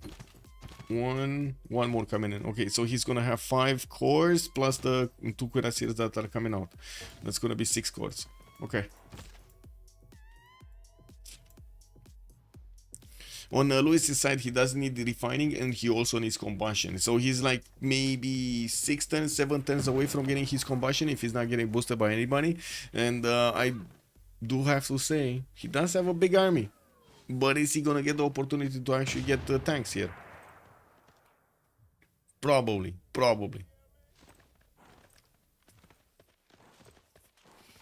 I don't think the attack is going to be fast enough for India to take out all of his units. And since Japan is not moving an inch from the south, there isn't that much that can be done. I'm pretty sure we're going to see Japan here try to get to his advanced flight and get a lot of fighters in the air that will definitely, first of all, defend against Chandragupta. He has 3 tiles that he needs to put fighters from, so he doesn't let any of these Chandraguptan units get into his borders. Especially later on in the game, we're gonna have helicopters, right, just trying to pillage everything. In the lands of Egypt, we do have commercial hub investments, and it looks like John Jacob Ascot is the next one. Still no admirals anywhere, and the generals. The next one is industrial, modern. Hungary did pick up Jeanne d'Arc and open up the next ones. Now he's going to need to get enough points. That's 270 to get Dandara. That is a God tier leg wonder. Yes, yes, it is. Where was where was Hui? Here. Yeah. Fortens, Hui, Tokal, and Shizuoka. Amazing. It's what, 5 tiles? The one underneath the harbor should work also, right? For the extra amenities.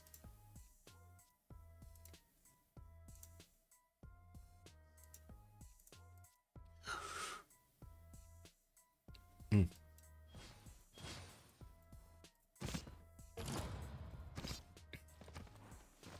Okay, looks like Hungary did manage to get back his hussars so he can repair them. He did also discover combustion, so now he has the upgrade button on the cuirassiers to get into tanks. He does need to get quite a bit of gold here to upgrade, but it's good. Tank has 1,000. We do have tanks also getting replaced here in his build queues from these cuirassiers, and I do see he's getting encampment training projects from 2 cities, 3 cities to get the tank general going. You're going also need to see if Chandragupta is going to start on these general points here, because he definitely needs them. He did manage to build a few more encampments. I do see 1, 2, 3. The third one is getting built soon. While Agra did not get one, neither did Ahmadabad right now. First tanks did get upgraded. We do have them 2 shining the cuirassier corps of India, even if he's going to attack into the level 2s. Of course, a much easier time attacking into the cabs. And that's without a general. I think the question is, can he get to Brundisium? Or does he need to take out all of the army of India before he gets into the last Roman city? I think he needs to take out all of the army of India, right? I don't think it's going to be that good of an idea to just send a single tank to Brundisium to attack through that river. That sounds like a recipe of disaster. Guaterino, good evening, sir. How is the French naval push going? I mean, it's going as expected. Ulaanbaatar is taken out. We do have the Mongolian caravel fleets just getting one shot here, not having even a chance of how to say survival. Dank is 2 turns away from steam power. He gridded out so much here. He gridded out so much. Like, he had a plan. He built a navy. He poked his opponent, got poked by his opponent, and then totally ignored making a fleet. That's incredible. Like, this series wouldn't have needed that many improvements anyway. Anyway, he's 300 science next to Malko's 310. We do have Barak 283, and social justice is on 351. We're gonna need to see if this is gonna be enough though late game, especially with advanced flight that's gonna need to come out soon. Barak getting cartography, also going for the top 3. He doesn't have bows to protect Debrecen or Székesfehérvár, but he does have steel walls, so it's gonna be quite hard for the French frigate fleets to attack into it. But it's just a matter of time until they actually do the damage. That completely changes the pace of Scar outscaling Fromage? Yes. Yes, the goal per 10 is gonna be terrible here. I honestly cannot believe he didn't actually defend this. But anyway.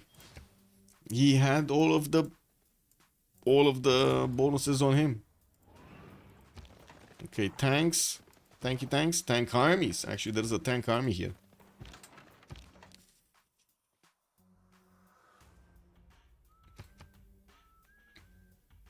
He doesn't need a military engineer, and I don't see one. He really needs to actually complete the roads, so it makes it much more easier for these tanks to actually go against his opponents here. And where Japanese biplanes? Okay, coming out in 2, in 3. We do have also Kyoto that can build one. We might see one from there. Tanks, steam power. Oh, he's moving all of his boats. So first of all, he stopped the attack on Korakoto with a biplane, putting it into the face of it on where the harbor should have been. And now he's getting his caravels out towards Debrecen so he can upgrade them next turn into his own ironclads. Now, we do have the ironclad fleet. France not able to actually pillage these tiles because, well, pillage all of these traders, especially the Mongolian ones, because he is in reform the coinage, so there is a immunity for those. But these from Hungary, he can definitely pillage. Those do not have any immunity. I guess he doesn't know. He didn't see it. Okay, do we have any French? No. Land unit? No. And it's also kind of tough to actually get next to Korakoto. Here, he could jump here. Anyway. This is what it is. These biplanes could actually attack into both ironclads and the frigates. They do shave off a decent amount of chunk from the frigate fleets, and of course they don't take any damage in return. That's very, very good. Don't they shred the sails? Like, how are they doing so little damage? Wouldn't they have been able to shred the sails? Maybe I'm not understanding teamwork, but since you have planes and 600 GPT, how could you lose a city to caravels? Lack of preparation. I think that's the easiest answer, Mercutio's flight. Lack of preparation.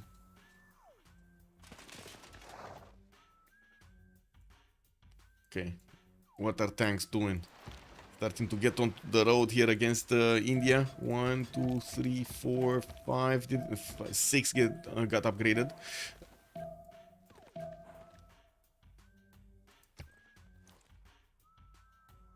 Okay, still the gold pattern is going strong. Malko and VOKTR are trying to get more gold between them. They do not have the ability to actually trade coastally, and that's a problem.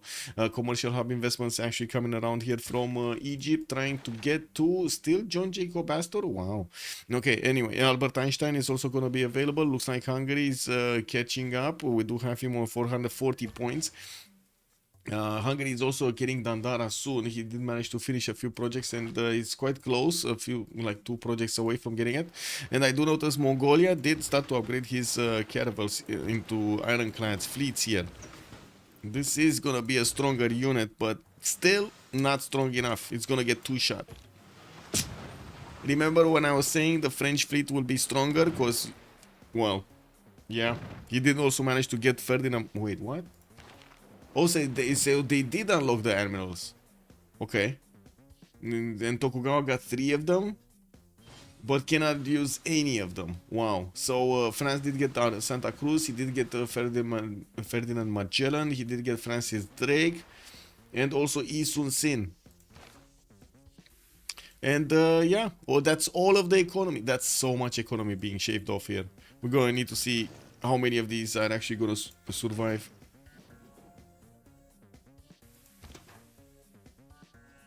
Ironclad upgraded in Korakoto.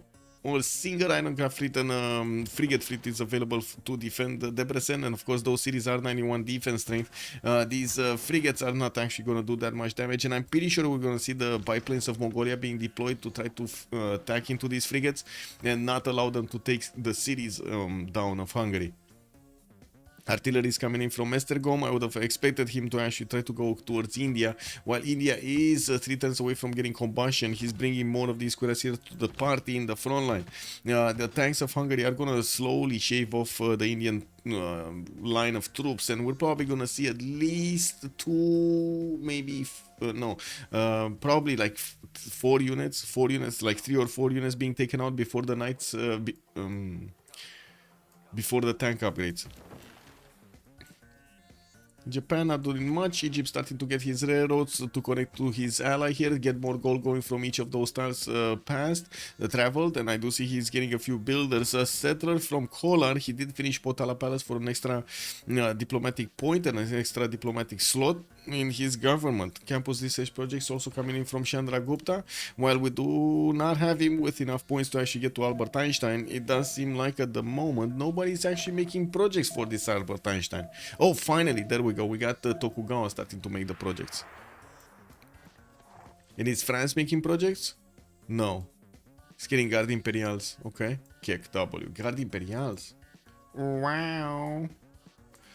Now, these are quite a few projects from Chandragupta, but he's not that close to getting it. 425 points out of 480. I guess Hungary doesn't have that many points either. But where is Tokugawa? Tokugawa would need to get so many more projects. 110 to Hueto Kali. Anyway, let's see the tanks.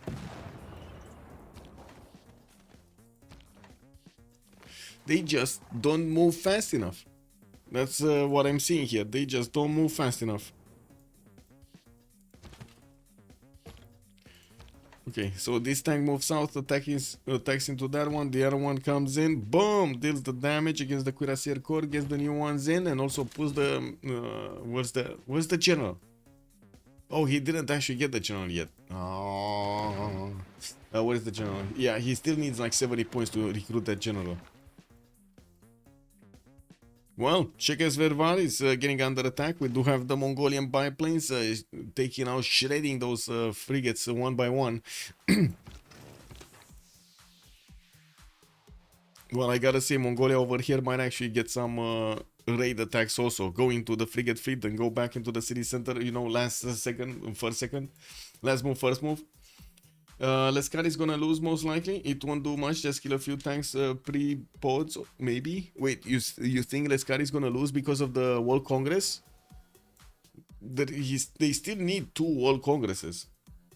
And yeah, it might be a science victory. But from whom? Social Justice, Dank, Barak? Barak I'm pretty sure no, right? So it's probably gonna be Tokugawa.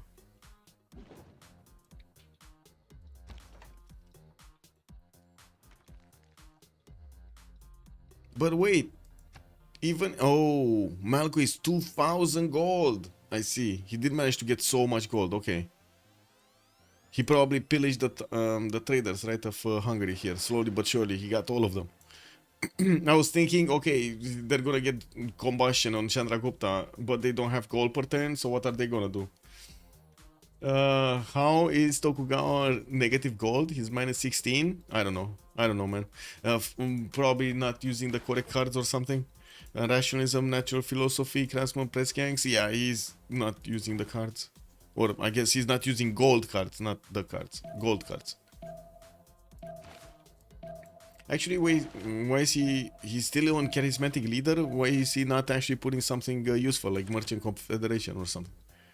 Oh well. Or, well, if it's a Balkan he doesn't need. Never mind, never mind.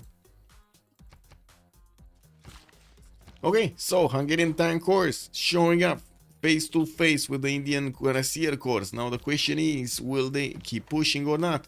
It looks like Barak did not want to take out that first Cuirassier I was talking about earlier. He's just wanting to clump up his tanks and have more attacks at once. We also have from the south planes deployed from Japan to attack into the Indian troops, and of course we're going to need to see advanced flight coming up. Tokugawa is getting radio in 2 turns, mobilization in 2, while he is managing to get the defense up. Oh, he did manage to get research labs, so we start to see them in the production queues. He didn't get this though. He stopped getting this though, so he needs at least like 6 more projects, or no, 4 more projects, probably 4 more projects.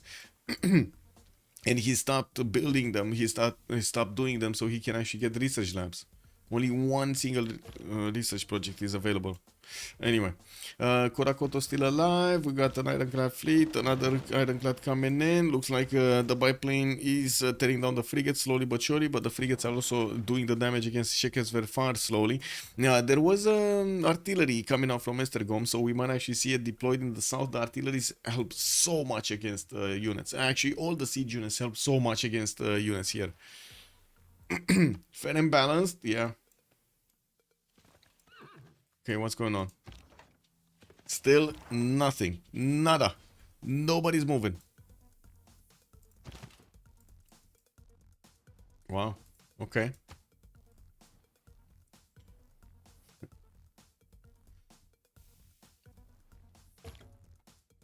Yes, Mongolia lost the city. Here. It's the circle of French. Yeah, the circle of shame, or the line of shame. I guess it's just a line right now. India will have tanks next turn. Yes. And we don't see movement here. Barak is just not moving to take out these Cuirassier corps. He should be able to take 2 units now, right? If he coordinates. So these 2 attack into this and this, attack into this, this and this, attack into this. So those are 2 tank pre-builds that he could take out from India without suffering that much damage in return. He's not doing it. India does have good replacements though. Like we're talking 1, 2, 3, 4, 5, 6, 7, 8, 9, 10, 11, 12, 13, 14. 14 pre-builds for tanks. Now that's a big army. Okay, that's one. But he didn't get the next one. That's kind of inefficient here. Where Cav attacked from Hungary? It came and went. It came and went. There is a CS above Rome at least. You mean this one, Yerevan? Yeah. I do see India did deploy a few troops to maybe do some damage. India does have his Armani in there, also keeping that city-state on his side. And this is the turn that India got combustion? Yes. Okay, coast. Mongolia did upgrade fighters, deployed another biplane there. And the fighters are gonna one-shot the frigates, by the way. Looks like the French Navy is gonna get pushed back, but not before they actually got so many pillages from the trader, so he could actually give the funds to India to upgrade his troops. And now the tanks of Hungary are useless. Oh my god, look how much damage India has on his own tanks. That is so big. That is so strong. We're gonna need to see a lot of artilleries coming into, and not to mention fighters. Tokugawa would have needed to get a lot of fighters here. Anyway, campus research projects, another 2 finishing next turn. They're getting very close to getting Einstein. Actually, with the 2 projects finishing next turn, he should have Einstein. Is France making some? Yes, 1 project. Does he have a second one? No, only 1 project. Wow, Bordeaux is placed so far in the north. Okay, bombards coming in from Egypt to help the defense of the city of Akhenaten. We do have new frigates coming out from Fukuoka, and yes, we do have Japan managing to get at least 3 of them right here. That's gonna be Armada, basically, if he actually gets them together.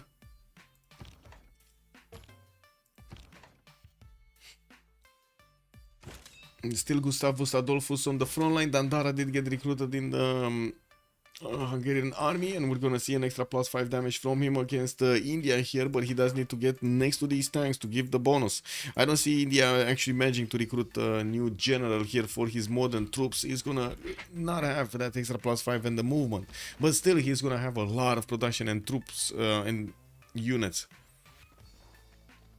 A lot of it. Pushing tank without artillery is pointless. Yes, I agree. Tokugawa seems to be playing extremely out of sync from his teammates. I don't know why I keep getting this feeling. Okay. Yeah. Getting research labs next turn, getting also entertainment complex in Sendai for more amenities. While he's finishing those sewers to get the amenities, he's also commissioning more biplanes to deploy in the north. He did get 2 of them right here, but he just doesn't have the ability to attack into the tanks and shave off enough strength. He doesn't have any more field cannons or cuirassiers or coursers to actually pick on, and I'm pretty sure he does need advanced flight so he can do the damage against tanks with these biplanes. Okay, first things first, Dandara, general frontline. That's first things first, Dandara, general frontline. Come on. Come on. Oh, he can't even get to the frontline anyway. Anyway, let's see, west. Fighters of Mongolia. Fighters of Mongolia have the ability to take out another one of these frigate fleets. Only 1 is available, but only 1 is remaining alive. Wow. No, that's a dead unit. Oh, this fighter did get an upgrade or something. Or did take out one of the frigates. Tanks from India moving forward. Looks like Hungary can actually withstand quite a few attacks here. And of course, we're going to need to see if Tokugawa is also going to get pushed. Japan did not manage to get his tanks. He does have radio in 110, and of course, he's going to go for advanced flight afterwards. Now, while I do notice the Hungarian army is going to take the initial brunt of that attack. Louis is 327 production, almost the same amount of production as Matthias Corvinus, but he also has 320 faith a turn that he could use to invest into these units and push his opponent. Yeah, the tanks of India are very strong, very strong. Hungary is getting a few artillery corps next to the city of Rome, and he did manage to connect that pathway with a road. We do have so many new artilleries coming in from the cities of Hungary that need to be deployed on the right side, while Mongolia is protecting his coast, and of course the traders here with his fighters. We're going to need to see if Catherine de Medici is going to figure out a way to actually do an attack and take these 3 cities. They might win next Congress, not this one, the next one, right? Yeah. And Scott is also gonna have a lot of production. Oh, wait a second. For a second there I thought it's Diplo favor. Oh, they have so much Diplo favor. Still not. I don't think it's gonna be enough. Maybe if they all in into the last one or something. Anyway, we'll see.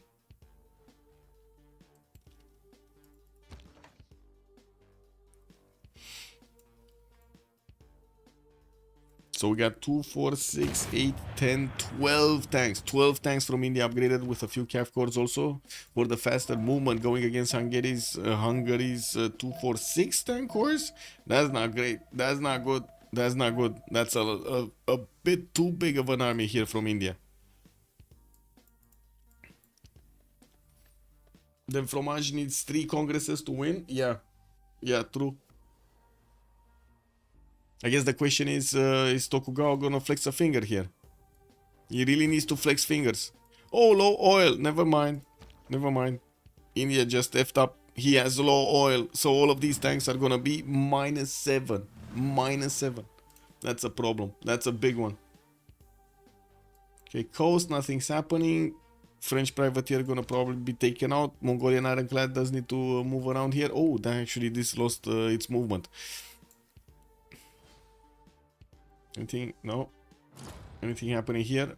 I mean, we got a few pillages in the lands of Egypt by the units of Japan. We do have Egypt getting some bombards to defend himself on the coast there. Of course, cover those tiles. While I do see battleships commissioned in Fukuoka, that's very late. I don't know what this city's production looks like, but man, oh man, it doesn't have a single tile improved here. Okayama gonna get encampments, also more hangars while he's getting his Colossus in the city of Tokyo. Did he manage to get new Einstein, or who did it? Yeah, Tokugawa did manage to get Einstein, so that's significantly more science when he's gonna get his research labs. He also did manage to roll Gustav Eiffel for more production towards wonders, and I think the question is, what is he gonna use it on? Sendai looks like it got commission 2, is finishing his research labs, getting a money in Shizuoka right now.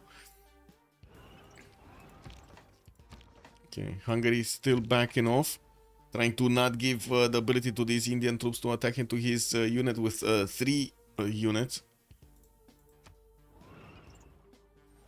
I feel like Japan can do an aircraft carrier play with bombers, jet bombers, and helicopters. Egypt won't be ready at all. Kridma, good evening, sir. Yes, Egypt doesn't look like it's ready anyway, right? Even if he sent samurais, Egypt is still not gonna be ready.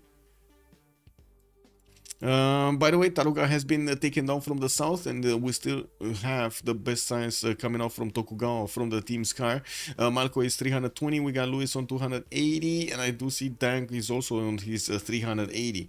I guess the question is, what are they gonna transition into? Is this gonna be jet bomber fighters? Is this gonna be science victory? Are they gonna try to go for culture? I don't know. It looks like no culture right now, to be honest. I don't see any of these empires actually set up for culture, but I do see Tokugawa does have a chance to go for space here. He does have his flat tiles, and I'm pretty sure he's gonna be peaceful for quite a bit longer.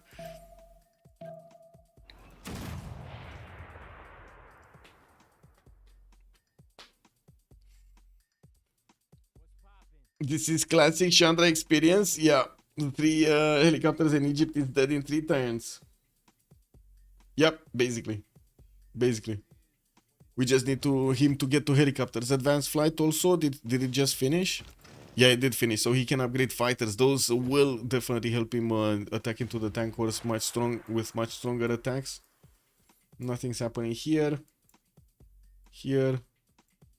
Machu Picchu getting out from Ses. We did have an attack from a bombard from Egypt into a frigate from Japan. Doesn't seem like the frigate cared at all. And we do have a CAF here also from Soldier Justice that is trying to get onto the shores of Akhenaten. He's gonna need to shave off the strength of that city center before he actually takes it down.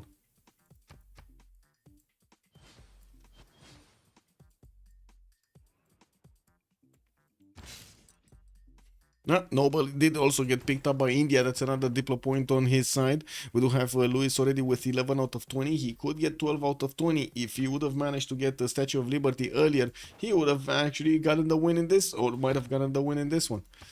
But anyway, there's a lot of Diplo favor available for Scar team here that they're starting to split up 340, 460, 362. While on the other side, we got 150, 200 something, 163, another 240.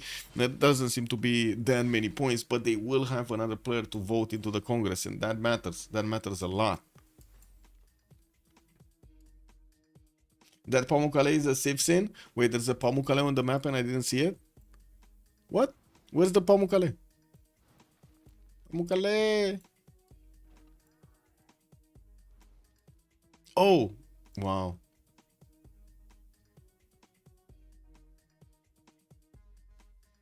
Yeah, it is a Civ6.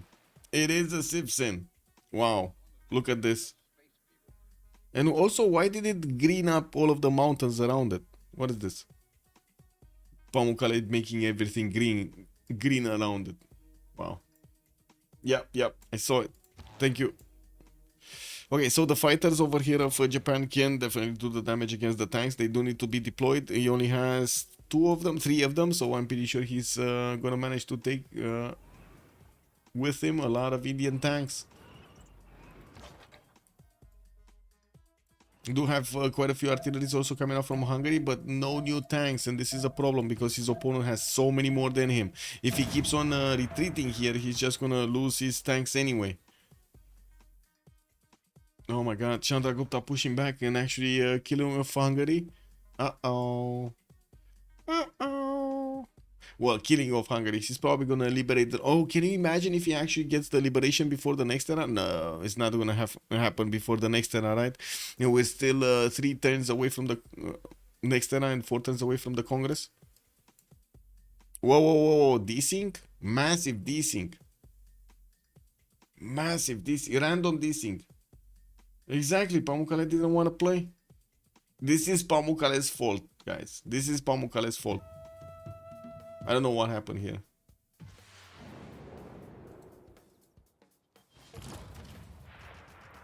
Like random desync in the middle of the game.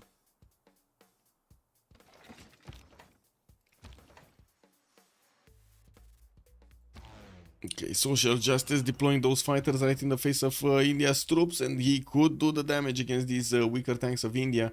We do need to see if Hungary is gonna have anything to shoot back at, because I'm pretty sure India is just gonna keep throwing these tanks against Hungary's troops, and will have more damage against him. That's not Pamukkale anymore, it's a Shambhala. Oh, yeah, looks like relobby. This turn or next turn?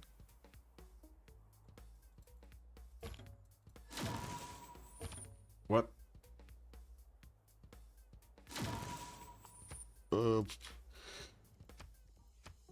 Okay. Sure. Japan is seriously not playing proper. I don't know. Yeah, no, he deployed his fighters. He was just late on it. Yep.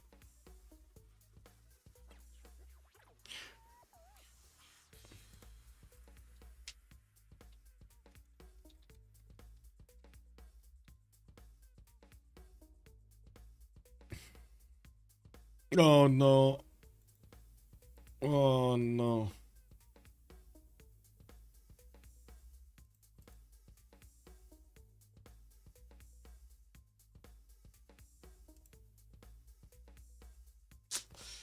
This is my face when I know I'm gonna get spammed and harassed on Discord again. Yep.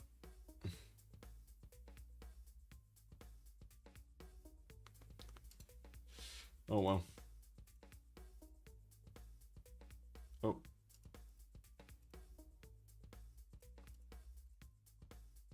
Oh, wrong lobby.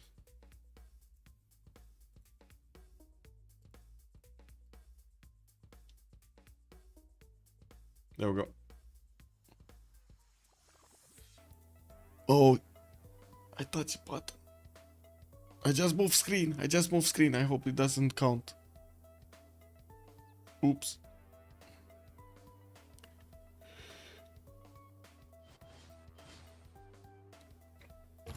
Okay, it should be fine. Okay, it's fine.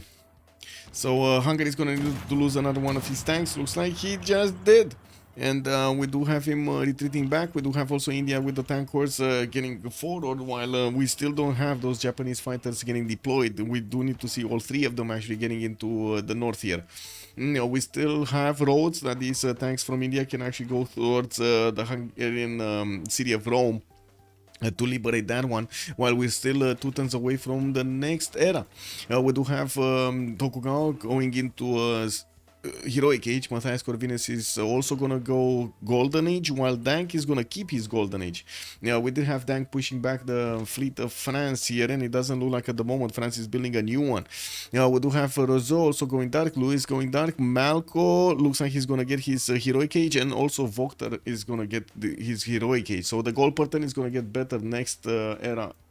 Yeah, we do have also Japan getting a few of these battleships to attack into the cities of Egypt from the western side. He's taking out that encampment from Swenet, and I'm pretty sure he has enough to take down Akhetaten.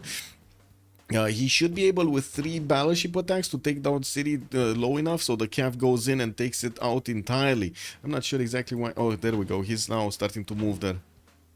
He does have a privateer that gives him vision on Akhetaten, so he can keep on shooting from further away. And of course, there is another battleship here that could get in the next 2 turns to start attacking.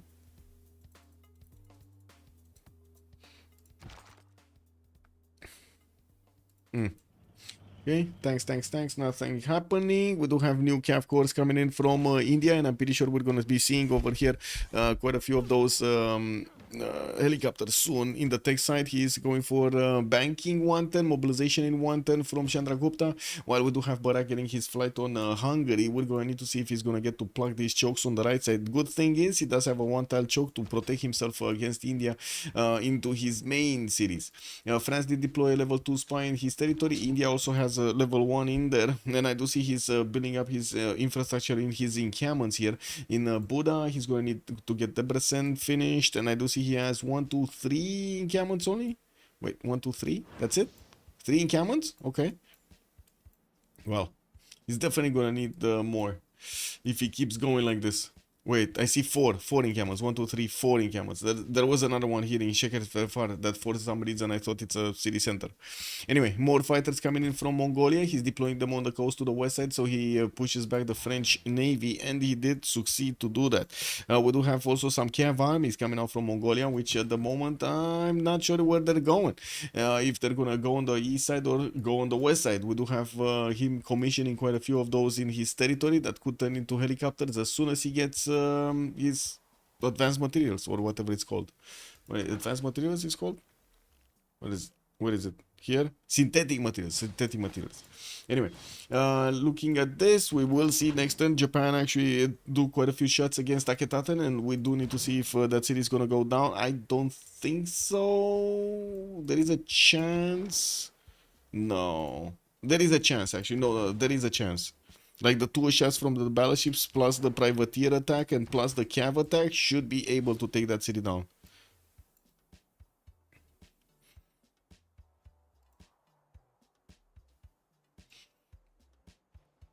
Who ended up getting Einstein? Tokugawa. Tokugawa got Einstein. And Ibn Khaldun got picked up by France. Now, Tokugawa does have 590 science points, significantly bigger than Malko, and of course Louis or VOKTR. He's on also 767 production, but only, well, losing 41 gold a turn. He did manage to put those fighters, but not all of them actually deployed as far as he did last time. I'm quite surprised that he didn't put them as far as he would have needed to help out. Like right now, if his fighter line is here, he's not gonna help out at all India. Hungary. He's just not gonna help Hungary. Athena? Athena is here.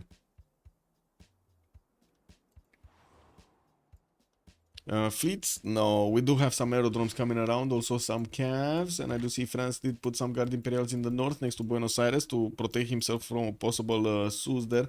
I do also notice Hungary did levy a tank from Hong Kong, and it's just having fun with the Egypt troops hanging around there. Not much being done.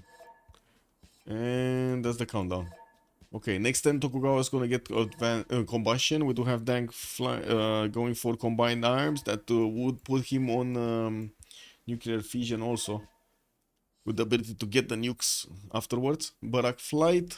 On the other side, Malko is going for the radio, VOKTR is going for refining, and I do see Louis going for his banking, so he starts getting a few more gold points from his commercials after he finishes the buildings. Ce ne facem aici? Ai dormit? Gata.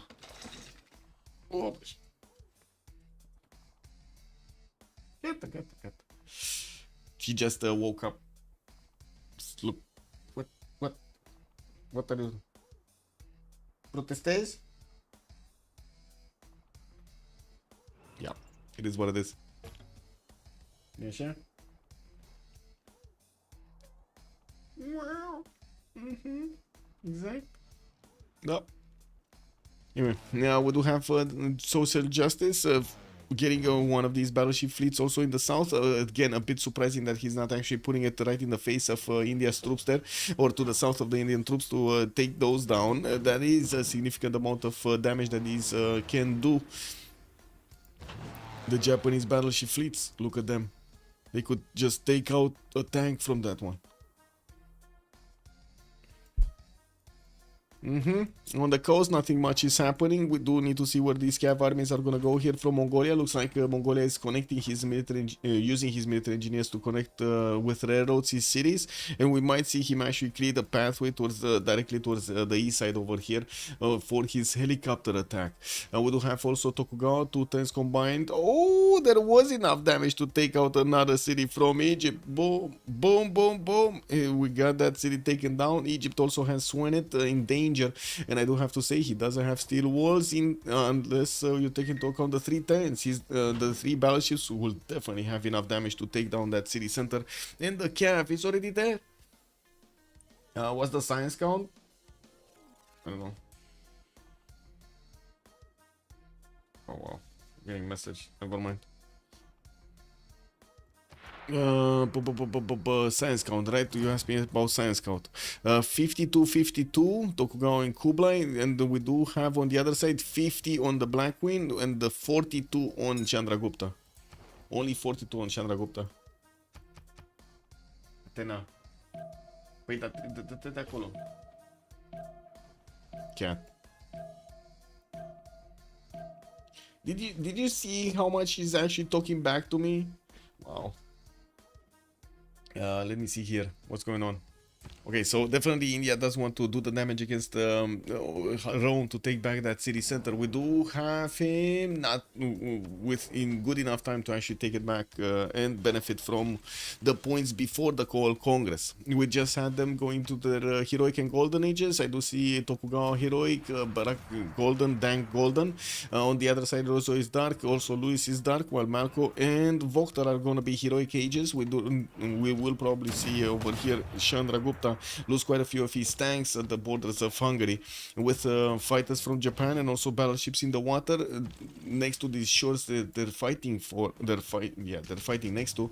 It does seem like India's troops are just gonna die. He's gonna need to hard build new ones. A lot of them. Oh my god, check this out. He's gonna lose all of them.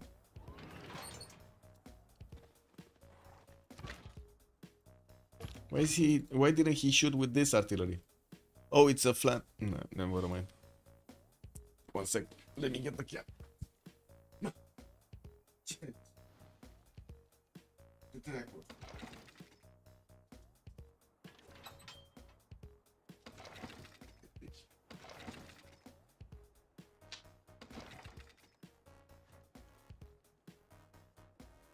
Yes, cat nasty. Cat nasty. Aici. Ce e asta? Ce ne facem? Stai cu... Okay. Well, what do we have here? 600 science attempt for Tokugawa. He's losing gold 66, and I gotta say Louis here is going deeply negative, minus 192 for Chandragupta. We do have him on 260 production and 200 faith. He lost a lot of faith actually. He was plus 300 and looks like he doesn't even have It didn't go up that much. We do have also Malko managing to get 700 points of production with 500 science, and I do see him on 130 culture. Good enough gold, 300 gold per turn is gonna help balance out the lack of gold that Chandragupta is making, and also help him get some more funds on the side. VOKTR is gonna be 227, but that science is not going anywhere. And we do have Swenet, another city about to be taken down, while VOKTR is going for refining here. It looks like the Cav is not here anymore. Where is the cat? Oh, here. Okay. He needs to get it.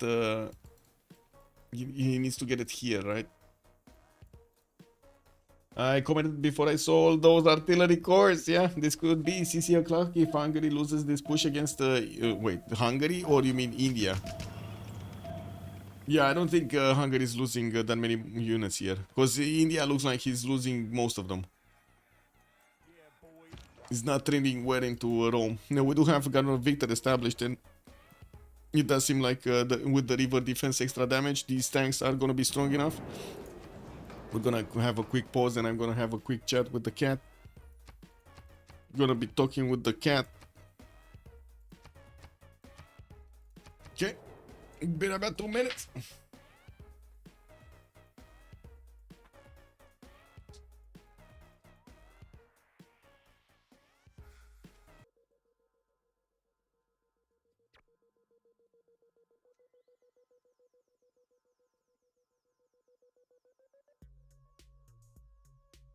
Okay, well, what happened in the Congress? Still take booths unavailable, build nuclear device 100% towards. Oh, Chandragupta gains 2 Diplo. Then we do have radio here next turn for Barak.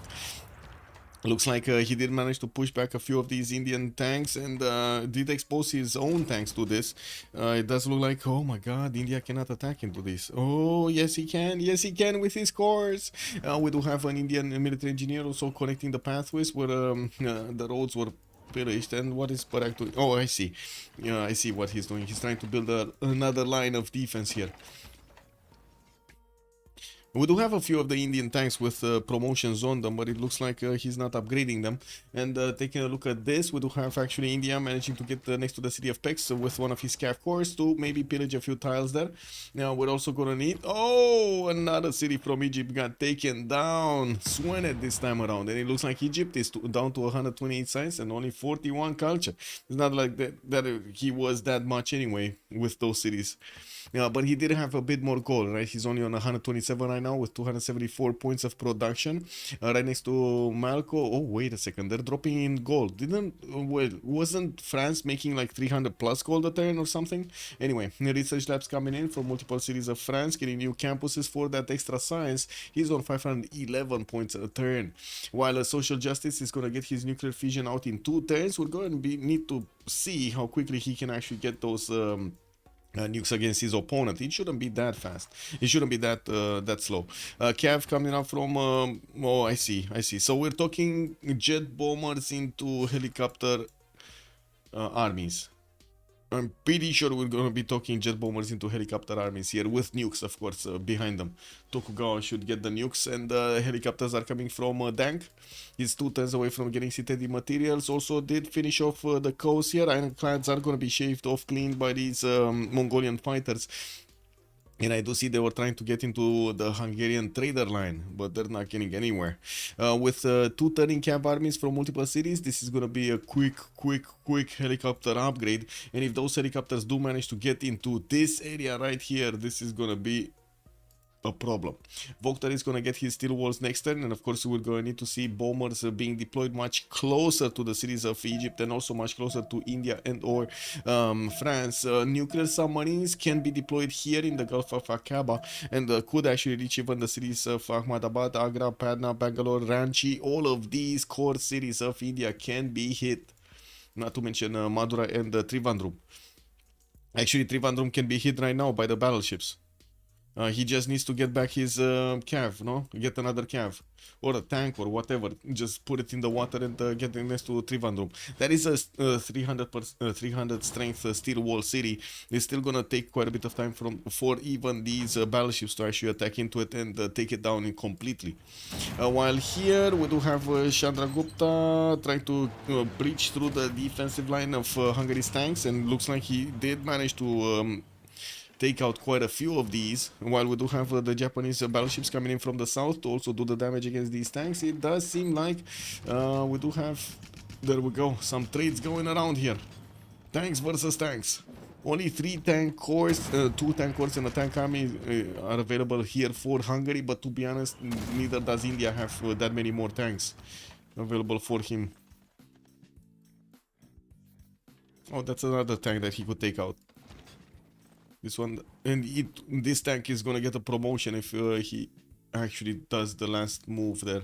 Anyway, new artilleries, new tanks, but tank corps coming in, hussars also, and I do see, yeah, units. Only, like, right now, Hungary is only making units and a coal power plant. Bombers finally coming up from Nagoya. We're gonna also need to see where these camp armies are gonna get their upgrades. Next turn he's gonna get the option, and we do have his tank corps getting into the water and towards Trivandrum here. These battleships are gonna need the vision. They will get the vision with the privateer. It should be fine to start hitting that city center next turn. We did have, or maybe even the end of the turn here, we do have some promotions on the battleships, and to be honest, they can get the right 3 promotions so they can do more damage against the city's walls. It's gonna be much faster to go through the steel wall fortification with that extra damage.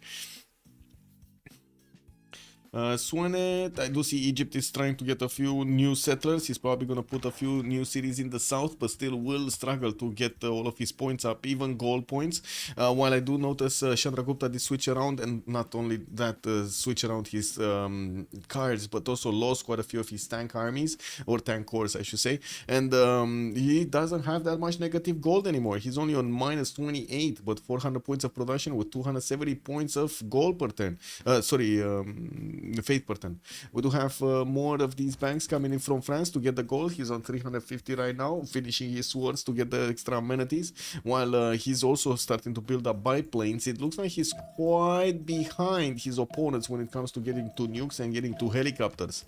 That will be a problem. That will be a significant problem actually, as Japan is getting very quickly to his nuke. He does have 859 points of production here available to put into that nuke project, or I should say into the nuke projects. We definitely need to see Hungary get more tanks here. It's starting to be dangerous. Okay, well, I do notice Japan can take out one of the tanks of India. It's just a matter of time. This one did get a promotion, and we do have an artillery that needs to get into the encampment. There's no artillery, by the way, from India to actually take out the steel walls of Hungary. So he's just gonna need to make do with what he has with the pillages. That's it.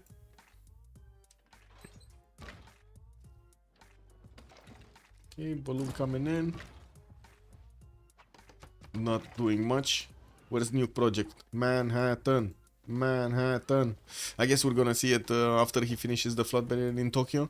While we do have all of these Mongolian camp armies starting to wrap around Fukuoka here. We do have synthetic materials finishing up next turn, and also 6 turns for ideology. He's gonna be quick on fascism and will get that +5 against his opponent. While Malko does have 800 points of production, he only has 173 points of culture, and I do see him still on mass media. We do have also more tank armies coming out from Mongolia, getting more fighters in the air. They did manage to again push back those ironclads that did come in to sniff around his cities here, see if he actually got a few fleets going. He didn't. He did manage to upgrade destroyers though, and that will make it a tough enough unit to fight off these ironclads if they get too close.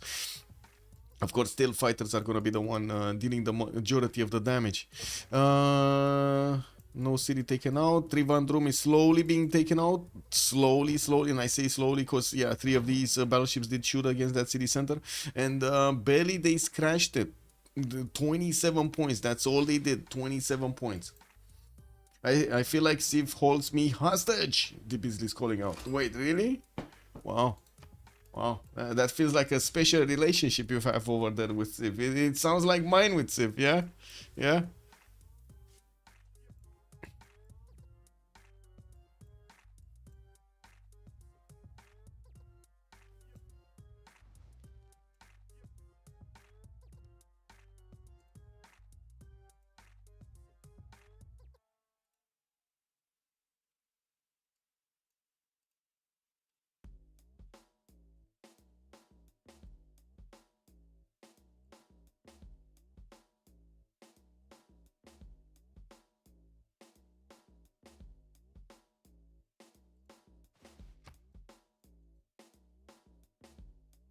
Sorry, I missed Congress. Any good news for Fromage? Well, depends on what you call good news. They did manage to get the 2 diplo points on Chandragupta. That's a good news, I guess.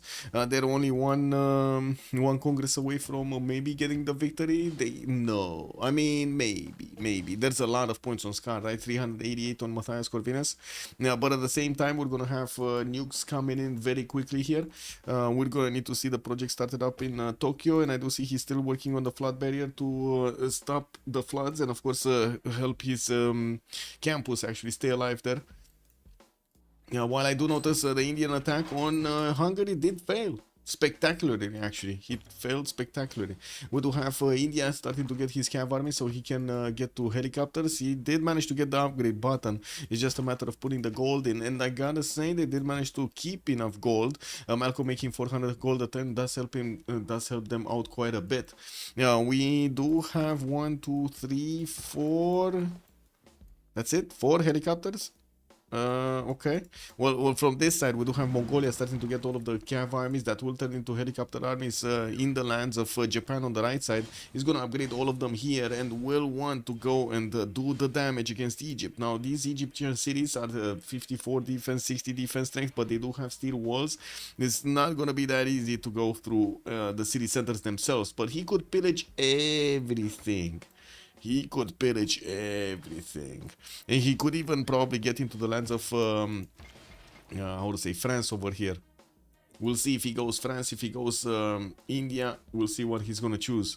And of course, in the meantime, while all of these helicopters are going to go on the front line, we're going to need to see the jet bombers getting upgraded.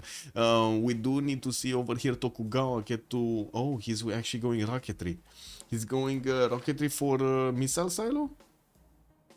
Wait, is he gonna get a city somewhere to shoot from? I don't see a settler being built. Not yet, though. Yeah, I don't see a settler being built. Interesting. Interesting that he's going for the missile silo. Like, he would need a city around here to actually shoot everywhere. So, at least in 2 nations, like India to the north and to the south, Egypt. Maybe he's gonna get Trivandrum. Maybe he wants to actually get Trivandrum. He could get it, right? He could get a missile silo here on the 111 and shoot Ahmedabad, Agra, Patna, Ranchi, Bangalore, all of those.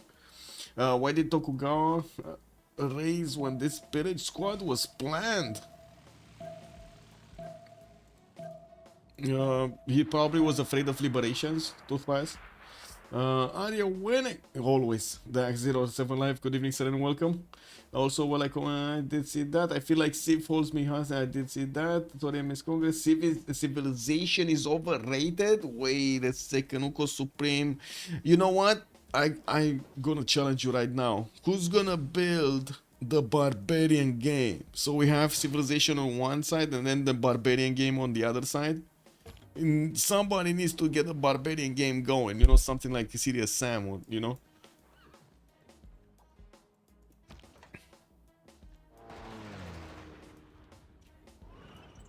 Yeah, India only has a few tank armies here, not enough of an army to actually do damage. We do have also him getting his cav corps damaged that were pillaging next to the city of Pex. The Hungarian Hussar Corps did manage to push back that cav corps from Chandragupta. Now we do have some of these French Guard Imperials, I don't know what, they're taking a vacation over here in the cities of India, while Japan does have a problem. Artilleries are coming in Trivandrum, and those will need an extra vision, or I should say an extra range from the balloon if they do want to actually attack into Japan here.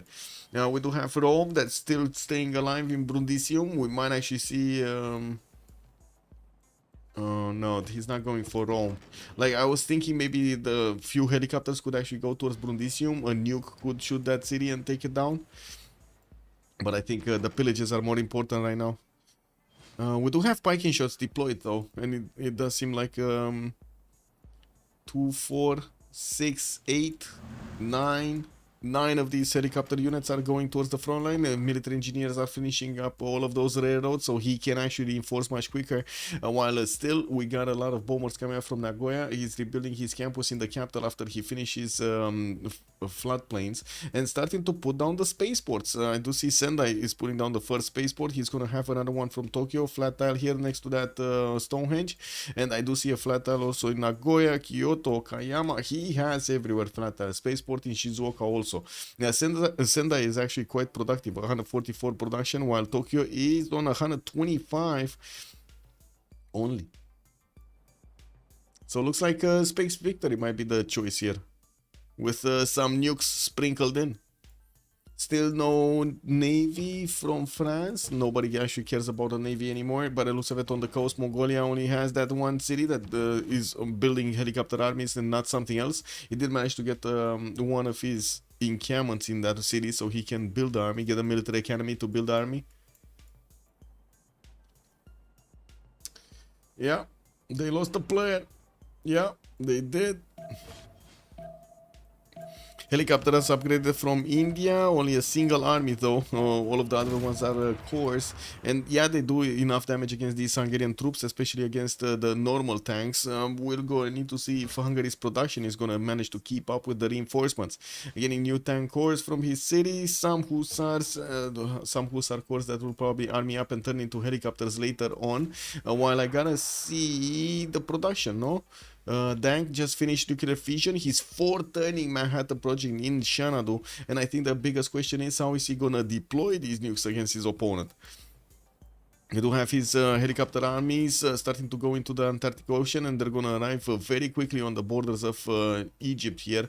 We do have another attack from Japan into the city of Iunu, which is getting spied on by Yesunte, a Mongolian spy. We're gonna need to see if that's gonna be enough damage to take that city down. I'm pretty sure the helicopter armies will have enough damage if they get close to it to take it down.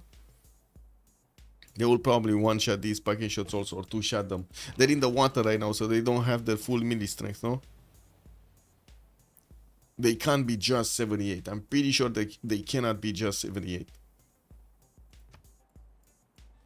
Romy railward into him, didn't end him. He then he railward into Chandra, and then they pushed with bombards, and his escape settler went on a 20-10 journey through Japan's land, and he full died. Yeah, that was a sad story of Mapuche. The sad story of Mapuche, yes. I was gonna say I don't remember helicopters being that bad. Yeah. No, I'm pretty sure it's just converted strength there. And it looks like he's actually gonna go here and gonna try to get into the main tiles of India as well to pillage them, not only the tiles of Egypt. There was a bit of an army here in Rakedet on the west side, and I gotta say we do have anti-air guns coming up from that city center, from the capital city of VOKTR. More bombers? More bombers. Where is he deploying the bombers though? Wait, he's losing a tile? Oh no! He's losing the aerodrome! I mean, you might as well lose it, right? And not deal with the time to build the flat barrier. Might as well just build something else there, like a nuke. Anyway, whoa. 9 turns for Manhattan project? Are you kidding me? 60...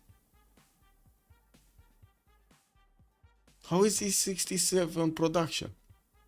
What? How is this series 67 production? -6 happiness level. Whoa. No, factory is still alive, no? Yeah, factory is still alive. The only thing that burned here is this. How is this 67 production? My office lobbies are stronger than this, yeah? Float next to a firewall, what a day in Kyoto. Yeah. Kyoto is, yeah, getting challenged here. That one is Nagoya's factory. No, so this is Nagoya's factory, and this is the factory of Tokyo. Look. This. Look, Tokyo. Okay, there we go. Production came back. Okay. I have no idea what happened with the production. Back to 126. Yeah. Okay, so helicopters are going into the units of Hungary. One just died. Then we do have another one that is gonna also probably die. We do have some fighters from Japan over here. Yeah, there we go, it died. So the initial 2 helicopters that were upgraded died immediately. We do have 2 more. Athena. Anyway, we do have these battleships also keeping on the pressure on Trivandrum, and I do see the helicopter armies of Mongolia are about to actually get into the borders of Egypt and start pillaging those tiles. We will need to see the nukes coming out soon. What do we have here? Still 3 turns in Xanadu, bombers coming around, and also aircraft carriers from Korakoto. I gotta say, without that big of a fleet, France is gonna be exposed to the coast. We do have a Mongolian destroyer trying to figure out if there's something more. He did manage to put his fighters in the water here quite far away, while Nazca is getting pillaged over here by the French troops, by the French ironclads. We're gonna need to see, oh, France actually has spies directly in Korakoto. He's gonna see the aircraft carrier being deployed. That might be a problem. Not might, will be a problem. Okay, where is he going? Is he gonna go Trivandrum? Oh, Ngulumapu I think is getting under attack by bombers or by fighters. I do see these fighters deployed of Japan just keep tearing apart the units of India that keep moving between Rome and Ngulumapu.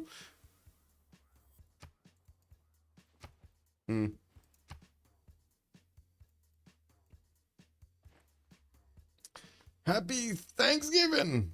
Yeah. Wait, it's time to get drunk? Wow. Drinking beer without me? Wow. Okay, first helicopters are disembarking.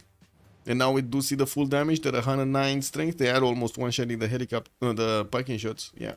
Yup. They're doing it. They're doing it.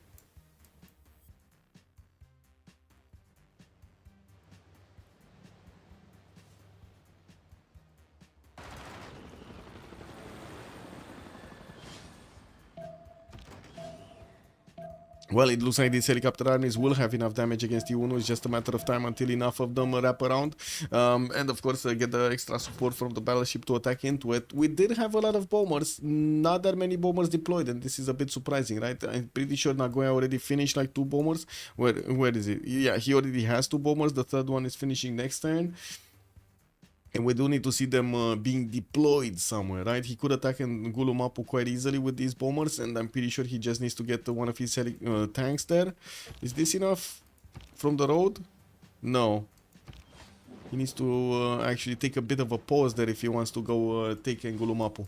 Anyway, we do have the helicopters of Mongolia starting to pillage the lands of Chandragupta, and looks like they're ignoring Iunu, allowing the other helicopters to actually take a pot shot at it. While he's gonna rip apart all of the gold from the mines over here, I'm pretty sure Mongolia is gonna get extremely wealthy.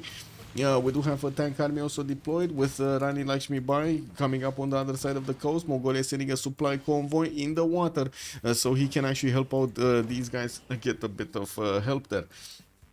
We do have a Mongolian also horse getting closer to the borders of France to see if he has anything on the coast. Doesn't seem like he's gonna have.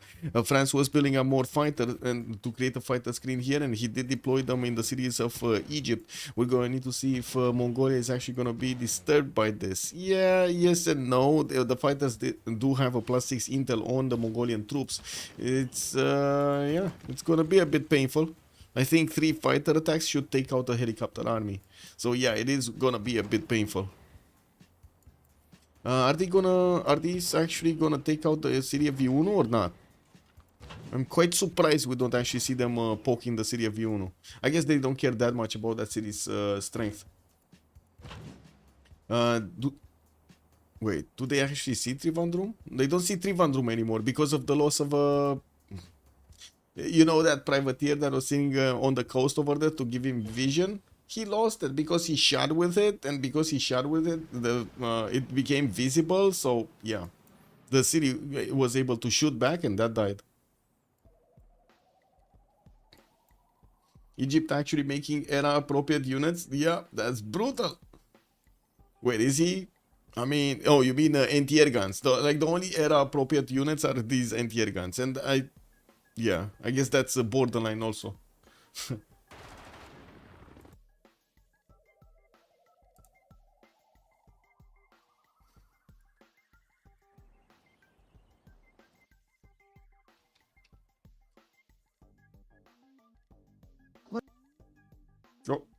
Excuse me.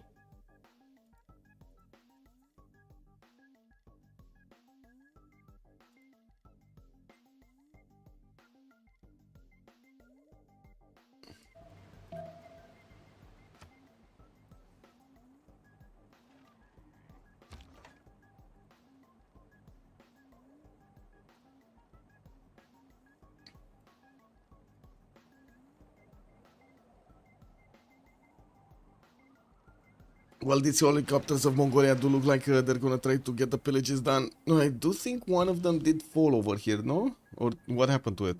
Weren't there two tanks north of Bangalore? That's what I remember. Maybe he moved them around, but anyway. Yeah, we do have him putting the city of Yunu under siege, and now we do see those units starting to take shots at it. It's about to go down, and of course he's gonna probably raise it to the ground. Maybe he's gonna wait to take some shots from his opponent while he's bringing the new units on the field here. We do have the battleships of Japan that can also help out deal the damage against these spiking shots. I think the biggest threat here are the French fighters, and yeah, these guys are gonna start taking out the helicopter armies and do a lot of pain. A lot of pain. Ngulumapu, capital city of former capital city of Mapuche, got retaken here by Hungary, and to be honest, I'm a bit surprised that Hungary actually took this city. I was expecting him to keep it for Japan, so Japan can actually get some closer cities to the front line, so he can deploy his bombers and the missile silos and could attack into India. Okay, Japan did get another privateer. He does need to get his battleship there, and of course keep attacking Trivandrum. I think a battleship died. There were 3 battleships and only 2. I can only see 2 right now. Okay, city did get taken down entirely.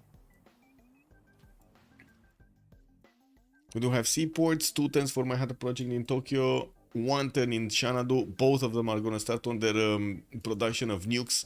And we do see in the tech side, we do have telecommunications on Tokugawa. He's going for nuclear submarines. He has 2 aircraft carriers loaded with fighters. And we do have some ironclads here in the water that are going to take good damage from these fighters, but he needs to attack with 3 to deal the full damage against the ironclads, to take them down, send them to the bottom of the seas.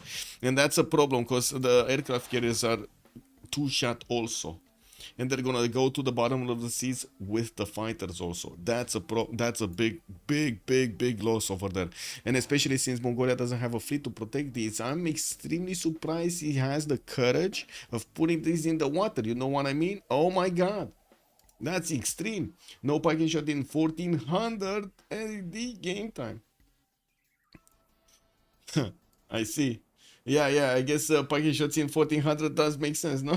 Egypt, yeah.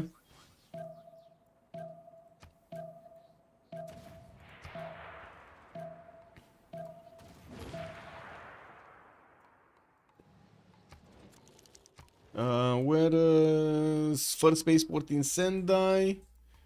We do have social justice here. It's still 600 science. He didn't manage to jump up that nicely. Malko is on 700, but of course I don't think we're actually gonna see him manage to actually do anything here as a space victory. We do have him getting some more helicopters and putting battleships in the water in Paris. These are gonna provide him some anti-air defense, and since he is noticing what's going on in Korakoto with aircraft carriers coming around, oh, there we go, one of them is getting attacked here. He's gonna die.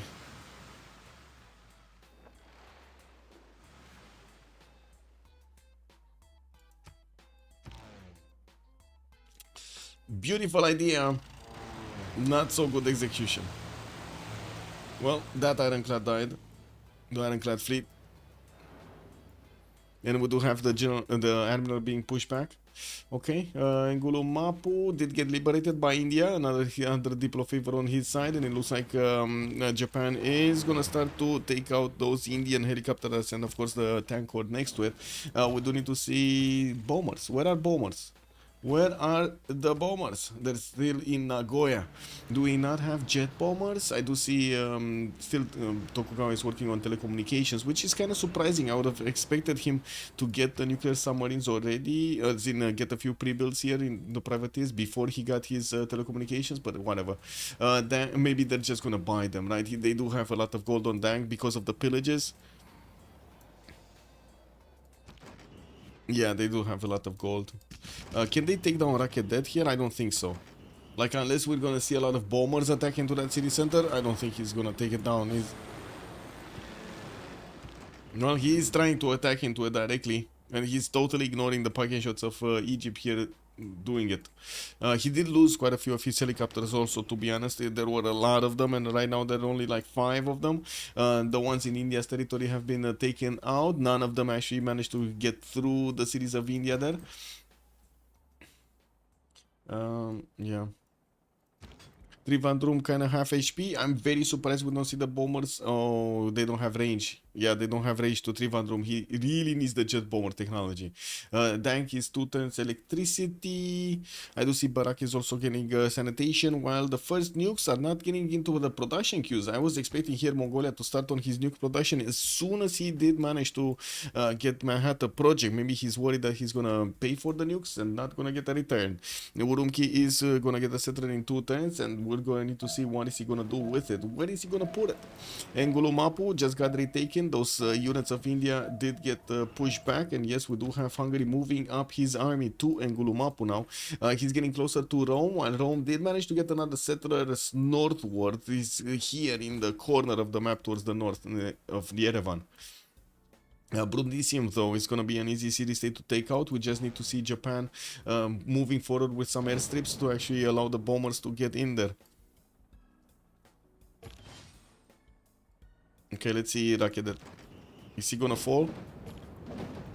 Pillages, pillages, pillages. Oh my god, that's so much gold. That's so much gold. So much of everything. Yeah.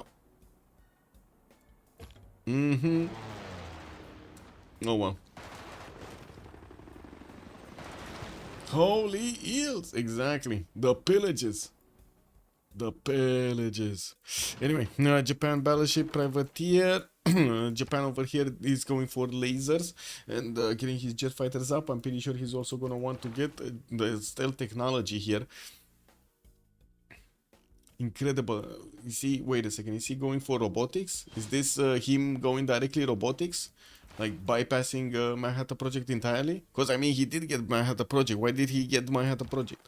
Anyway, War Department in Tokyo in 2 turns. We do have spaceports coming along from Sendai and Shizuoka, but I'm pretty sure the GDRs are just going to be much faster to delete the Indian cities. We do have India down to 236 science with 125 culture. Did lose the majority of his army. Is building it with a lot of his cities actually building his helicopter armies, hard building them. We did have France needing to get a lot of units to defend the cities of Egypt from Mongolia, and it looks like he is successful in actually doing this. Yeah, we do have so many units here being deployed. Now the question is, how quickly can somebody get a nuke in there? Just, you know, shove it in, rocket it. No? I think Japan is gonna make the big bombs, or maybe he's gonna make the big legs, the big robotic legs just moving around the map there.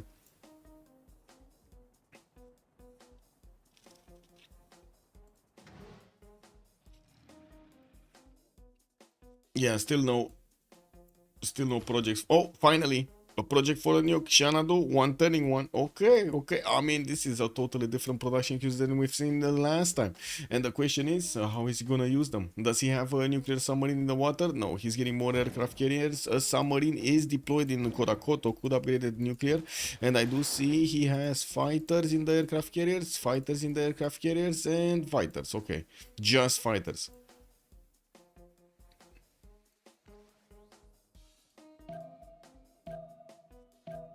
From Paris. Kick double. From Paris.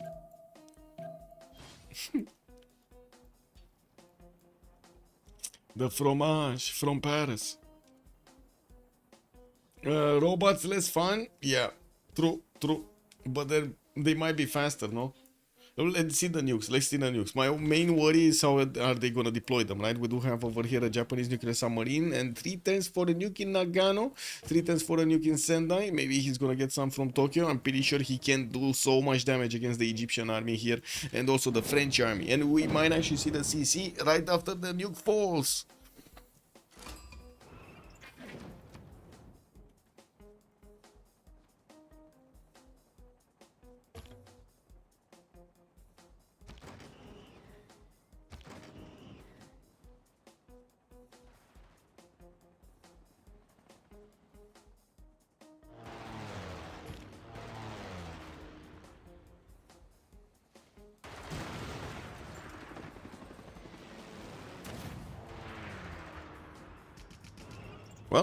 India coming in, cleaning up house, just as we see France cleaning up the Mongolian helicopter armies, but not before they did manage to pillage the majority of these tiles here.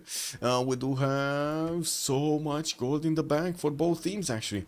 Trivandrum is going into the yellow HP range, which means it's about to be taken. We do have a tank here from Japan that is just waiting on the coast, so he can actually go in and take it back. With multiple fighters deployed in the north, looks like Hungary is making headway towards the cities of Brundisium. He does need a bit of help though. Artilleries can shoot from far, and we do have a balloon with them. We do need to see also over here Japan maybe getting 2 more nuclear submarines so he can armada this up. This is not gonna have the full damage, although I do have to say there isn't any kind of defense in Egyptian territory against nukes or against I would say missiles. We do have here 2 turns, 2 turns, so 2 nukes in 2 turns. Also with the nuclear submarine you can only shoot once, which is kind of weird that you can shoot once, because these like nuclear submarines have so many nukes in them. Like do they have like 24 or something, like 24 tubes? This thermo nuke or the regular nuke? It's regular nuke. He's getting regular nukes. Yes, the mini nukes, the baby nukes. Okay, I think Mongolia actually has the first nuke of the game here. Yeah, he does. Dank does have the first nuke of the game. He's getting his plastics, chemistry, telecommunication next turn from Kublai, getting 2 submarines to core up. Okay, fleet up. Definitely would need the 3rd one. The small big bomb, yeah, the small tic-tacky. Ooh, okay. I think Tribandrum should actually fall this turn or the next turn. And we're also 9 turns away from the next World Congress. I guess the question is, did they manage to make enough Diplo favor? Looks like Matthias Corvinus is keeping the Diplo favor on his side. And I think they do have enough to actually stop the culture and stop the Diplo victory, right? How many points do we have? Do they need 5? So I'm pretty sure they're going to delay Chandragupta from getting the Diplo victory.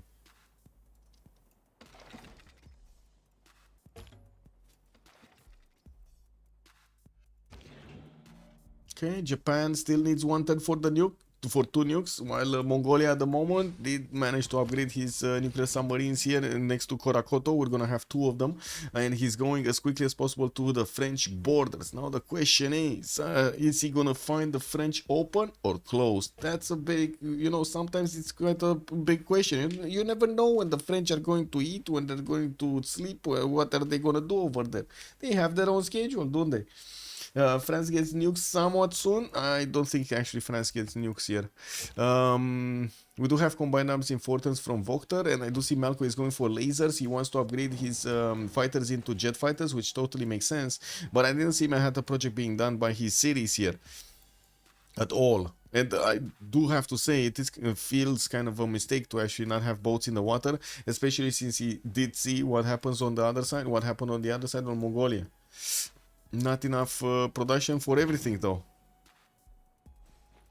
Okay, so it looks like Trivandrum is gonna go down significantly lower than half HP here with the 3 battleships that are about to do the damage. There is a tank from Hungary that could get in there to take it down. Or wait a second, it's not actually connected to everything here. It can go through the tunnel to get onto the antiquity side, but then it's gonna need another turn to actually get to Trivandrum. Maybe this helicopter core? No, this actually is 1 turn off getting to Trivandrum. This tank has the moves. He has the moves. Perfect. Okay, happening here? Something? No? Just upgraded. 2 nukes on Dank.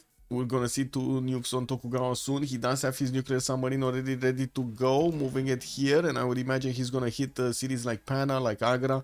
This would be the main core cities of his opponent, right? If he does manage to get his government plaza at GMC, not gonna be a problem anymore for them to take care of. No more ability to buy units of faith.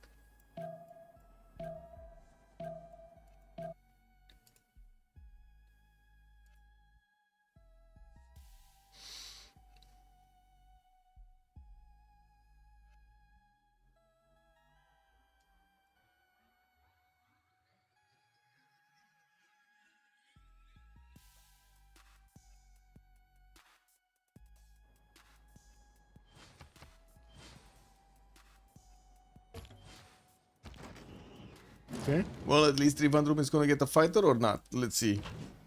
And wait, did he not shoot with the battleships last turn? Because I was really expecting that city to be a lot lower in strength. Anyway. Nuclear submarines will need at least 3 turns to actually deploy on the front line. In the meantime, Mongolia is cleaning up house over here. The French fighters that were deployed on the coast. Ew.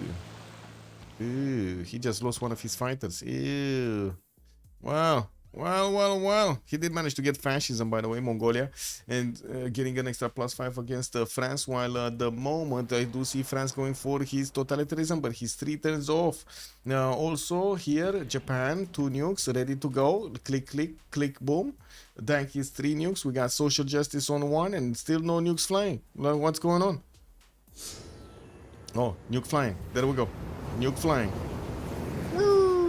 Brundisium. Bim. Boom. That's a city shaved off from the map. Rome does have another one there in the north. He's trying to get the ancient walls in 9 turns, but one single tank would shave that city clean off the game here. Trivandrum. No, not enough damage from this tank. What is it? And oh my god, can you imagine the nukes here? Like 2 nukes next to each other. Oh. Or directly in the city of Memphis, 5 units being just, you know, obliterated. The cheese will melt. Yeah, France might not want to accept it, but the GG is incoming. Yeah. Tank should do enough if it shows less damage because it's embarked. I was thinking about that, but would you take the chance of losing the tank when you only have 1?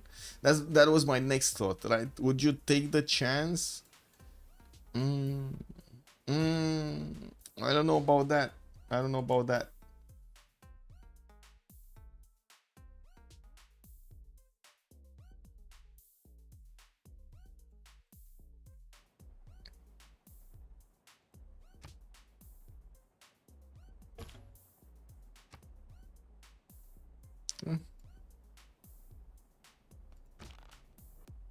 Well, finally we do have some Hungarian fighters also showing up here. We're gonna need to see them deployed, and we're gonna need to see if he's also gonna want to get the nukes. He's building his research labs and getting a lot more tank armies soon. Looks like he's struggling with the amount of science and production he has. We do need to see also Tokugawa balancing his gold. He's more balancing nukes right now, and getting to finish his spaceports. 3 of them are gonna finish in 2 turns, spaceports I mean, while Japan does have another nuclear submarine that he just got from Fukuoka. We're going to need to see it start deploying nukes over here against Rakedet. And, well, he does have 2 nukes. No, 1 nuke. He actually lost the other one. Yeah, Trivandrum just got taken. Okay. Japan, by the way, did get gifted an aerodrome from that city center. He could deploy bombers right here and then attack soon into India's main cities. That would be quite nice, wouldn't it? Yeah, he has enough Diplo favor to counter. Yeah, I think so. I think he does have. Like he's on what, 800 Diplo favor points, and we do have 600 here from Fromage. Looks like Hungary has a single infantry going for Ravenna, and then we do have India sending helicopter armies to deal with it. Kick. Oh man, he levied Yerevan. Oh well, that's not gonna make it. That's not gonna make it. Yeah, poor Rome, he's getting bullied. Where are the nukes? Come on, social justice, you got a nuke? You gotta throw it at someone. I do see Dank is gonna have 5 nukes actually, and we do have a new aircraft carrier coming in. France is getting some helicopters to see what's going on here, while he's also deploying fighters on the coast on the right side. And we do need to see the Mongolian fighters deal with the problem. Now, when the fighters are actually getting into a triangle formation like this, they're extremely strong. They're extremely strong.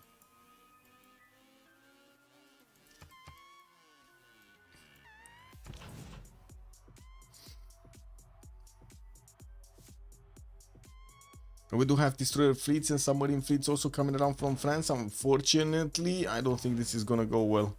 Like, the attack on France is not gonna go well on the coast. We do have the nuclear submarine armadas that are lagging behind, and these guys should have been the first ones if he actually wanted to catch France surprised. Hmm. Two more nukes coming up next turn from Japan, finishing his spaceports also next turn. We do have new helicopters also being commissioned, and the new nuke, oh my god, in Fukuoka in 9 turns. Anyway, in the tech screen, we do have tank going for nanotechnology, and I do see Tokugawa getting his stealth technology. Finally, that's gonna give him access to his jet bombers, and you do see we do have a city here. Wait a second, Dank is bringing a city here. And where's the military engineer? Oh, here, right? Japan does have a military engineer that could get to Trivandrum. Does he have a flat tile anywhere? This one, maybe chop the rainforest. Or this one in the north, so he can get those nukes and just level the cities of India, right? One by one. Just level them all. I'm pretty sure Mongolia needs to do it, because he has the most nukes. And to be honest, it would have been insane if you would have put a city here. Like right on the shores of Egypt, right here. But anyway, let's see nukes from Japan. Japan does have 3 nukes, and 2 of these nuclear submarines that could actually throw them somewhere. He does have open space to throw them in India's territory, and of course we're going to need to see if he can actually do the final damage against the Egyptian cities. Egypt does have a few defenses. Oh, wait, what? Oh, never mind. Capital City Lyon? No more. That's not a capital. Hey, he got the city. Oh, wait a second. That's a second city, not the capital.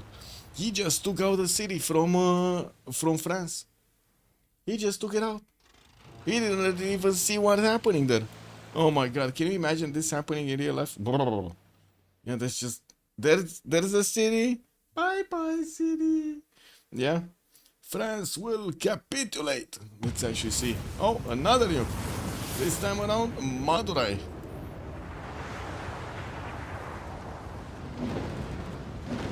And that's another city taken down. And I do see Ravenna is still alive. That levied unit from Yerevan is not there anymore. It died to the helicopters of India. While we do have India repositioning his army to the north, he kind of exposed himself to these nukes over here, or I should say to the counterattack. We do still have 2 nukes in the chamber for Tokugawa, 6 nukes in the chamber for Kublai Khan, and I do have to say the nuclear submarines of Japan are still available to shoot. Like, he should shoot Rakedet in the north, to be honest. But I don't think he has vision over this. I don't think he knows where the position of these anti-air guns is. Where the position is. Tooth bias, only Diplo is actually very close, or Domination actually for that matter, because they do have, they do start to have capitals. 15 out of 20 Diplo for Chandragupta with 4 turns to go until the next World Congress. There are 4 players that can vote, and we do have in the score tab 825 of these Diplo favor points on Barak on one side, on Scar, while on the other side 4 players are gonna need to vote with 443 plus the 228 of VOKTR. So like 650 or something. And I think there's going to be a good question if Mongolia can actually do another attack, like maybe a Ruan or Amboise, and get another one of those helicopters in to finish the job there. I think he doesn't have a bomber anymore. So. What? Oh, wait. Oh. Yeah. The last second attack against the city of Agra here. We do have Japanese jet bombers already getting deployed in Trivandrum. And we do have those nuclear submarines dealing damage. Still, I'm very surprised we don't see any nuke in this side. But anyway, that's another city taken away. We do have the capital city of Pana also about to get nuked. Yeah, there we go. I think so. Directly on the Gavron Plaza, man. Directly on the Gavron Plaza. Can he actually take it with this like low HP helicopter? No, it died. The helicopter died. And there's no other helicopter to take its place. Or maybe this. Can he get here? No? What? Oh my god, another nuke. Where's the nuke? Here in Paris. Paris just got nuked.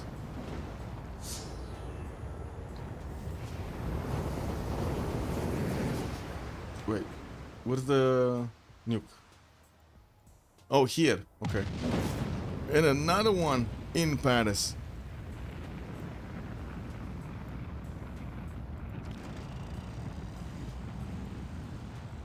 Oh, they're trying valiantly to defend at all cost until the Congress, right? They have only 4 more turns, and they're trying to defend.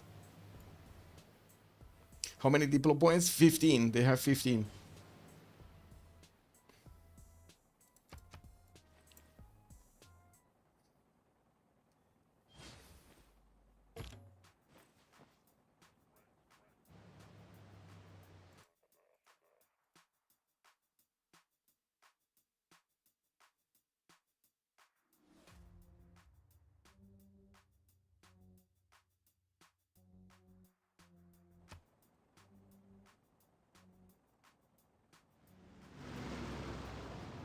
Okay, Pana getting that's the capital city, by the way, of the former capital city of India. Ahmedabad is the new one, by the looks of it. So, wait a second, they just need Rakedet, no? Why are they not nuking Rakedet? They can get domination, no? They can get a domination. Yeah, I mean, Paris, maybe. Helicopter army, this is a bit too far, though. I mean, it can't get there in the next turn. Yeah, no unit to take Paris with. It's quite weird. Oh, jet bomber moving in. I think Toulouse is gonna be the target. That's 150 defense strength. Whoa. Oh, GDR, by the way. GDR inside of it. Okay, I see. I was thinking like, what? I'm not seeing the GDR in there. Nuke, nuke, nuke, nuke, nuke, nuke, nuke. Oh. And that's why you never use nuclear submarines, just like normal ones. You need armadas all of the time. All of the time, armadas. Because otherwise, they get stopped. Yeah.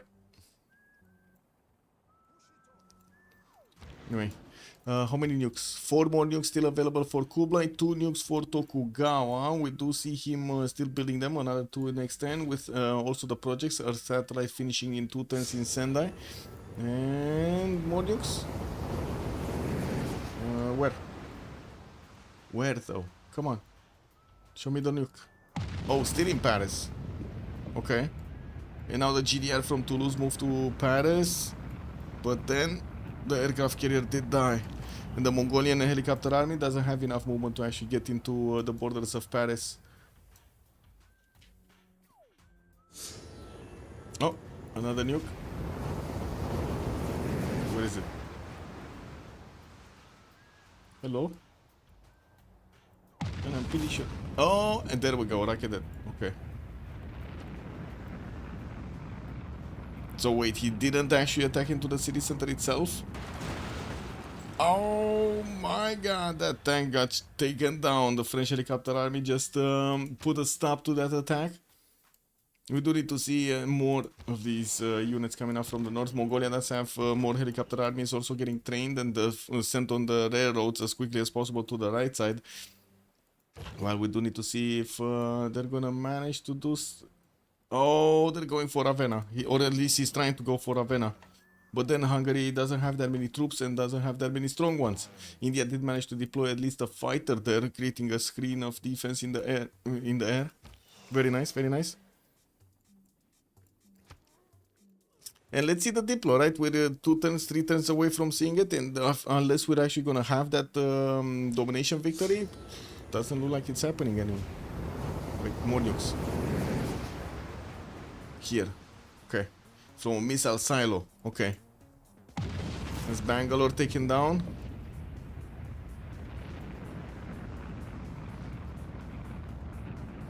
He definitely doesn't have enough distance to attack Rakedet. He's gonna need to use the jet bomber or something to attack Rakedet. Or, of course, wait for Japan to get the nuclear submarine. Oh, look at this helicopter corps.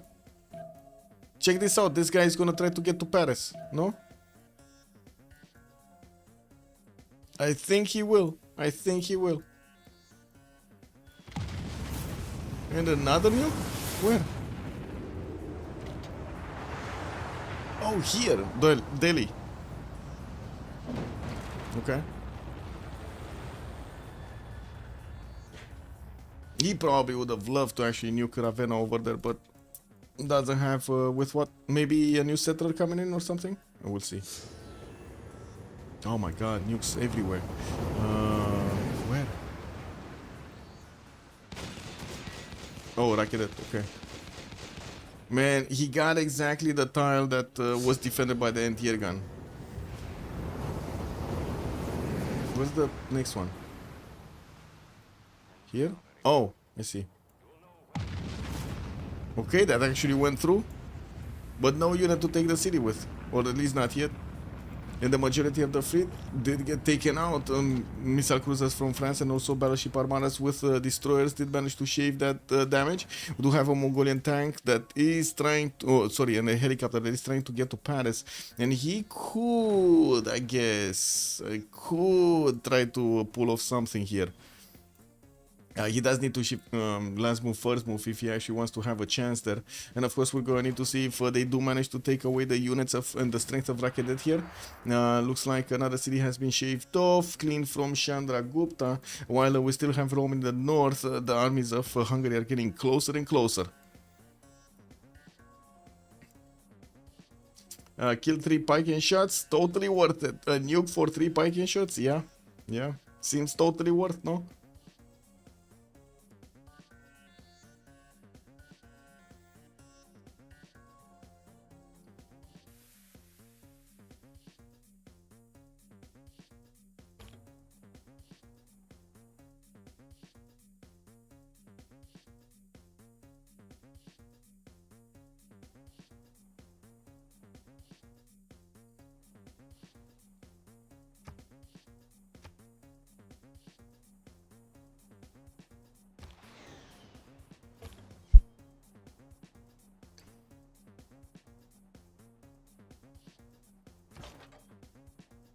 I gotta say, this doesn't really look like a strong army. Like a 1 tank army plus 1 tank plus 3 artilleries and a helicopter with a balloon also. I don't know, man. The second tank army is definitely gonna help here. But I guess also India's army is not that big. A few helicopters and tank corps. Had a bomber in Delhi. Where is the Delhi? Where is the Delhi? Oh, here. Okay. Oh, India cap. Hello, Leech. Bonsoir, monsieur. What's the situation? We're 2 turns away from a possible Diplo victory from Fromage, Grande Barrière de Fromage. Now the question is, can they get enough Diplo? They should actually. They have like 700. It should be 700 or 800. It should be fine. And they have 15 out of 20 points. Now we do have on the other side Scar losing first of all 1 member, and it doesn't seem like they're gonna also equal this out. They do need to take out Ravenna, so they take out Rome. Oh, there we go. Yeah, there we go. Nuke in Ravenna. We got the helicopter of Hungary with enough movement, 2 force 5 tiles. Yeah, that's exactly enough movement to take the city with. And there we go, another player going down, Rozeau this time around, 3-3, and that's 1 turn before the Congress when they do need to put the points in. And I don't think they can, like at this point, their chances of actually getting the Diplo went down significantly. We do need to see also if we're gonna have the last 2 remaining capitals of their opponents, Egypt and of course Paris, and that's a GG! That's a GG! Leech, you came right on time, sir! Right on time to see the win. We did have Scar managing to win in a 3 versus 4 situation in this game for a long time now, nuking and taking out their opponent's cities as quickly as they could. And now it does seem like it was down to the wire. They could have, their opponents could have gotten the Diplo victory, but the nukes called it. And we will need to take a hear a little bit about the post-game chat. Give me a second. Let me get into the correct channels here. This. I had to click multiple buttons. This.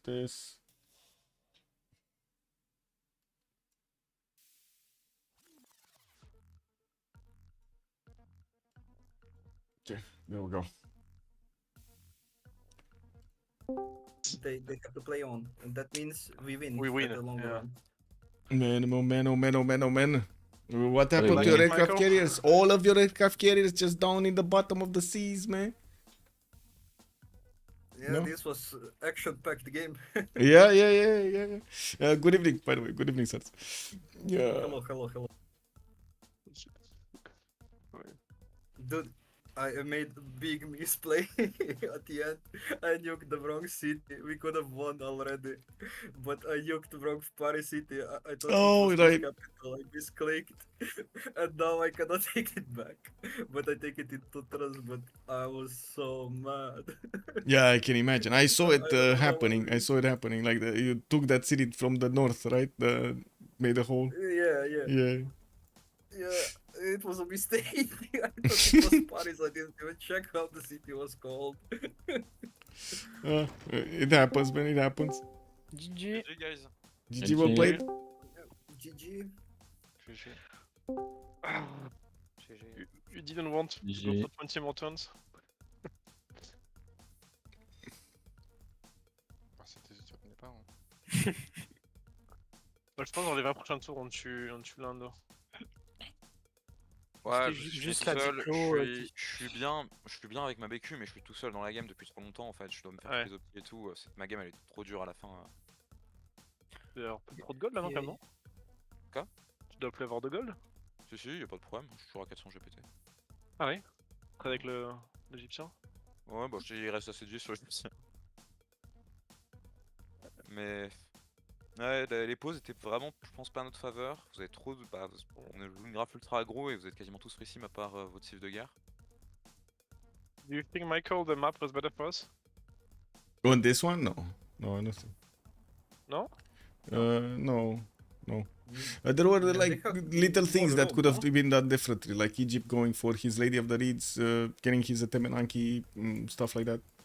They did made a very bad game, but we have only one continent.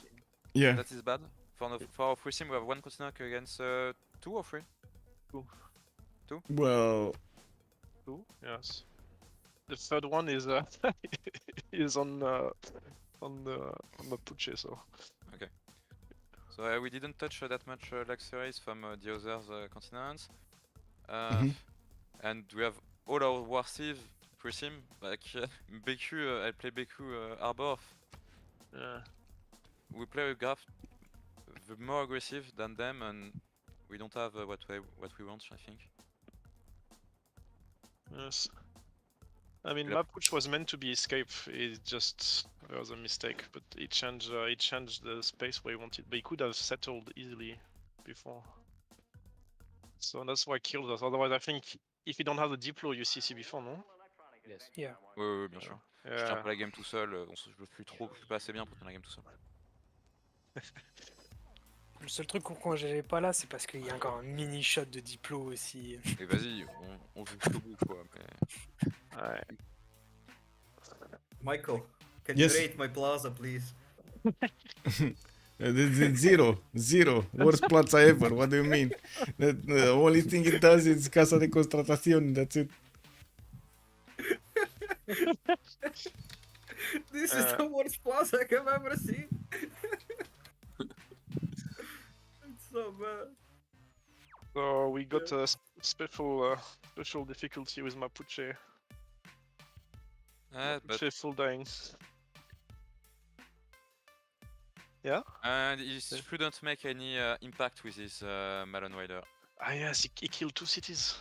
Yeah, I think it's a really. I think we Oh, made a oh, lot of five. mistakes in this game. I think we made a lot of mistakes in this game, and we didn't make a good game at all. Who was So, playing Chandra as Lewis? Yes, I think Lewis- Lewis made a bad game. Vodka made a very bad game, and Lewis too. I don't make a very good game. No, you I, did a good game. You're good in science for 3 sim guy. I could kill the cities on the coast. I know they are there. I think I should go for the kill before to not have any problem after. I think Yes. that was my biggest mistake in the game. But I have also the Yeah, I problem I mean- don't have enough prod to make all the optimization, etc. So So did I need to Kublai make sure needed to if come you against you, control- but he if- didn't. Like you he say, could have gotten. So did Kublai could get boats Yes. against France, but he needed to be a lot faster. He had the boats, and I don't know what happened there. Yes, I told him to go. Besides, And no, yours, no. later. I did, but Too one late. city and then What do you mean? one You went too city late. later, it's J'ai fait gaffe à ton militaire, Dan. En fait, Yeah, but je look at regardais ton militaire en distance. continu. Paris- J'ai fait gaffe. Man. Paris is literally on the coast. He is on harbor. Like yes, Yes. I'm aware, but it's impossible that I win the coast. I can't win against harbor with one city. Yes. Harbor sieve against one city. Like the only thing I can do is grief. But he allowed me to have present so the coast, and I can nuke and grief him later on. But Yes, I think this that's is my mistake. Yeah. different part. You should never allow this to happen. Yes, Like, but if I don't you have enough control prod to make the boat. We don't have the gold. I don't have enough prod to make the boat on the optimization. So if I make the boat, I'm too slow on my scaling. So I'm behind Japan and you. I always need to make the choice between my scaling and my safety. Because I play shitty Civ sim. I mean, Egypt was between three sieves. Like you just feed him, and you should have decent gold. But I Yeah, mean, but I don't know how to Mongolia is play. different parts. I was Egypt making played so a much very, gold earlier, but- very bad game. I need to check, Yeah, but yeah. I probably didn't buy anything for me before turn 80, I guess. Yeah, Why don't didn't worry. I didn't buy anything at all. Like as I buy well, a lot so of things. Me. you didn't Because have a good I- Lady of March? Not You that did. much. I had 18 tiles. I counted. I'm not agree with that. I think you should take. Well, we will debrief after. It's late, so good night, everyone. Well played. Have a good evening. Bonne Bye. nuit. GG, well played. Merci. Good night. GG. GG's. Oh, there we have it. Let's actually slow down the stream here. We do need to see what kind of games we're gonna have tomorrow and the day after tomorrow. I'm pretty sure on Saturday and Sunday we do know the program. We do have Sunday the Civ gift. We're gonna have this time around we're actually gonna comment on the games, and we're gonna have on Saturday the last game from the Gold tournament. We're gonna need to see who's gonna grab that win. Is it gonna be Ben securing his victory or somebody else? Of course, we're gonna need to see also the second and the third place. I did notice the second game from Arcane going against Golden Age is going to be played out on Friday, and I did tick myself on that. So yeah, we're going to get to see the second game of the series, the series from yesterday that started yesterday. We're just going to need to try to fill out tomorrow. In the meantime, have a great evening. I do hope you had a great time with me tonight. I do also want to say thank you for the primes, much appreciated for the subscriptions. Thank you so much for the follows, and I do hope you enjoy the content and you join me for some more Civ6 action. Have a great evening, everybody, and see you the next time. Bye bye.